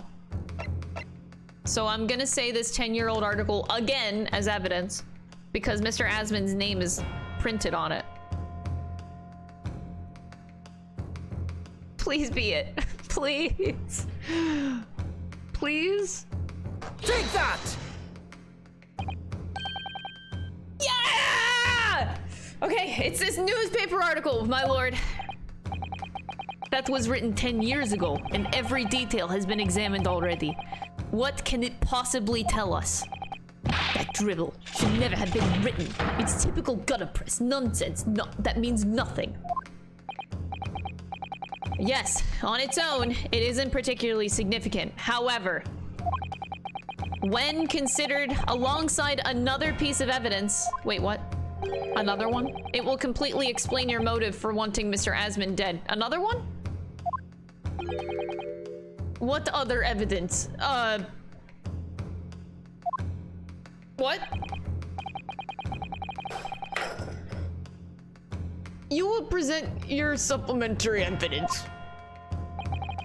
The evidence with which, when you cross-referenced... Oh no. I'm stumped now. That was my only idea. I had one brain cell and I used it. I don't got an extra one. Shit.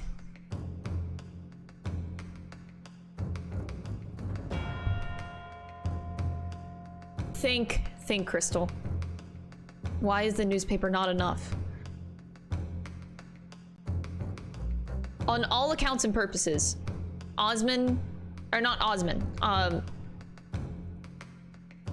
Drebber would want to cover up all his tracks. He's angry that the newspaper article was written in the first place that had his name printed on it. So why for 10 years, well, not even for 10 years, did he specifically work on this case because Asman was involved and knew that he could commit the murder swiftly enough? Oh. He knew it would be easy. But how can I prove that? Oh my god. I used my only brain cell I had.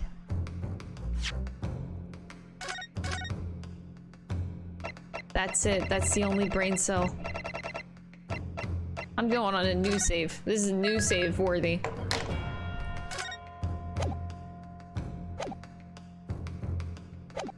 Okay, let me really, really think about this.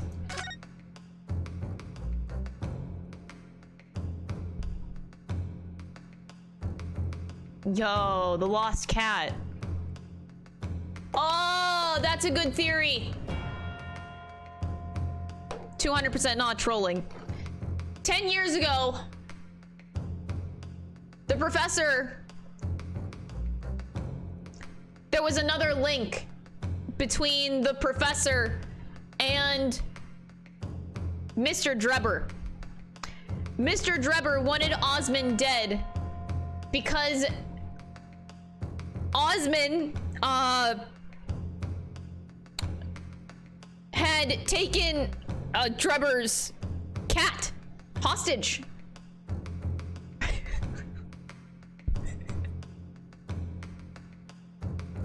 For 10 years, Drebber has been without his cat. Clearly explains this whole thing.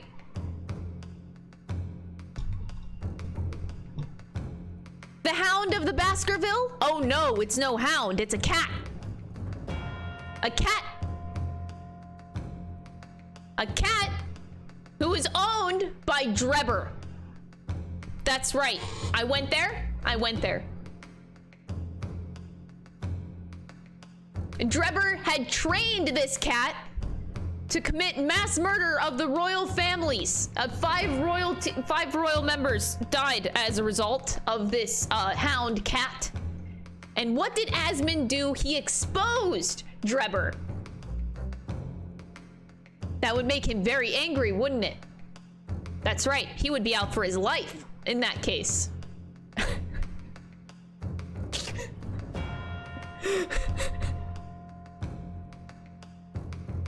So, with that being said, I think this has everything to do with the cat.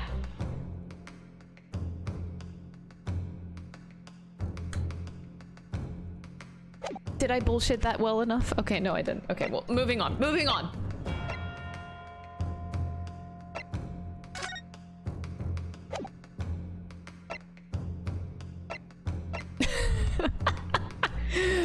Okay, I'm sorry. Anyway.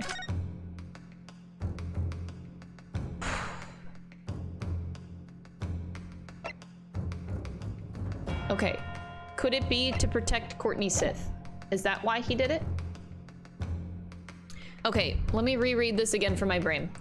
Evidence which, when cross-referenced with the newspaper article, establishes a motive. Why would Drebber want to kill? We're answering a why question. Why would he want to kill Osman? To me, it's obvious that he wants to kill Osman to cover up any tracks relating to the incident of the professor 10 years ago.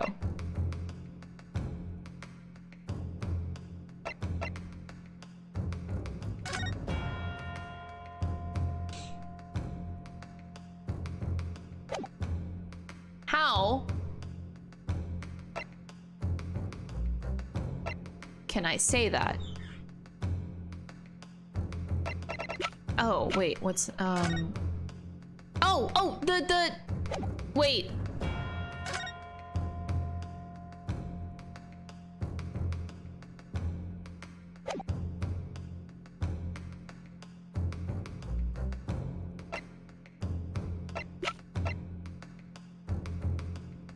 The contract? No, is that stupid?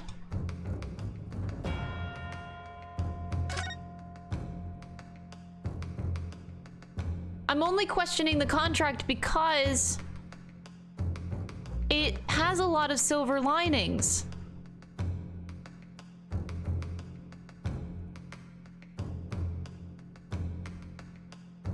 I think because this contract was made, it made Drebber pissed off.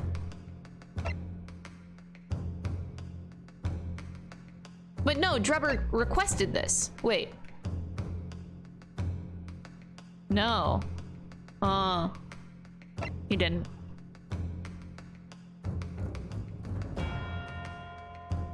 Okay.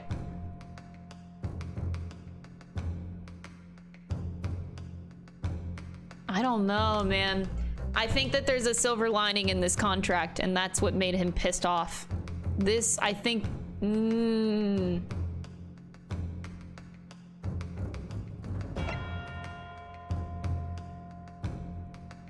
Shit. Okay. I'm holding my breath. Take that! This contract, my lord. Mr. Drebber, this is the contract you signed with Mr. Asman. Yes, that's right. The very document, in fact. That proves I had no reason to kill the man. No, I'm afraid not.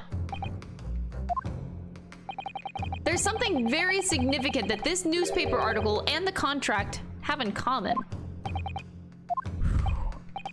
And it's that common link that shows very clearly why you were determined to kill Mr. Odie Asman. It seems the defense has uncovered something the rest of us have missed. So, my learned friend, point out what these two pieces of evidence have in common. Where exactly is the link between this newspaper article and the contract?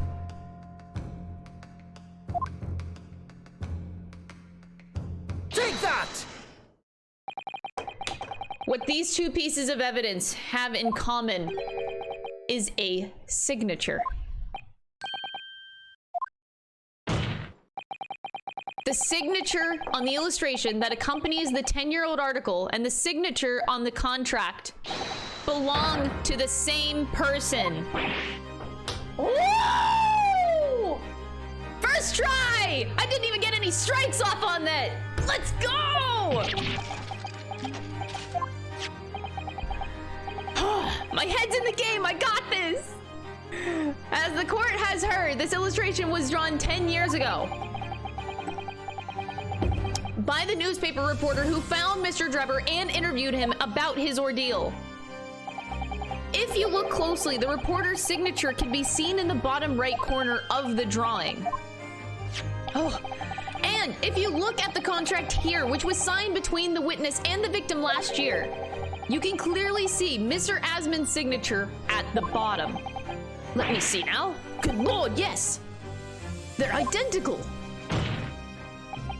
In short, the journalist who drew the illustration and wrote the article published about Mr. Drebber 10 years ago was the victim of this case, Mr. Odie Asman. Oh, he dead. He's a broken robot. Objection! Oh, and Van Zeeks is not gonna have it. I repeat, he is not going to have it. Great. Why would that constitute a motive for the witness to murder Asman? Well, if you think back, you'll remember that Mr. Drebber talked about that article in his testimony. Ooh. Exhuming fresh corpses to sell is reasonably lucrative. That is quite beyond the pale. That would invite divine retribution, sir. Yes, well, I think I suffered retribution enough. The Daily Circus eventually unearthed my name and put it in print. It caused me a great many headaches. In the end, I had to leave the university. That was the only paper with the bad grace to identify me as unambiguously, I might add. Then I gave up on my dream of becoming a scientist, and it was because of that newspaper article.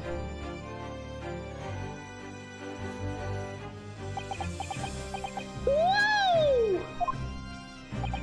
At the time, you were a student of the University of London who dreamt of becoming a scientist. However, this single newspaper article changed your entire life. So, Mr. Asman used to be a newspaper journalist, did he? He did, my lord. In fact, it's a widely held belief that Asman managed to position himself at the heart of his criminals network, thanks to the many dubious connections he made during his time as a reporter. So, you had to give up on your dream and leave university, and you lost everything. Eventually, you found yourself working in the field of science, but only in the shadows. And all because of that article written by Mr. Asman.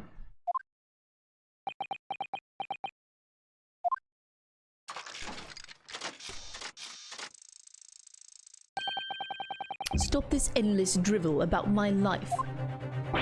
What? Explain yourself, Mr. Drebber. Yes, it's true. I had to leave the university as a result of that article.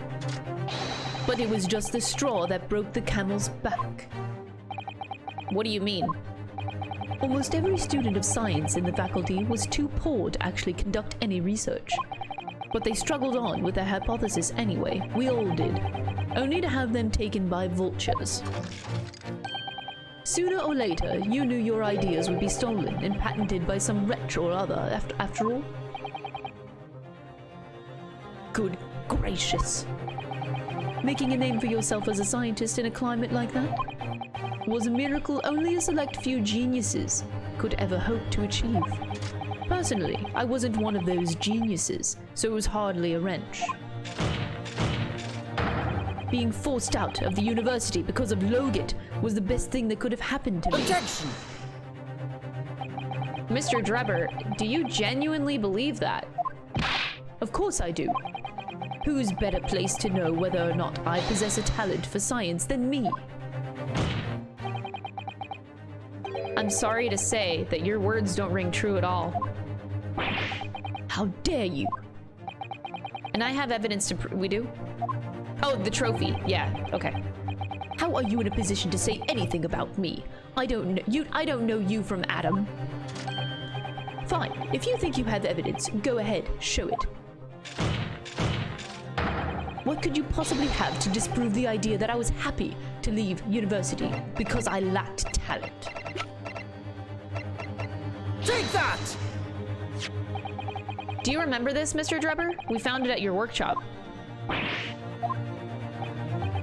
Is that a Royal Society trophy for excellence in science? What exactly is this trophy, Council? It's the greatest honor that can bestow on a young scientist, my lord. There is no higher accolade. It recognizes emerging talent and promises a bright future. Good gracious. Your prospects for the future were excellent, weren't they, Mr. Drebber? Because even then, you were a genius in your field. But you lost everything. You had no more future. Your talents would go to waste. All as a result of this one newspaper article. I don't know when you realized who Mr. Asman was, but when it dawned on you that he was the same journalist who 10 years ago ruined your life, it's abundantly clear that you had no intention of forgiving the man.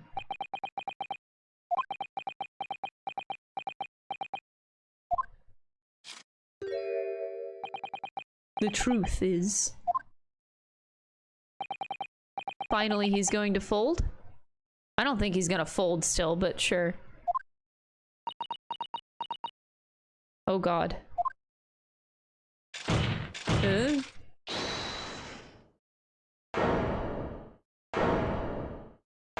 What? Oh god.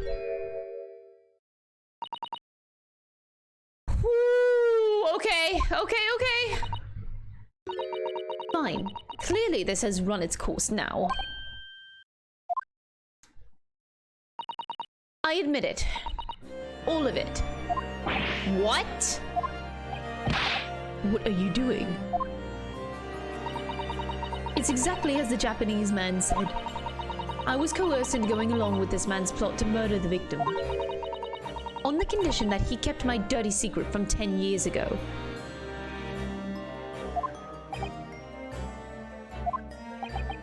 No. Oh my god. Dr. Sith, do you realize what you're saying, woman?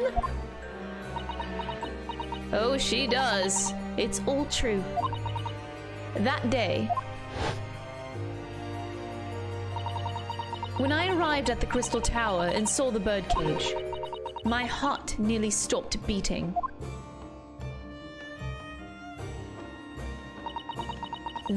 That memory from a decade ago that I'd done my best to bury deep inside myself. It was the professor again, staring at me in the face. And then, before I had a chance to react, I noticed something else. There was a note tucked inside the model's jacket. Dr. Sith, you will go along with my plan. From someone who knows the truth about what really happened that night 10 years ago.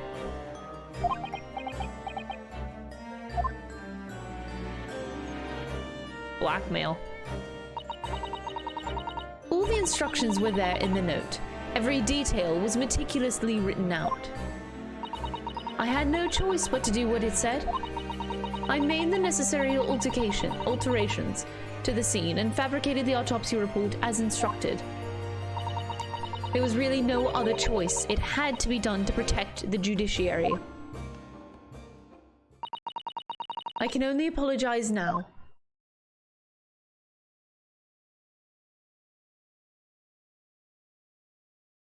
Oh my god. Oh my god. Why on earth would you buckle now? Well, there's no point in trying to hide it anymore, is there? I would have done anything to stop it coming out, even collaborate in murder. But the great lie about that execution 10 years ago has been exposed.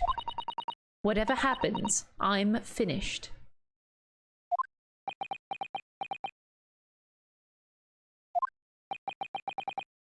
So then, Mr. Drebber, what do you say to that? Your accomplice has admitted everything.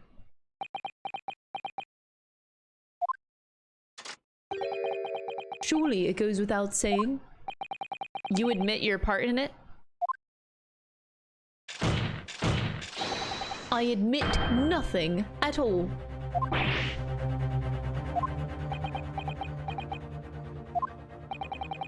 Have you forgotten that the kinesis machine was ripped to shreds by an explosion? Short of me admitting to a crime, there's really no possible way for you to prove I did anything wrong.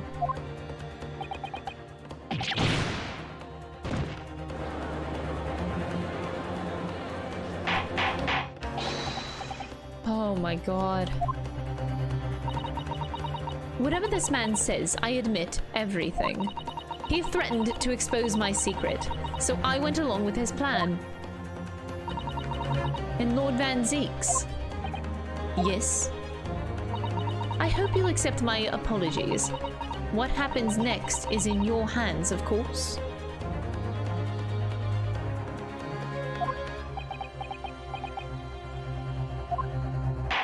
Holy shit. Holy shit. I've heard more than enough now. I hereby present the final findings of this court. This trial is not the proper forum in which to pursue the alleged wrongdoings of Mr. Drebber. The defendant is Professor Albert Harebrain. What? Very true, it had slipped my mind. Oh my god. Isn't he one of your closest friends? As the court has heard, Dr. Sid has admitted to the allegations brought by the defense, thereby absolving the defendant of any possible guilt.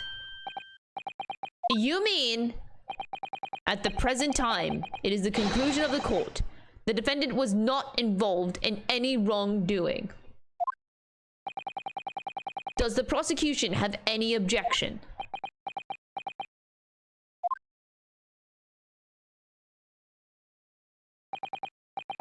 None, my lord. What is happening in this fucking courtroom? I don't care about proving his innocence. Oh my god. What?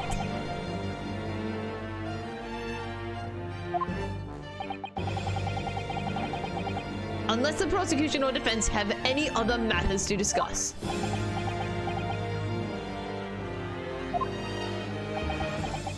Oh my god.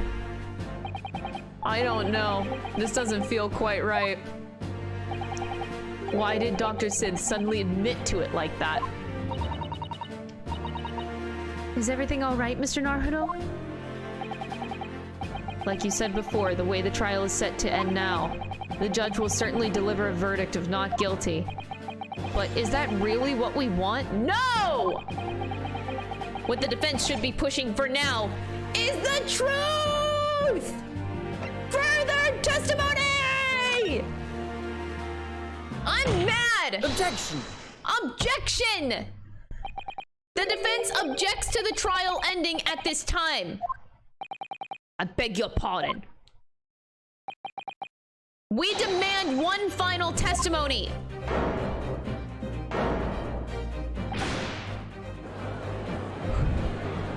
I'm winded from this trial, holy shit. You do realize I'm about to adjudicate in favor of your client, I presume. What are you playing at now, my Nipponese friend? Why would you want to obstruct the conclusion of the trial at this point? No defense lawyer in their right mind would do that. For Kazuma, who's right across the room! But for Kazuma! Mr. Naruto, what exactly are you thinking? The truth, the whole truth, and a way to bring it all out into the open! Right. Oh my god. Yes, in hindsight. Yes, Mr. Sholmes! One word of warning before I go. If, in the course of the trial this afternoon, you perceive even a shadow of doubt about the truth, don't let it out of your sight. Pursue it like the dog with the bone. Yes, Mr. Sholmes, yes, I will! I'll do exactly as you say, because I'm a dumbass. To the bitter end, you understand? Do not falter, whatever may come to pass. I won't, Mr. Sholmes! I've gotta do it! I gotta do it for Mr. Sholmes! We gotta do it for Kazuma! We gotta do it! We gotta pursue the truth! Mr. Sholmes knew, which is super sus in itself, but that is 5,000 questions for next episodes. But we trust Mr. Sholmes! I'm here in court to advocate for my client and to secure an acquittal. Ah! Obviously. But that's not all. I believe that I have a duty to the court to pursue the whole truth of the case until every last detail is laid bare. Woo! And that is why the defense calls for further testimony from Dr. Sid. Testimony from me? About what? About the nature of your collaboration with Mr. Enoch Drebber. In case it's escaped your attention, I've already admitted to everything I did. The whole truth has already been revealed. So stop wasting everyone's time. Oh, as his lordship made very plain, your client will get the acquittal you wanted for him. There's simply no point in protracting this business further with another tedious cross-examination. Objection! Oh, Van Zeeks! Oh, Van Zeeks, what? Oh, shit! Pray forgive my careless handling of that hollowed bottle. I slipped. Oh my god! That's what you call it? Oh. What is your objection, Lord Van Zeeks? The prosecution also calls for supplementary testimony from the witness. Holy shit! This is crazy! This is crazy! Holy shit, what's happening in the courtroom? This is insane! Oh my god! If there is more to this case than has yet come to light, then I will join my learned friend in pursuing the facts until the bitter end.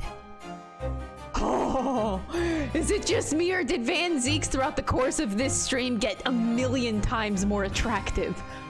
Oh my god. Holy shit, he's so hot. Bruh, okay. Lord Van Zeeks. Oh my god! This is most irregular, to say the least. However, as the prosecution also calls for it, I will uphold the request. Oh.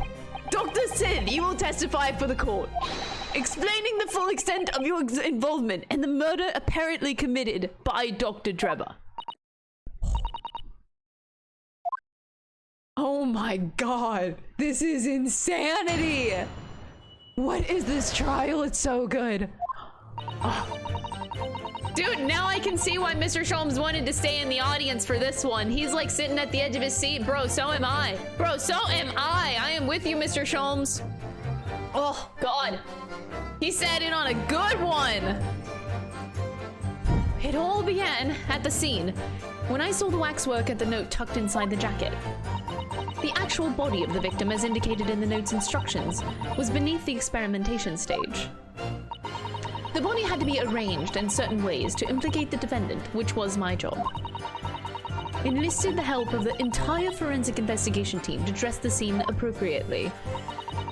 The truth about the execution 10 years ago is a state secret of the highest level. I had to protect it. Oh my god. Bruh, this feels like a final episode, but it's not. There are 2 more episodes after this. Bruh. So, I was right. The stage and the machine were all specially designed for the deception. So it seems, and all meticulously prepared. You did well to see it through. You're a very shrewd boy. So kind of you to say. What about this autopsy report then? All I did was record the location of the body as being in the Crystal Tower instead of under the stage. That's all? That's terrible corruption. Only my team were aware of the deceit, and then only under my explicit instructions. Nobody else at Scotland Yard knew anything about it, I assure you. Must be very thankful for small mercies, I suppose. I believe that testimony has clarified everything. There's no particular need for a cross-examination, I would say. Judge, no objection! No, I disagree. I can't shake the feeling that something's wrong. Just look at that expression on Dr. Sid's face! It's the defense's right to a cross-examination. Cross-examine any witness following testimony. What is it about you Japanese that makes you all so doggedly persistent? Doggedly? Okay. Very well. If you so desire, counsel, proceed with the cross-examination. I am, yes.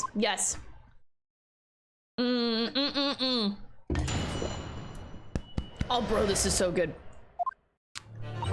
It all began at the scene when I saw the waxwork and the note tucked inside the jacket. I'm pressing everything. From what you described before, it sounds like the note was anonymous. Did you have any idea of who was behind it? There are very few people in the know about what really happened 10 years ago to start with. But anyway, I never heard of this engineer. So no, I had no idea. Yet despite not knowing who was behind the plan, you went along with it? I had no choice. Protecting the professor's secret was my only concern. But the horse has bolted now, and the stable door will never shut again. Scotland Yard's reputation will be immeasurably damaged as a result of this. Yes, thank you, Lord Van Zeeks. I'm well aware of that. So, as I understand it, what you found in the birdcage was the waxwork model? Where then was the victim's body?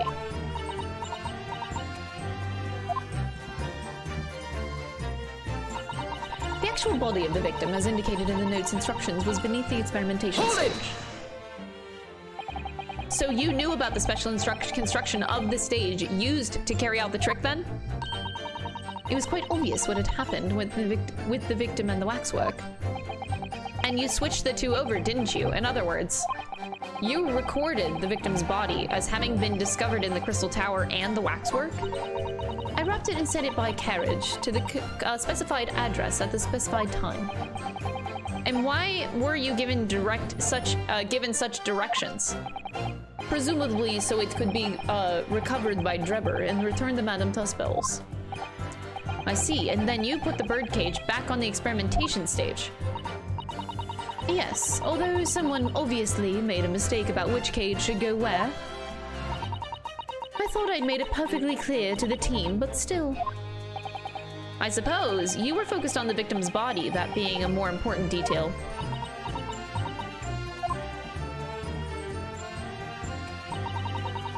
The body had to be arranged in certain ways to implicate the defendant, which was my job. Hold it! When you say arranged, I presume you mean with this? Yes, the instructions in the engineer's note said something along the lines of fabricate some evidence to make it clear that Harebrain alone could have killed Asman. So you mean that was your doing? I fetched Harebrain's ridiculous screwdriver from the stage. That's Andrew, okay? Screwdriver has a name. And took it with me alone to the abyss under the stage where the birdcage had fallen. Alone, Doctor. I didn't feel it would be appropriate to involve anybody else in that particular part of the deception.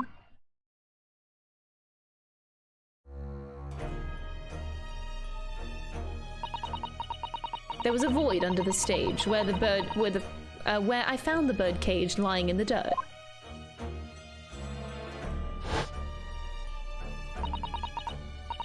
I approached it, leaned down, and slowly opened it up. Then I took the screwdriver in both hands, and I plunged it into the man's chest.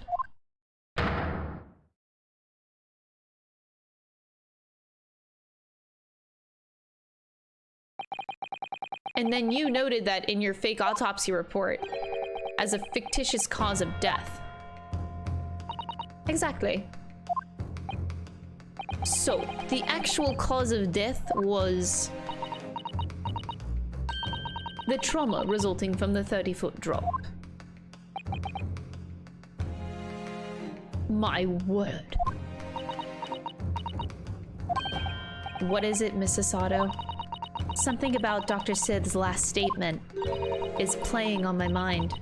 That's all. Mine too. Dr. Sith!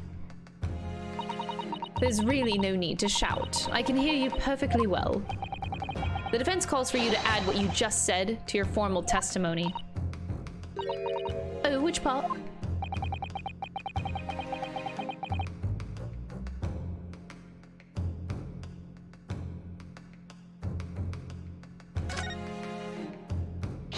The real cause of death being the fall of 30 feet.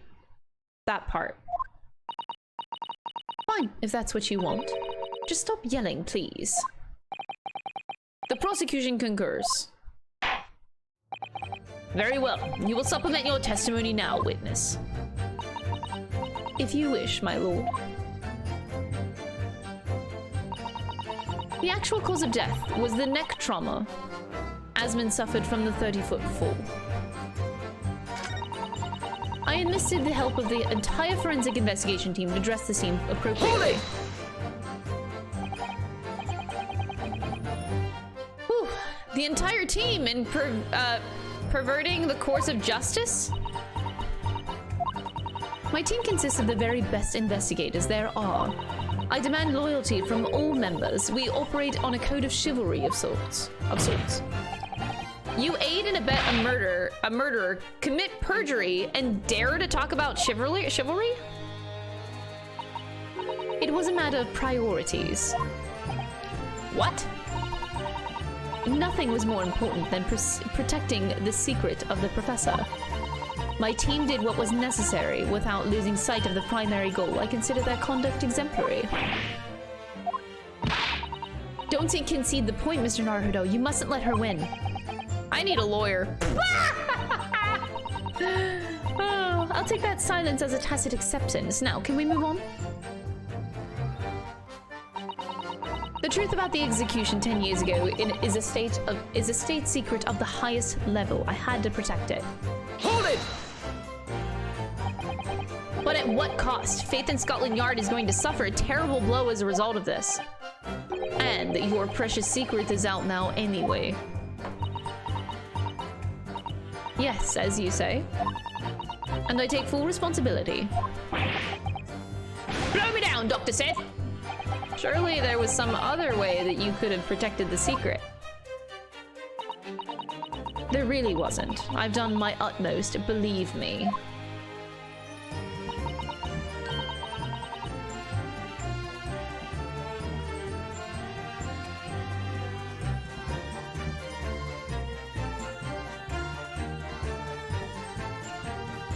In many ways, I respect your determination. I nearly froze under that cold stare as she said that. I do believe that she was being genuine, though, Mr. Naruto.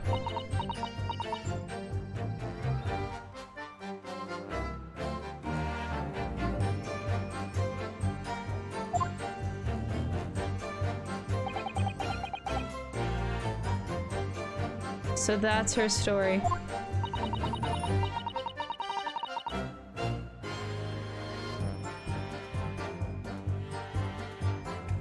She admitted everything and revealed her full involvement in the crime.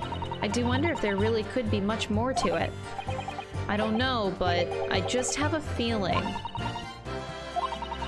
The truth is, I find it strange too, how those two are reacting to this in completely opposite ways.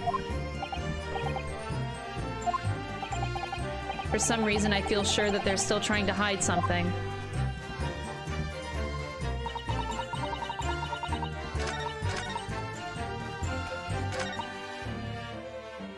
Okay, so in this statement, she says the actual cause of death was the neck trauma Asmund suffered from the 30-foot fall. So, what's the flip side? Hold it!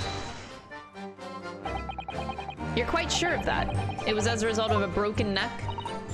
Yes, as a professional, that was more than apparent. You'd never know just by looking at the photograph of the victim, though, would you? No, that's very true. Obviously not. Which is precisely why coroners are needed to determine the actual facts. Yes, assuming they can be trusted. There's no point calling her assessment into question without evidence. Let's get back to the testimony. Oh, so I can't change it anymore? Wait. Oh, wait. Hold it!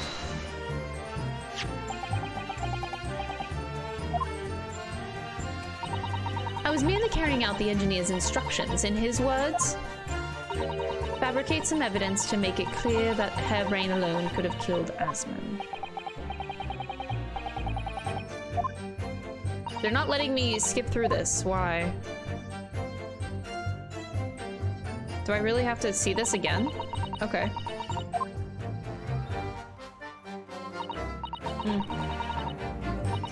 I guess if you want to... Okay. I really just wanted to see the flip side of the argument that she's making. I want to see what else I have to work with. I think I have it right, though. Okay.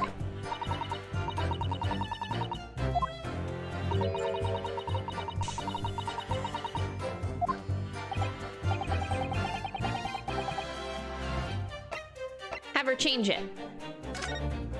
Let's just see the other side of it. What you said before about what you did to the victim's body, I believe that may be significant, so could you change your supplementary statement to explain that instead? So it changes to, I stood over the victim's corpse where it lay in the toppled cage and plunged the screwdriver into his chest.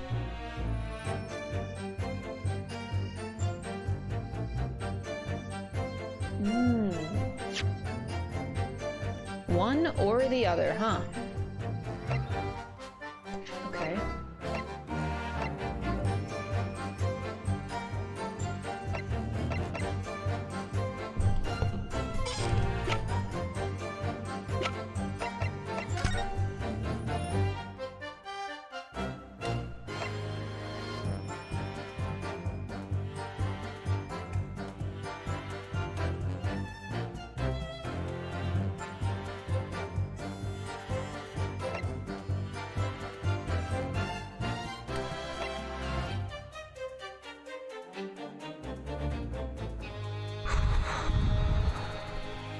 Okay.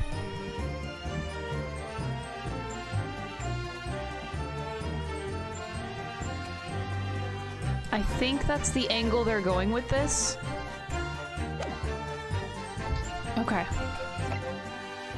And there's nothing special about this. We already looked at it.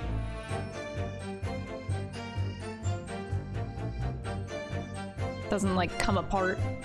It's just Andrew the screwdriver. Okay. All right, I'm gonna switch this. Hold it! Okay, they're letting me go fast with this now.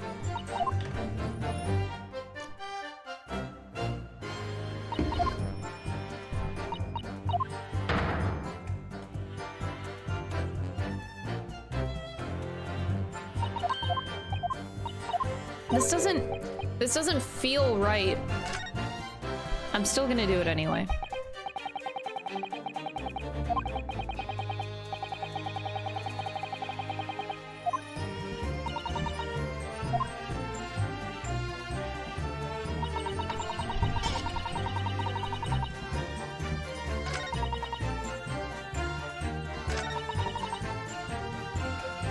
Okay.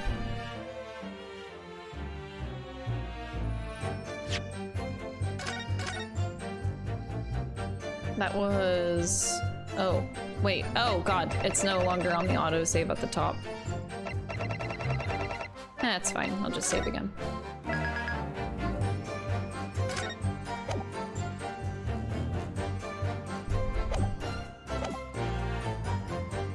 This doesn't feel right, but I have two ideas.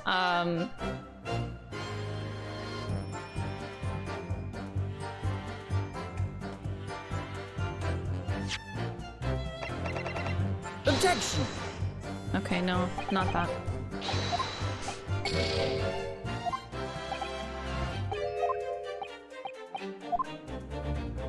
What did they say about Andrew again?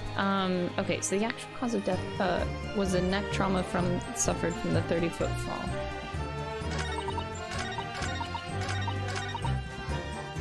I'll begin at the scene when I saw the waxwork and the notes chucked in the jacket. Wait a second. Yeah.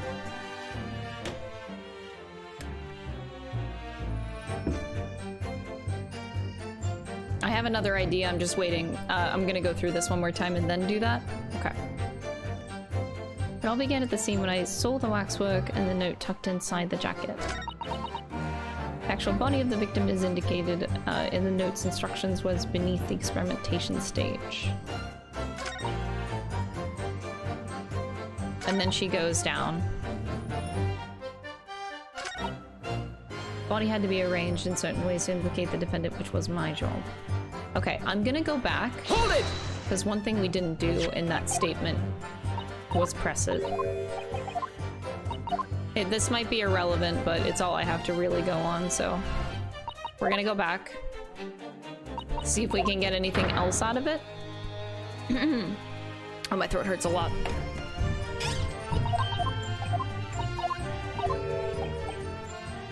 So change it back.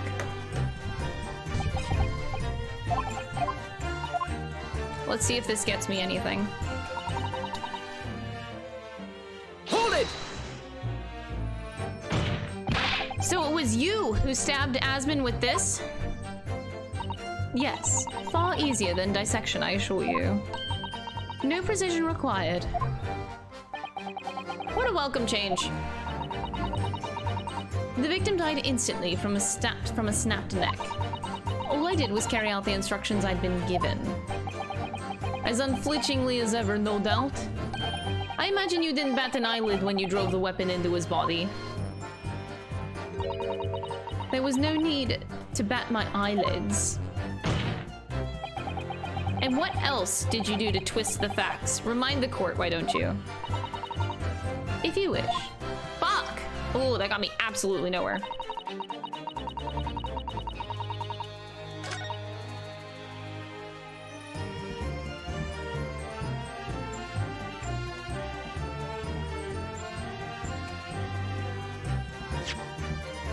Whoa, okay, I'm trying to follow the story. This? Okay, why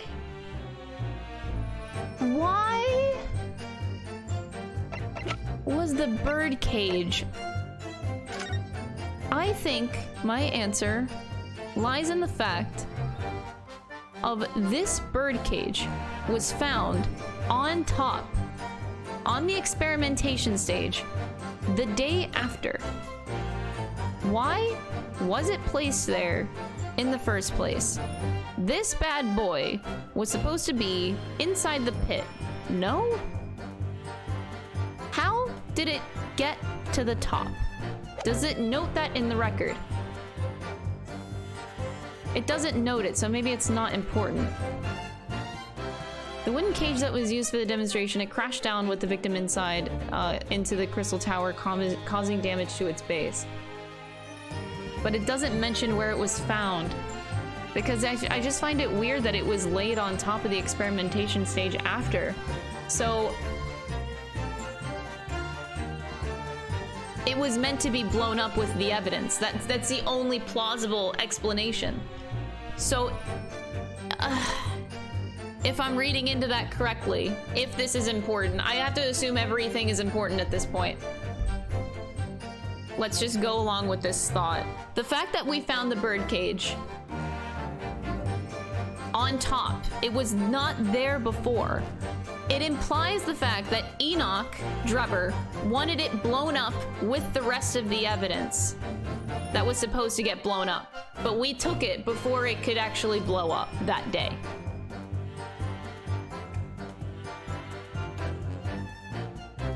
Why? I think that's why it was placed there, to get blown up. Is that even important? Am I going on a tangent that doesn't even matter right now? It's not even listed. They don't even care about it. Do I have a picture of it?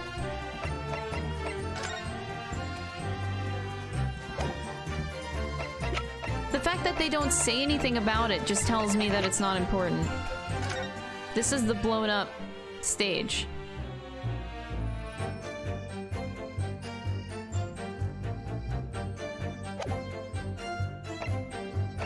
Not important, not important.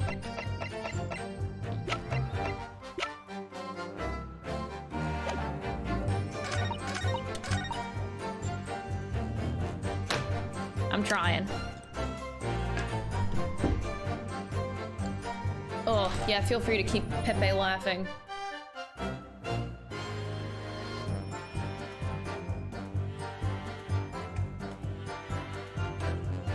It all began at the scene when I saw the waxwork at the note tucked inside the jacket. The actual body of the victim, as indicated in the note's instructions, was beneath the experimentation stage. The body had to be arranged in certain ways to implicate the defendant, which was my job. Yes. Stood over the victim's corpse, where it lay in the toppled cage, and plunged the screwdriver into the chest.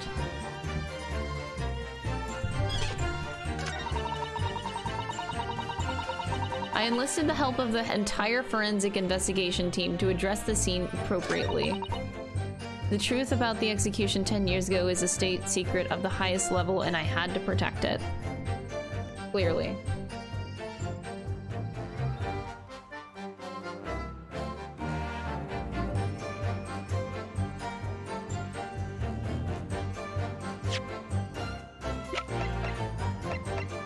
I will get this.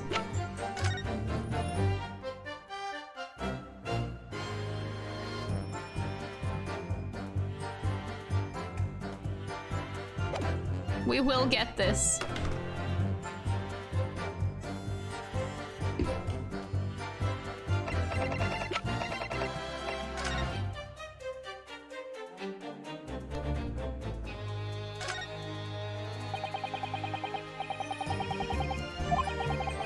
Public experiments to demonstrate brand new scientific ideas, culture exhibits from around the globe. It's also positive and hopeful about the coming century. Let's all go see it properly before too long. The Reaper attacked. The kingpins of the criminal underworld generally managing to escape convention in the Reapers, but this isn't the first time their henchmen have tried to attack Lord Van Zeeks as a result, by the sound of it. It makes you think, if that's how the justice system works in London, then there must be dark forces at work.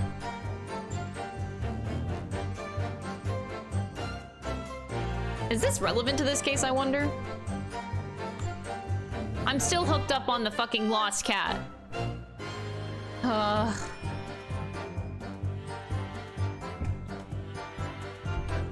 The lost cat is the answer, I'm telling you.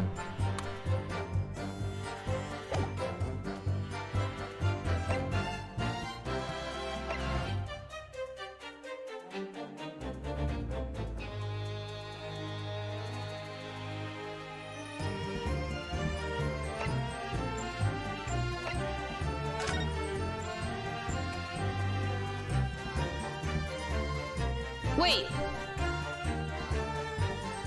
Is the answer in the birdcage? If this is the... Wait. Wait, okay. Let's think clearly. That one... wait. Okay, I think some brain cells are working. Give me a sec. Oh, there's no blood on it. Wait, okay, so the real guy was in the experimentation stage. He dropped. That bird cage, the bottom of it was crushed. That's the evidence. That is the bird cage that we have. If that was the one that had him inside of it, that would be the same bird cage that he got stabbed in. That would have blood on it. it's not the bird cage that was on the Crystal Tower. The Crystal Tower bird cage toppled. We have the bird cage. That's why it was supposed to be destroyed as evidence. Spoil myself, Crystal. It Gotta doesn't go, have Crystal. any blood Bye, on it. Crystal. Let me look at that again. This is supposed to have blood on it right here. No?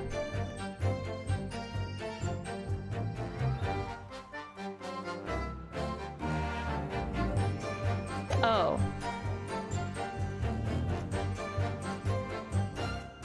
Okay. How do I say what I want to say now? Who just did a thing? Thank you for the 100 bits. I appreciate it. Okay. Okay, so we know that the birdcage is the problem. Where do we present this and why? How? Fuck. Okay. Yes. Okay. That birdcage had the real guy. It should be the birdcage that we have in our court record, and it should have blood on it. Yes.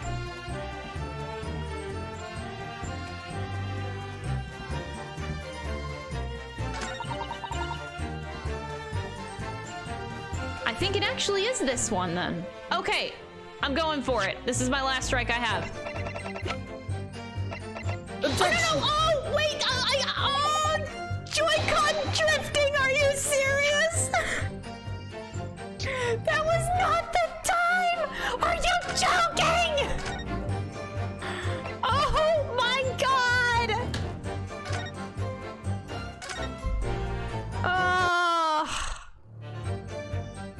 Bruh! Oh, okay. Hold it!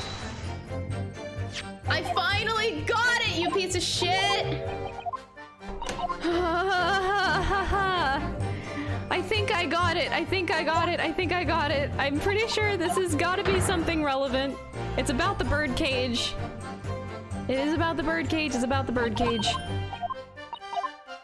Okay. Change it. Oh my god, this chant. Okay. Plunge the screwdriver into his chest. Okay, I present to you this birdcage, which has no blood on it, but should have blood on it. Can you explain? Objection! It didn't work! Oh no! That was a good idea I had, but it's all gone now! Shit! Fuck!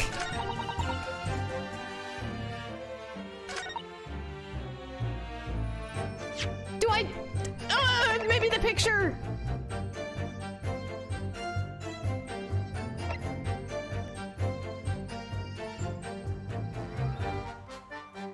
Maybe the picture! Objection! It's the picture! Ah! Okay, we did it! Ah, okay. Phew! I've got a nasty feeling that this inconsistency points to an extremely uncomfortable truth. What on earth is the matter, Council? Have you lost your tongue? I apologize, my lord. Dr. Sith, in that last statement of yours, there's just one point that seems to defy explanation. Out with it, my learned friend. There's an obvious inconsistency between your description and this photograph, which shows the victim in the birdcage following the events that led to his death. Objection! Oh, wait! Oh! Yes! Also, okay. That's okay. The court has already examined the photograph in depth. There's nothing new that we can learn from it. Yes, we have already considered it. That's the true. But we now know the facts to be different. What do you mean? I believe we should let the defense explain. Where in this photograph, would we see the alleged inconsistency with the witness's statements? Oh god! Do I save because I'm nervous? Also glass. but I'm gonna save 2. Ooh. Okay, we're fine, chat. We're fine. We're fine. Take that! Look closely at the bloodstain on the victim's chest. It clearly extends in a downwards direction towards the man's feet. Why is that significant, Counsel? If the victim was stabbed moments before the kinesis machine was set in motion, that's entirely expected. Of course, no, that's not what happened. Exactly, my lord. Dr. Sith made it very clear that in her testimony just now that the point at which she stole the professor's harebrained screwdriver and stabbed the victim was after the grand deception was set in motion, when the birdcage had fallen below the stage out of sight. From the shape of it, it's clear that the birdcage would have fallen on its side after the 30-foot drop. And if the victim had really been stabbed whilst inside the birdcage in that position, the blood from the wound would have spread out equally in all directions. For it to have formed the longitudinal appearance we see in the picture is inconceivable. Whew. I'm winded. Given that the victim's blood seeped vertically downwards from the wound, it must be the case that when you stabbed Mr. Asman, he was standing up. In short, Dr. Sith, your latest testimony was a total fabrication.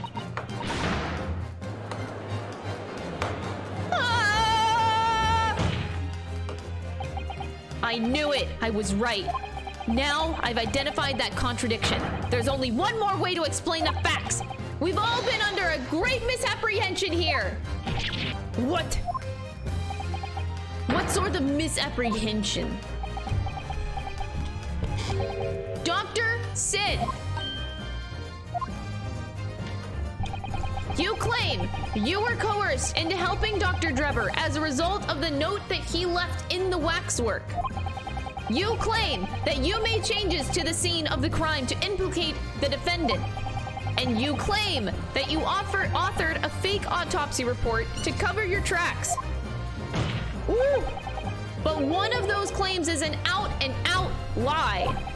Because the question of what the bloodstain really tells us has only one possible answer. If that is the case, what is it, man? Counsel, you've clearly struck upon a revelation. Now tell the court what it is. What part of Dr. Sid's story is shown to be a lie by the contradiction in her testimony?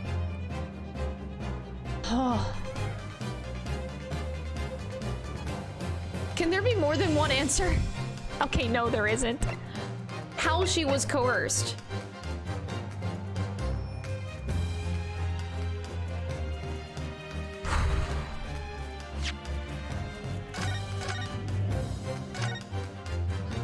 Oh my god.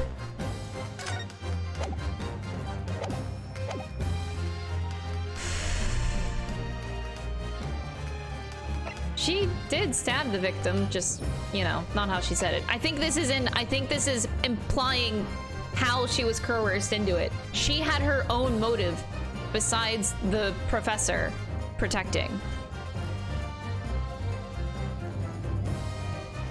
Oh. Okay, I'm gonna do it. Dr. Sith, clearly you weren't really coerced by some letter at all. If you were, where is the note? It's nowhere to be seen. That's as it may be. So why don't you present it to the court if the assertion vexes you? Obviously, I've already disposed of it, and I'm not vexed in the slightest. Need I remind you that it was you yourself who established the coercion? Fuck! It's fine, guys. I have, this. It's totally okay. What? Nothing happened! What? The stabbing of the victim! The answer is very simple if you consider the sequence of events. If, when the victim was stabbed, the blood from the wound seeped downwards as it did, we can be sure that the victim must have either been standing or standing upright or sitting, yeah, at the time. But as you rightly pointed out, the birdcage would have fallen on its side when it fell beneath the stage. Oof. Yes, it would, which tells us that the victim must have been in that position of his own accord. Objection! That's impossible. The man was dead, remember? No, that is the misapprehension. He got up, man. He came back to life, one would say. When the birdcage fell from the stage into the void below, it must have hit the ground with considerable force.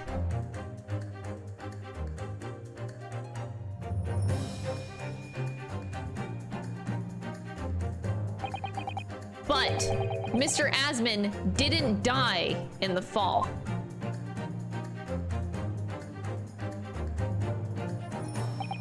He probably lost consciousness for a while, but when he came around, he got to his feet to climb out of the cage. Just as Dr. Sith appeared.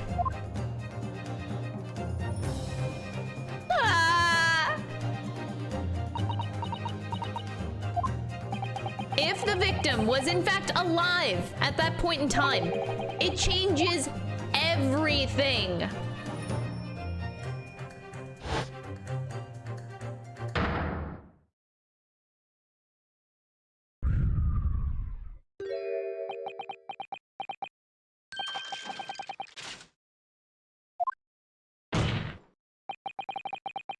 Mr. Odie Asman's killer wasn't the defendant, Professor Albert Harebrayne. I just realized. Fuck my air conditioner! I got so into the game! Hold on, I'll be right back!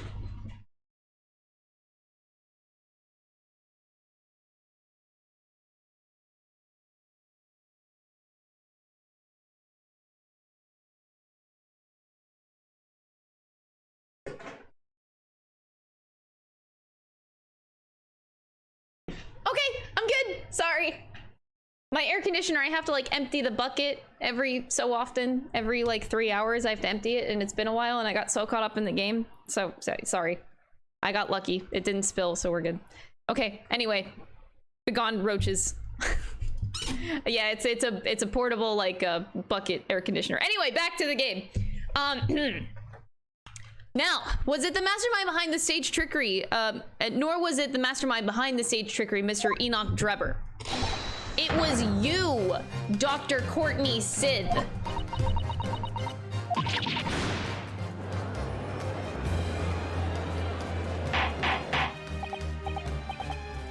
Whew. Can this possibly be true?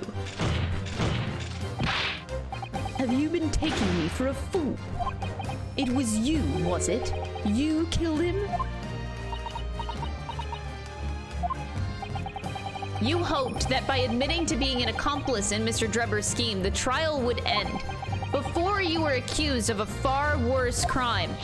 Cold-blooded murder. Oh, do shut up. You're so desperate now, you're making all this up, as if I would do something like that. Objection! Oh, Sasato. I assure you, the defense is not desperate, Doctor. Mr. Naruhodo has established the facts using evidence and logic alone. Logic? Don't make me laugh. Sadly, your logic has a gaping hole in it. What do you mean? I'd have thought it was obvious. A motive, boy. You're lacking a motive. What possible reason would I have to kill Mr. Asman? Asman was involved in any number of criminal activities, from coercion to theft to murder. But there is no known connection to Dr. Sith there. Alright, here we go. I'm rather relieved to say that it does seem somewhat far-fetched. True, there's no obvious motive. But there's still something in the back of my mind. I feel sure I've seen something somewhere that hints at why the coroner might have done this. Yes, I might have tampered with the crime scene and concocted a fake report. But murdering someone for no reason is a very different story. Objection!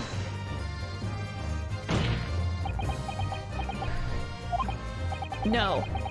When you questioned what possible reason you could have for wanting to kill Mr. Asman, something did come to mind. What? What was it, Council? Enlighten the court at once. Ah! Yes, we saw it yesterday, didn't we? Something that seemed strange, but we had no reason to suspect it at the time. There's a particular object that explains why Dr. Sith would have wanted to kill Mr. Asman. Scalpels?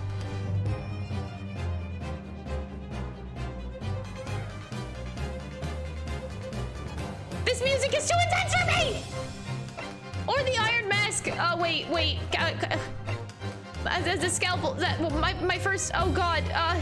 Hold on.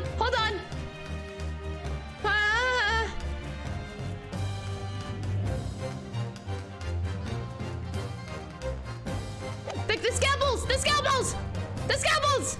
I'm saving my game still!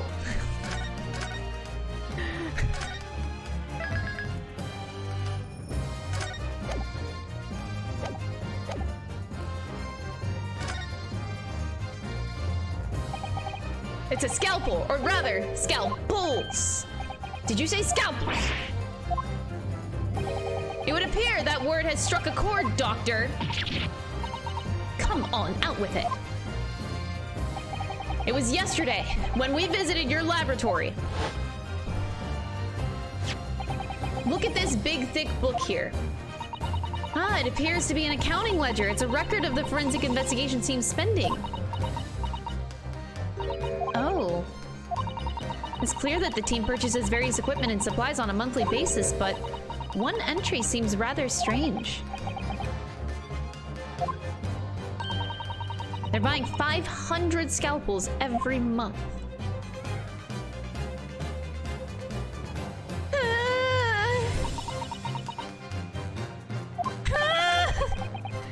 500 scalpels a month! At first, I wondered what on earth you could be using that many scalpels for. But actually, I realize now it's not the scalpels themselves that are significant, it's the money for them. Disappearing every month from the department's accounts. Asman's criminal organization relied heavily on extortion for its funding. Tracing the money for the forensic investigation team's account to find out where it was going would be extremely straightforward. 10 years ago, when Mr. Asman was still a journalist and wrote this article about Mr. Drebber, he may well have stumbled upon information as he was researching the story.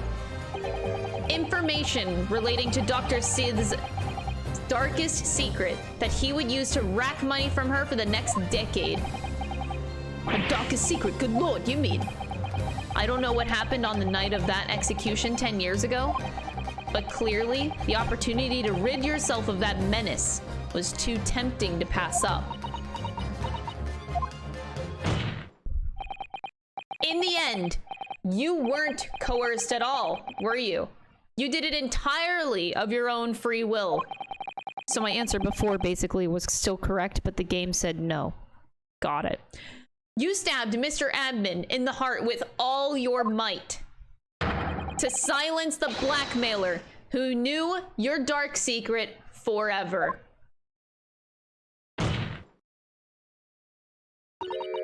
You'll never understand, none of you.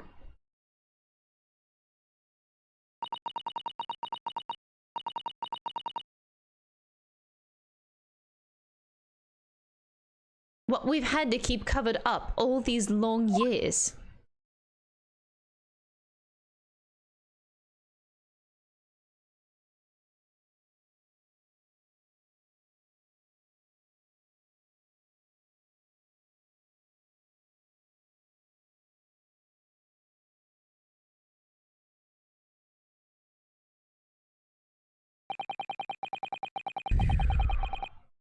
As very little of the machine remains after it was ripped apart by the bomb. The truth of this case can never be properly established unless you speak out. And if you decide not to, it's very possible that Courtney Sith will escape punishment for her crimes. Please, sir, own up to what you've done and tell the court the truth about what happened.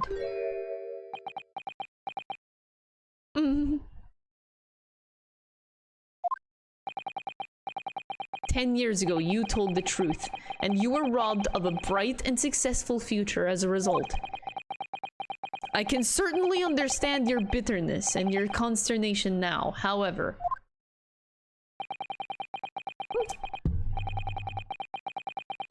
This is surely the chance you've been waiting for, to sever the hold that fate's had over you all these years.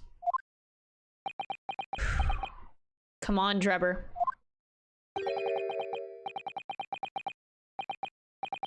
Super high voltage instantaneous kinesis. I mean, really.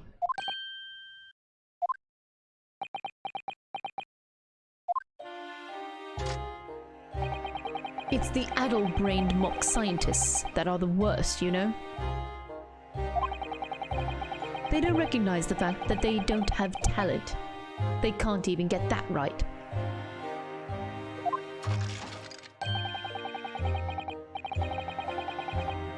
So they ended up chasing impossible dreams, having unbridled faith in their abilities. They go on and on about their wonderful hypotheses, their stupid eyes shining like a little child's. They make me sick. I can't abide their foolishness. Careful, Mr. Drebber. I was particularly pleased with the kinesis machine. It made for quite a show, didn't it?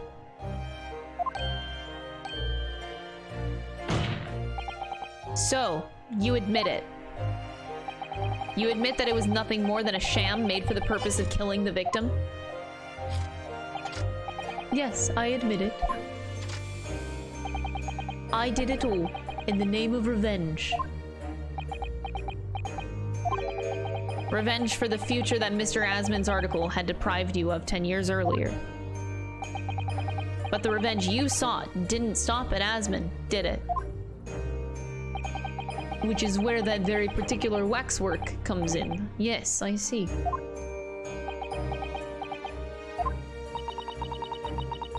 The condemned convict that you saw rising from the grave in Logat Cemeteries 10 years ago.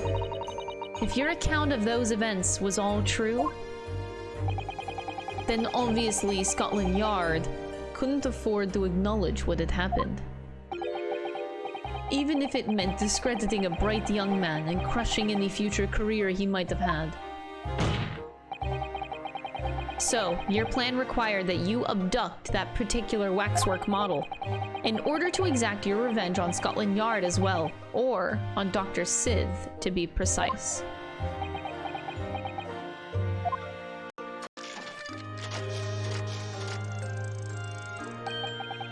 It was a year ago. By some extraordinary twist of fate, Asmon turned up at my workshop. He didn't remember who I was, of course. He just wanted to employ my services as an engineer. And he happened to have a paper with him. An article on the front page caught my eye. About the coroner who'd handled that bogus autopsy, being appointed head of a new forensic team. When I learned that news, my cognitive processes started to devise the plan. What a horrid tale. Oof. He robbed me of my future, so I wanted to use the man's own wiles against him for revenge. And have that rotten Scotland Yard eating out of my hand at the same time. I wanted them all to suffer the same humiliation I'd had to suffer.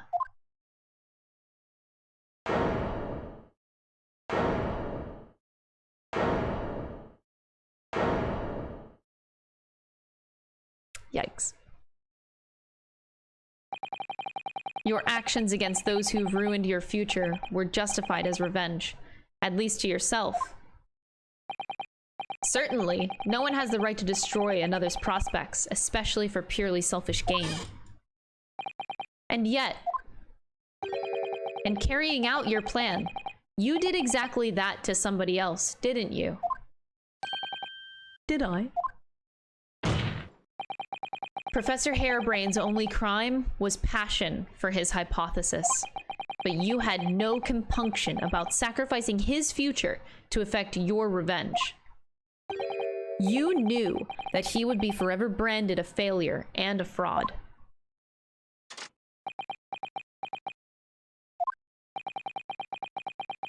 Perhaps life treated you unfairly 10 years ago, and others' misconduct left your lie in tatters.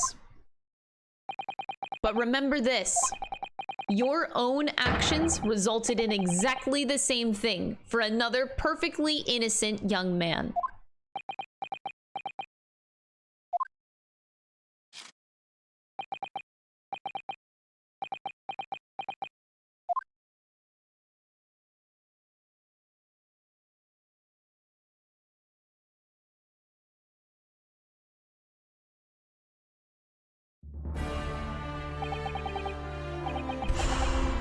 Lord Van Zeeks, what of Dr. Sid? An immediate warrant for her arrest has been granted and she's been remanded in custody, my lord. I presume that she will face trial in the coming days along with Mr. Drebber. Another trial. A most regrettable situation indeed.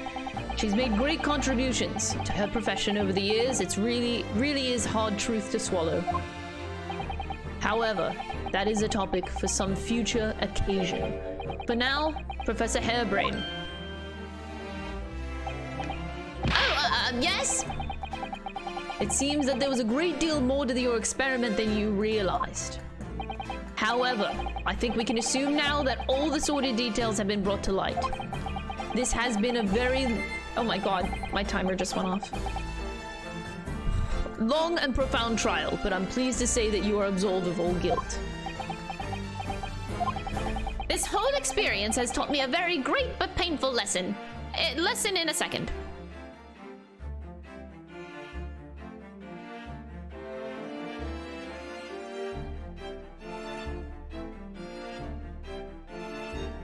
Lesson now.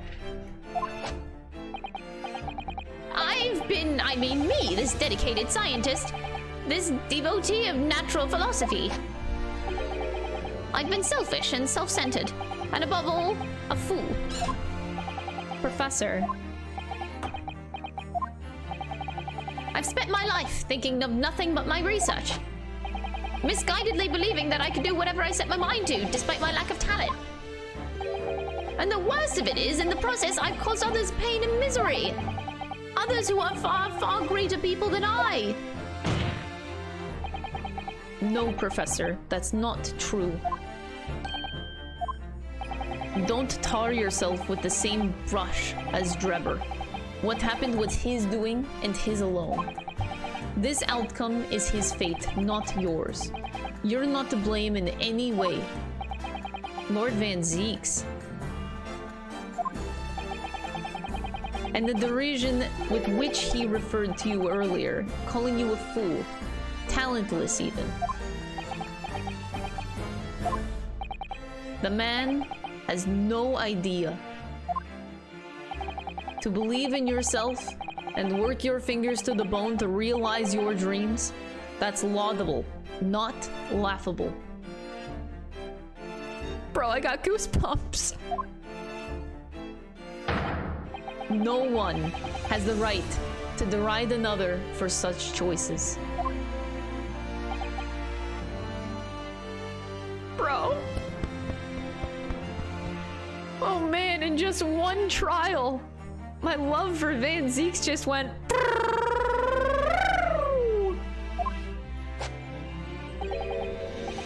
Thank you, Beric.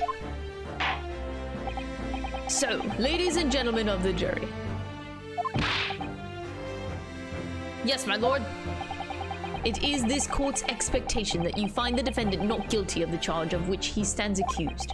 I presume there are no objections. None from me, my lord. Certainly not. This trial has really made me think, but this is the right decision. It's all been proven methodically and rigorously. I have no misgivings whatsoever.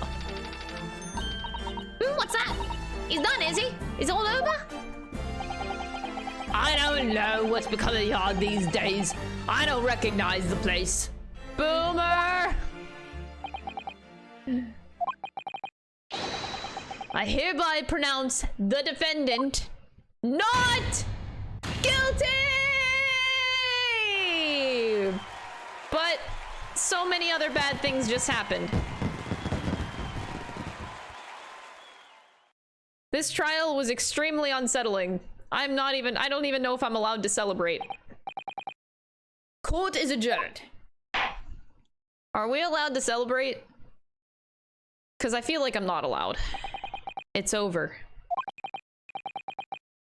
That was some trial.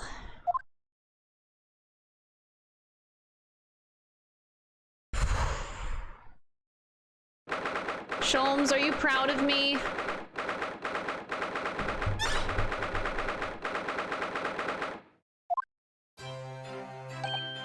Professor, what a splendid outcome, isn't it? Oh, it is! Congratulations, Professor Harebrain! Mr. Naruto, Mrs. Sato, I'm truly beside myself with gratitude. How can I ever thank you enough? I'm just glad it's all been cleared up, that you realized that you were just caught up in a bad situation. Right now, you know, if I had that research grant money, I'd give the whole lot to you, every penny. That's very kind, but I'm just a student, so yeah. We don't need any financial reward. Your acquittal is more than enough. Oh dear. Oh, what can I do? How about this as a memento? The paper of my hypothesis is inside. Well, just as a memento then. Thank you. I've been wondering, Professor, what are you gonna do now? Oh my, yes, what am I gonna do? My hypothesis and my great machine lie in ruins. But still, it's been too long since I was last in London, so perhaps I'll enjoy some sightseeing. I must explore the great exhibition whilst I'm here too, and see if new inspiration hits me. Oh yes, that's a wonderful idea. Can't allow that. Oh! Ah! Lord Van Zeeks! Haha! What are you doing here? I'm sorry, guys. I really have to pee. Can I pee real quick? Look, you get to stare at a hot man, so don't complain. Just stare at the hot man.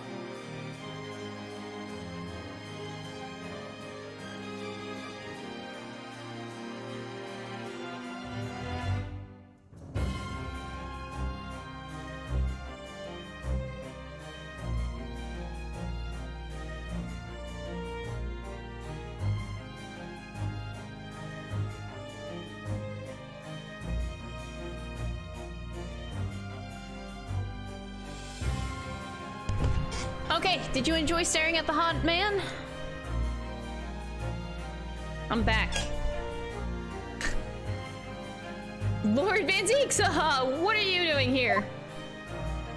Yes, okay, good. Glad you guys enjoyed that. Barrick! I'm sorry you had to go through that, Albert.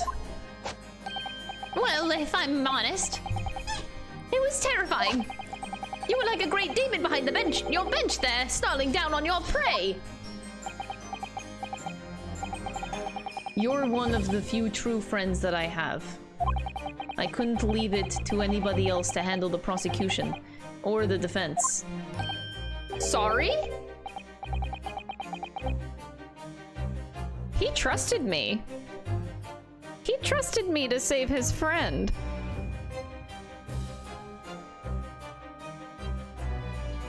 Bruh, that's hot. Ah!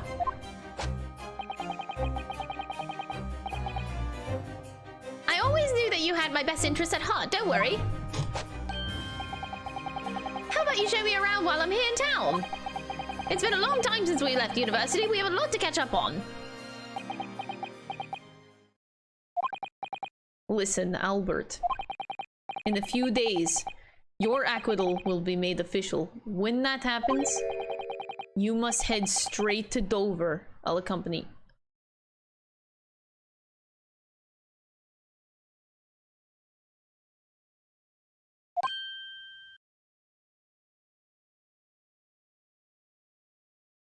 Oh, he knows.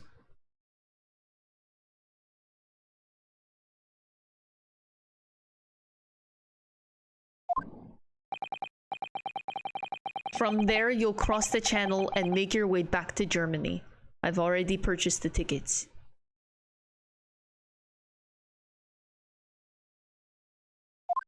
But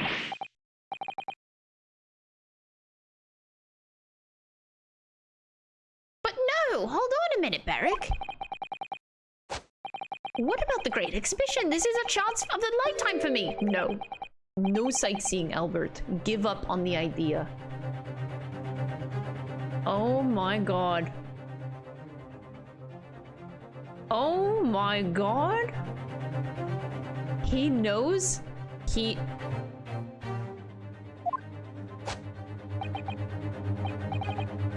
Sometimes it's hard to see any warmth in those eyes, Beric. Lord Van Zeeks. What's all this about? Unnecessary precaution.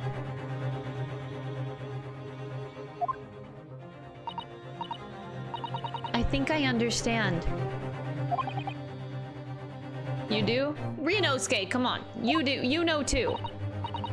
Iris told me that when you meet Lord Van Zeeks in his office some days that you met Lord Van Zeeks in his office some days ago, he asked how Mr. Natsume was doing.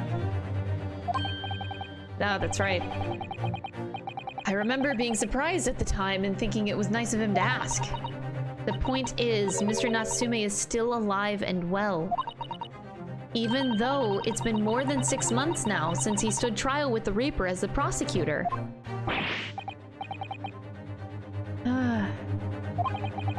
The Reaper's influence doesn't stretch overseas.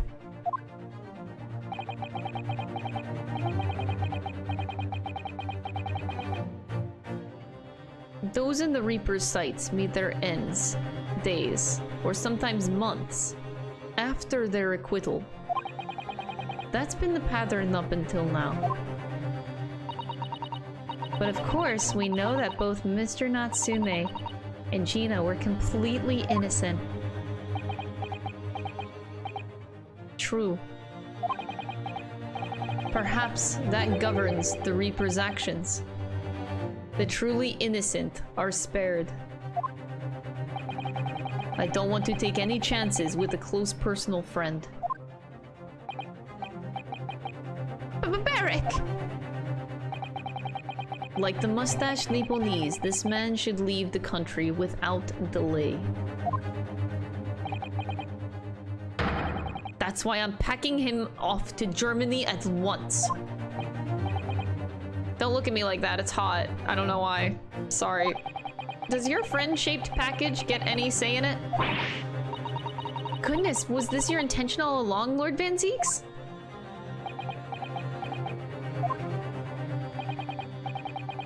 In court, where people think of him as the Reaper, this man seems absolutely merciless, and yet...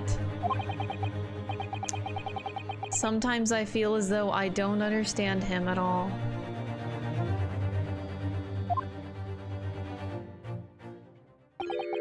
It's time to go, Albert.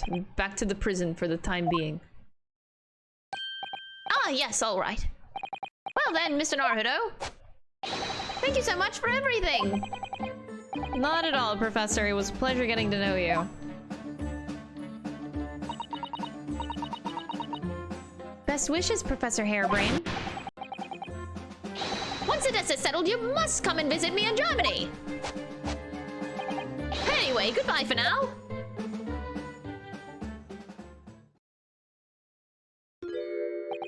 Now, my Nipponese friend. I thought you'd gone too.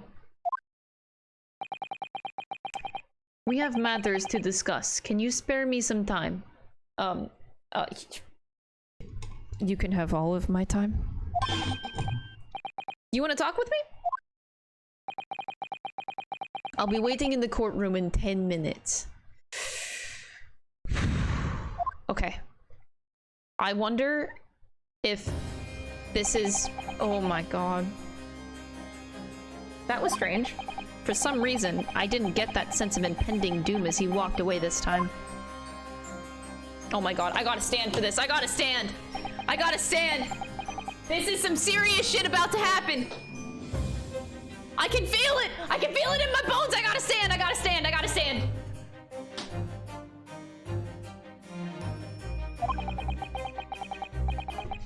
Okay, we standing now. What does he want to discuss? The answer awaits in the courtroom, I suppose. Here goes.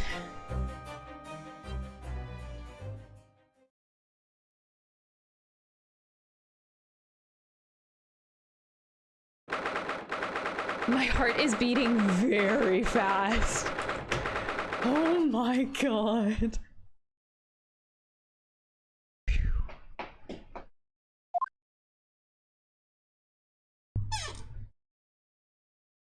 Oh my god. Are you satisfied? You saved a guiltless scientist from such a great injustice. Yes, I think so. I'm relieved at least that the man's innocence could be proven. Anyway. Oh.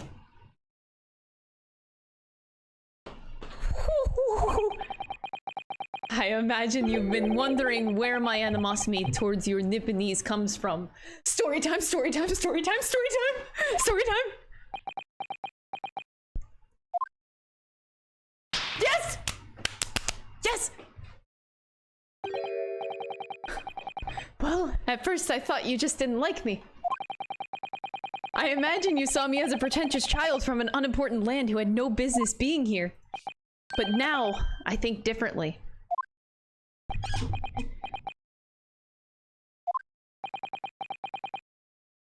You clearly know our ways. So, I would guess that some specific incident led you to your thorough dislike of my race? Will you tell me what happened, please? Come on. The professor was Japanese. I thought I'd never hear that name in this courtroom again, to be honest. Okay, no, he's not Japanese. He took your brother's life. He doesn't know the identity of the professor. Clint. My brother was Clint Van Zeeks. 16 years ago, when I was still just in my teens. He was already the director of prosecutions and a key member of the judiciary. I looked up to him. He was everything I aspired to be.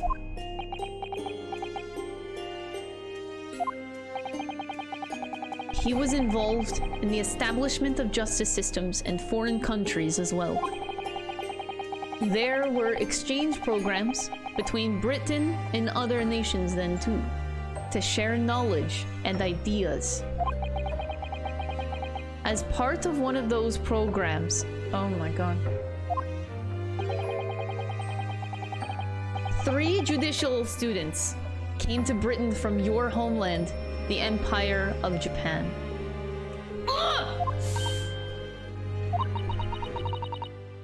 I'm a bust a nut, bro.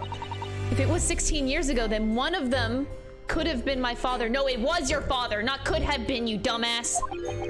Of course. I remember Dr. Mikotoba well. I had no idea. I was a minor at the time, training at the prosecutor's office. One day, Clint introduced me to the 3 visiting Nipponese. So, you've actually met my father. He and his colleagues were polite and amicable. They were adept at their work and exacting in their standards. It was my very first encounter with the Nipponese spirit, and he made a very great impression upon me. But 6 years later, that's when it happened.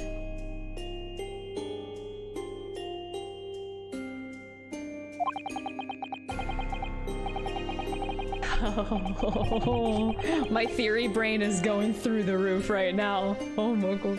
The investigation was going nowhere. There were no suspects even, just an ever-growing list of victims. In the end, my brother became one of them. The last, in fact, before the case was finally resolved. I'm so sorry, Lord Van Zeeks, truly. Clint was always ready to put his life on the line for justice anyway. So he wouldn't have wanted it any other way. He lost his life to the killer, but it was his victory in the end.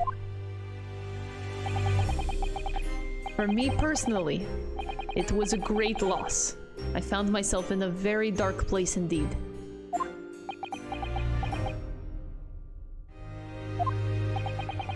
When I finally found out the killer's identity, the reason why no one had been able to catch the man sooner ceased to be such a mystery.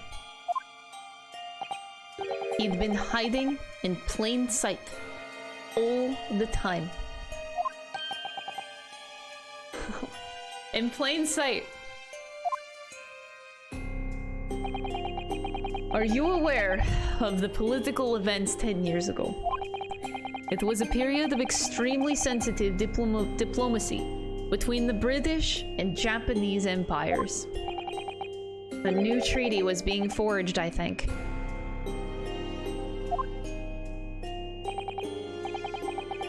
Correct. The Anglo-Japanese Treaty of Friendship and Navigation was being concluded. The leaders of both countries were deep in extensive political discussions. Which is why this particular killer's appearance in court was conducted as a closed trial. If the British public had known the identity of the killer, not only would the treaty have been in jeopardy, but our 2 nations could very well had ended up in war.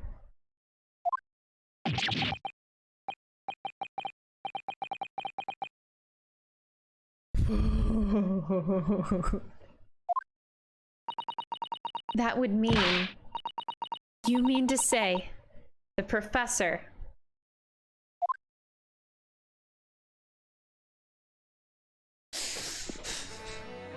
When the trial reached its conclusion earlier, I thought to myself, yes, it's time.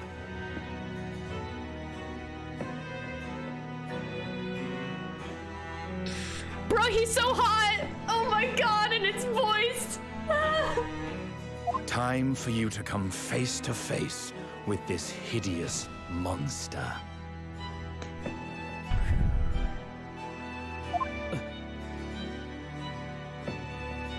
Bro, I'm gonna fucking cry. I'm gonna fucking cry. I borrowed the key for the mask from the proprietress of the Waxwork Museum. So see for yourselves now. Confirm it with your own eyes. The truth that's been hidden this past decade. Oh my god, no!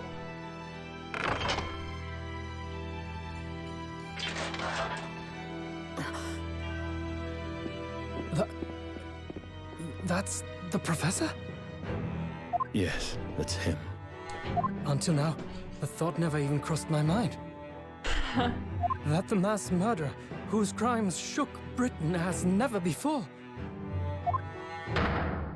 was Japanese. Wait a minute. That face. I feel as though I've seen it somewhere. It's strangely familiar. Yeah. It's his dad, isn't it? That was. Oh my god, bro, no! I'm gonna cry. Bro. Oh my god. Where's the headband? Get him the headband stat. Father, it's his dad. I knew it. I fucking knew it, man. I knew it. It's his daddy. What? That's why he's on the hit list. God damn it. Oh.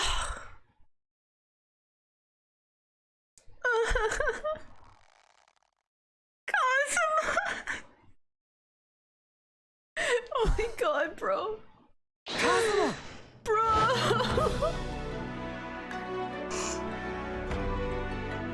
My best friend, Oh Kazuma Asogi. After a whole year, Oh. finally his memories returned.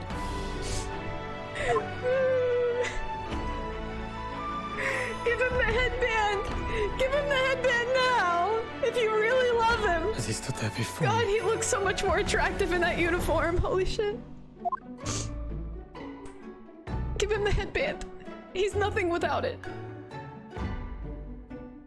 Ryunosuke. Bro. Hello again. Oh, My friend. my friend. Oh my god. Kazuma-sama! Judicial Assistant Mikotoba.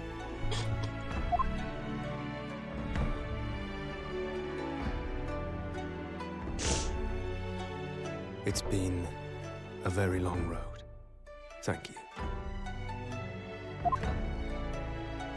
Thank you for guiding my friend here when I could not. It was an honor. My friend. Bro. Just bang already, goddammit.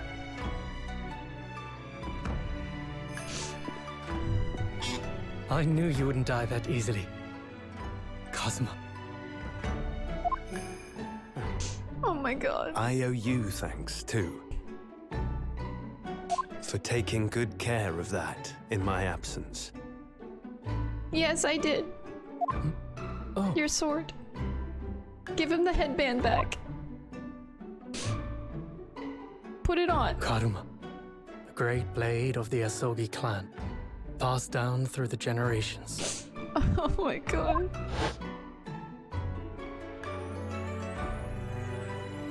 When we left Japan, this sword was at my friend's side. A Japanese man's katana is his soul, and he couldn't be parted from it. But then, when the incident happened, it was Susato-san's wish that I inherit the sword, and I've kept it with me ever since, along with my memories of the friendship we shared. Bromance more like, but yeah. With this by my side, I always felt that you were watching over me somehow.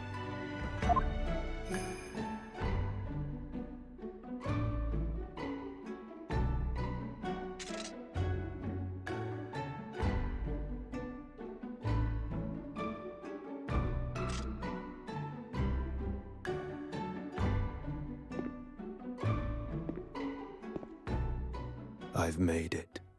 At last. Father. Are you saying... Surely not.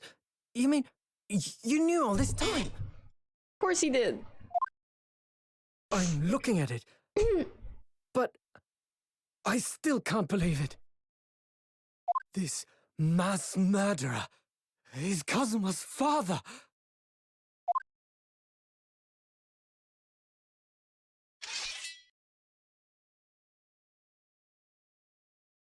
It's a waxwork model. Don't... Cosmo?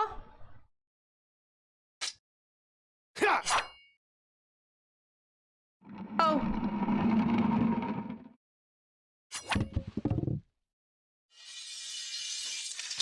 Okay. Kazuma-sama.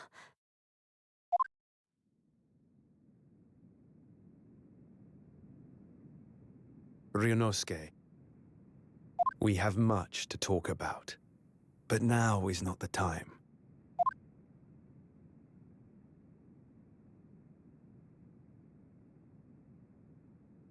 I'll be seeing you. Will you?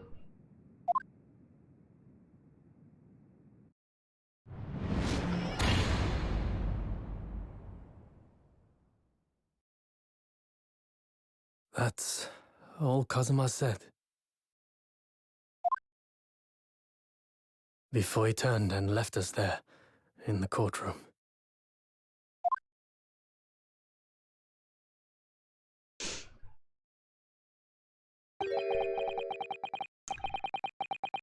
Oh.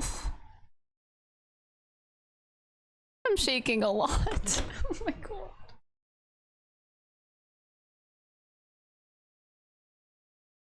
Bro, that was so more gay than I thought it was gonna be, too.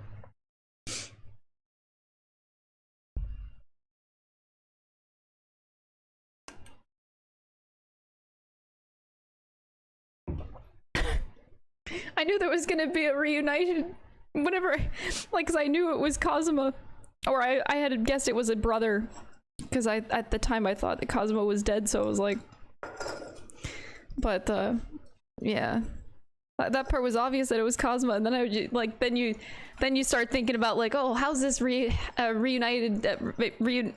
I can't even talk. I'm so flustered. How is the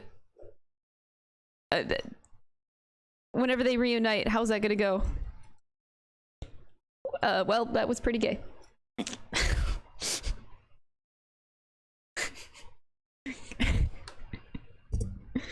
Oh, man. So, he's the living after image of the man who took my brother's life, is he? Ugh. Yes, Kazuma Asagi, my best friend.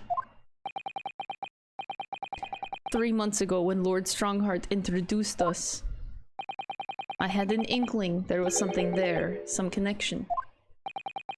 Why did Lord Strongheart do that? Why did he make Cosmo Lord Van Zeeks' apprentice? And when he was suffering amnesia, too. The man was apprehended, even executed. But his legacy just won't die.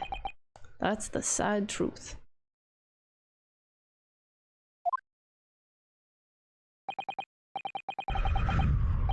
Anyway, that's all I had to say. I thank you for meeting with me as I asked.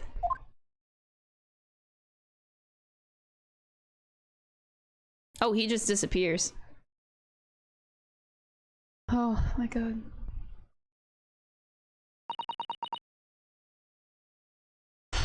"10 years ago, my grandmother took me to the railway station. We were there to meet my father from the train. For me, it was the first time I'd ever seen him.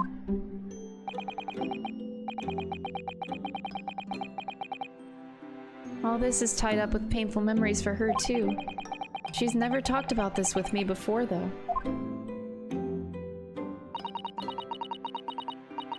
It took time to adjust to having father around, but just whenever I was starting to get used to it, he called me into his study one day. He told me that a great friend of his had passed away in London.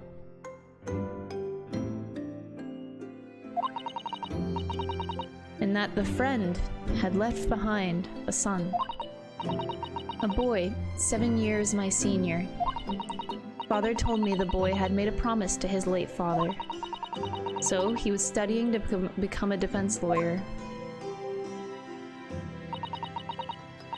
I wanted to help, so I studied to become a qualified judicial assistant.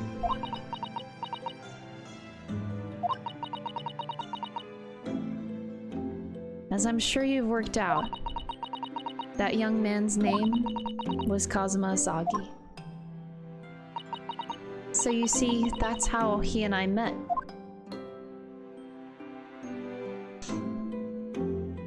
For a brief moment, my great friend had returned, only to disappear again all too soon. But in that fleeting encounter, something stirred. Something that had been dormant for a long time. As if great wheels had been set in motion, I could almost hear them creaking into life. In some ways, it was the end of a chapter, but in many, it was the start of a new one.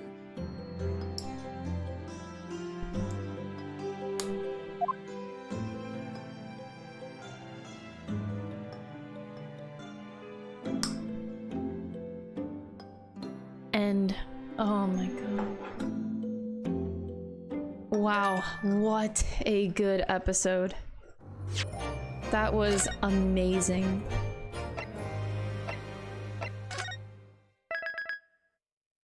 Holy shit.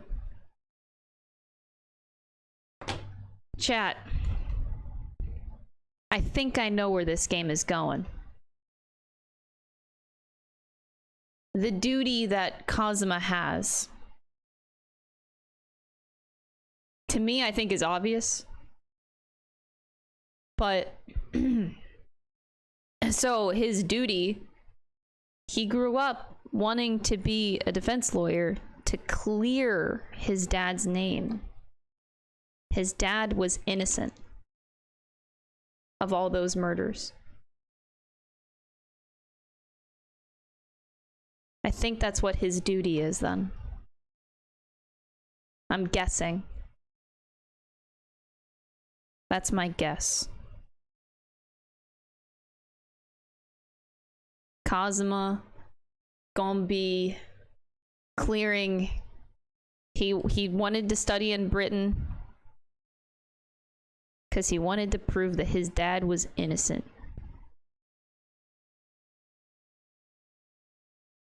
Why else would he have a duty to go to Britain and have us come with him? I don't know. How do we know that his dad committed all those murders? I don't know.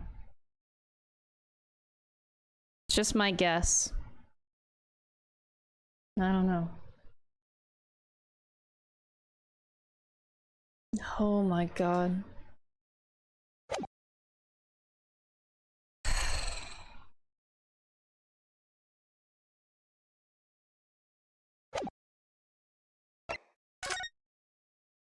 I have a lot of thoughts. My brain is kind of spiraling. A little bit.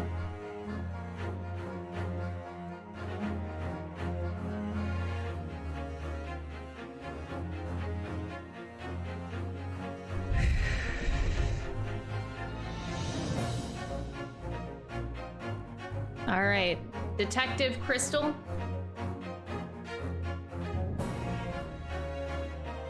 Detective Crystal is gonna be on the case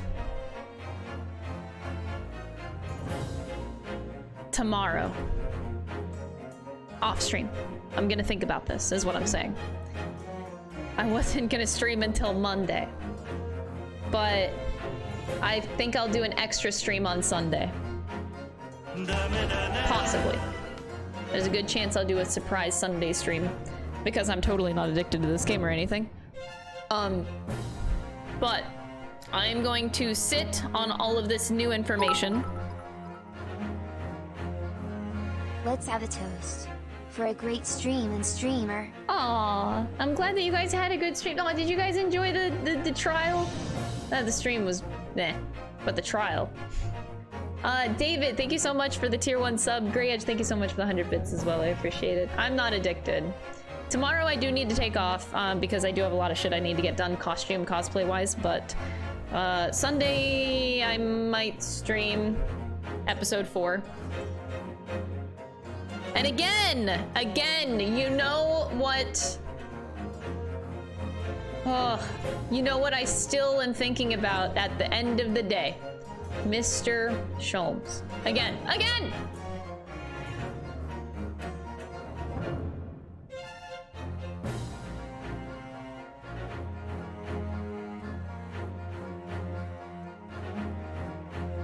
He knows. Ugh. I'm so angry. I'm so angry. Because every time I think of something, every time I have a question, it's like, oh, Mr. Sholmes knows.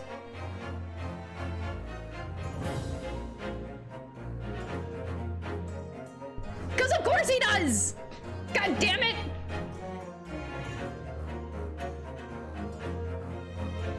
He is just waiting for this whole thing to just be laid out before him.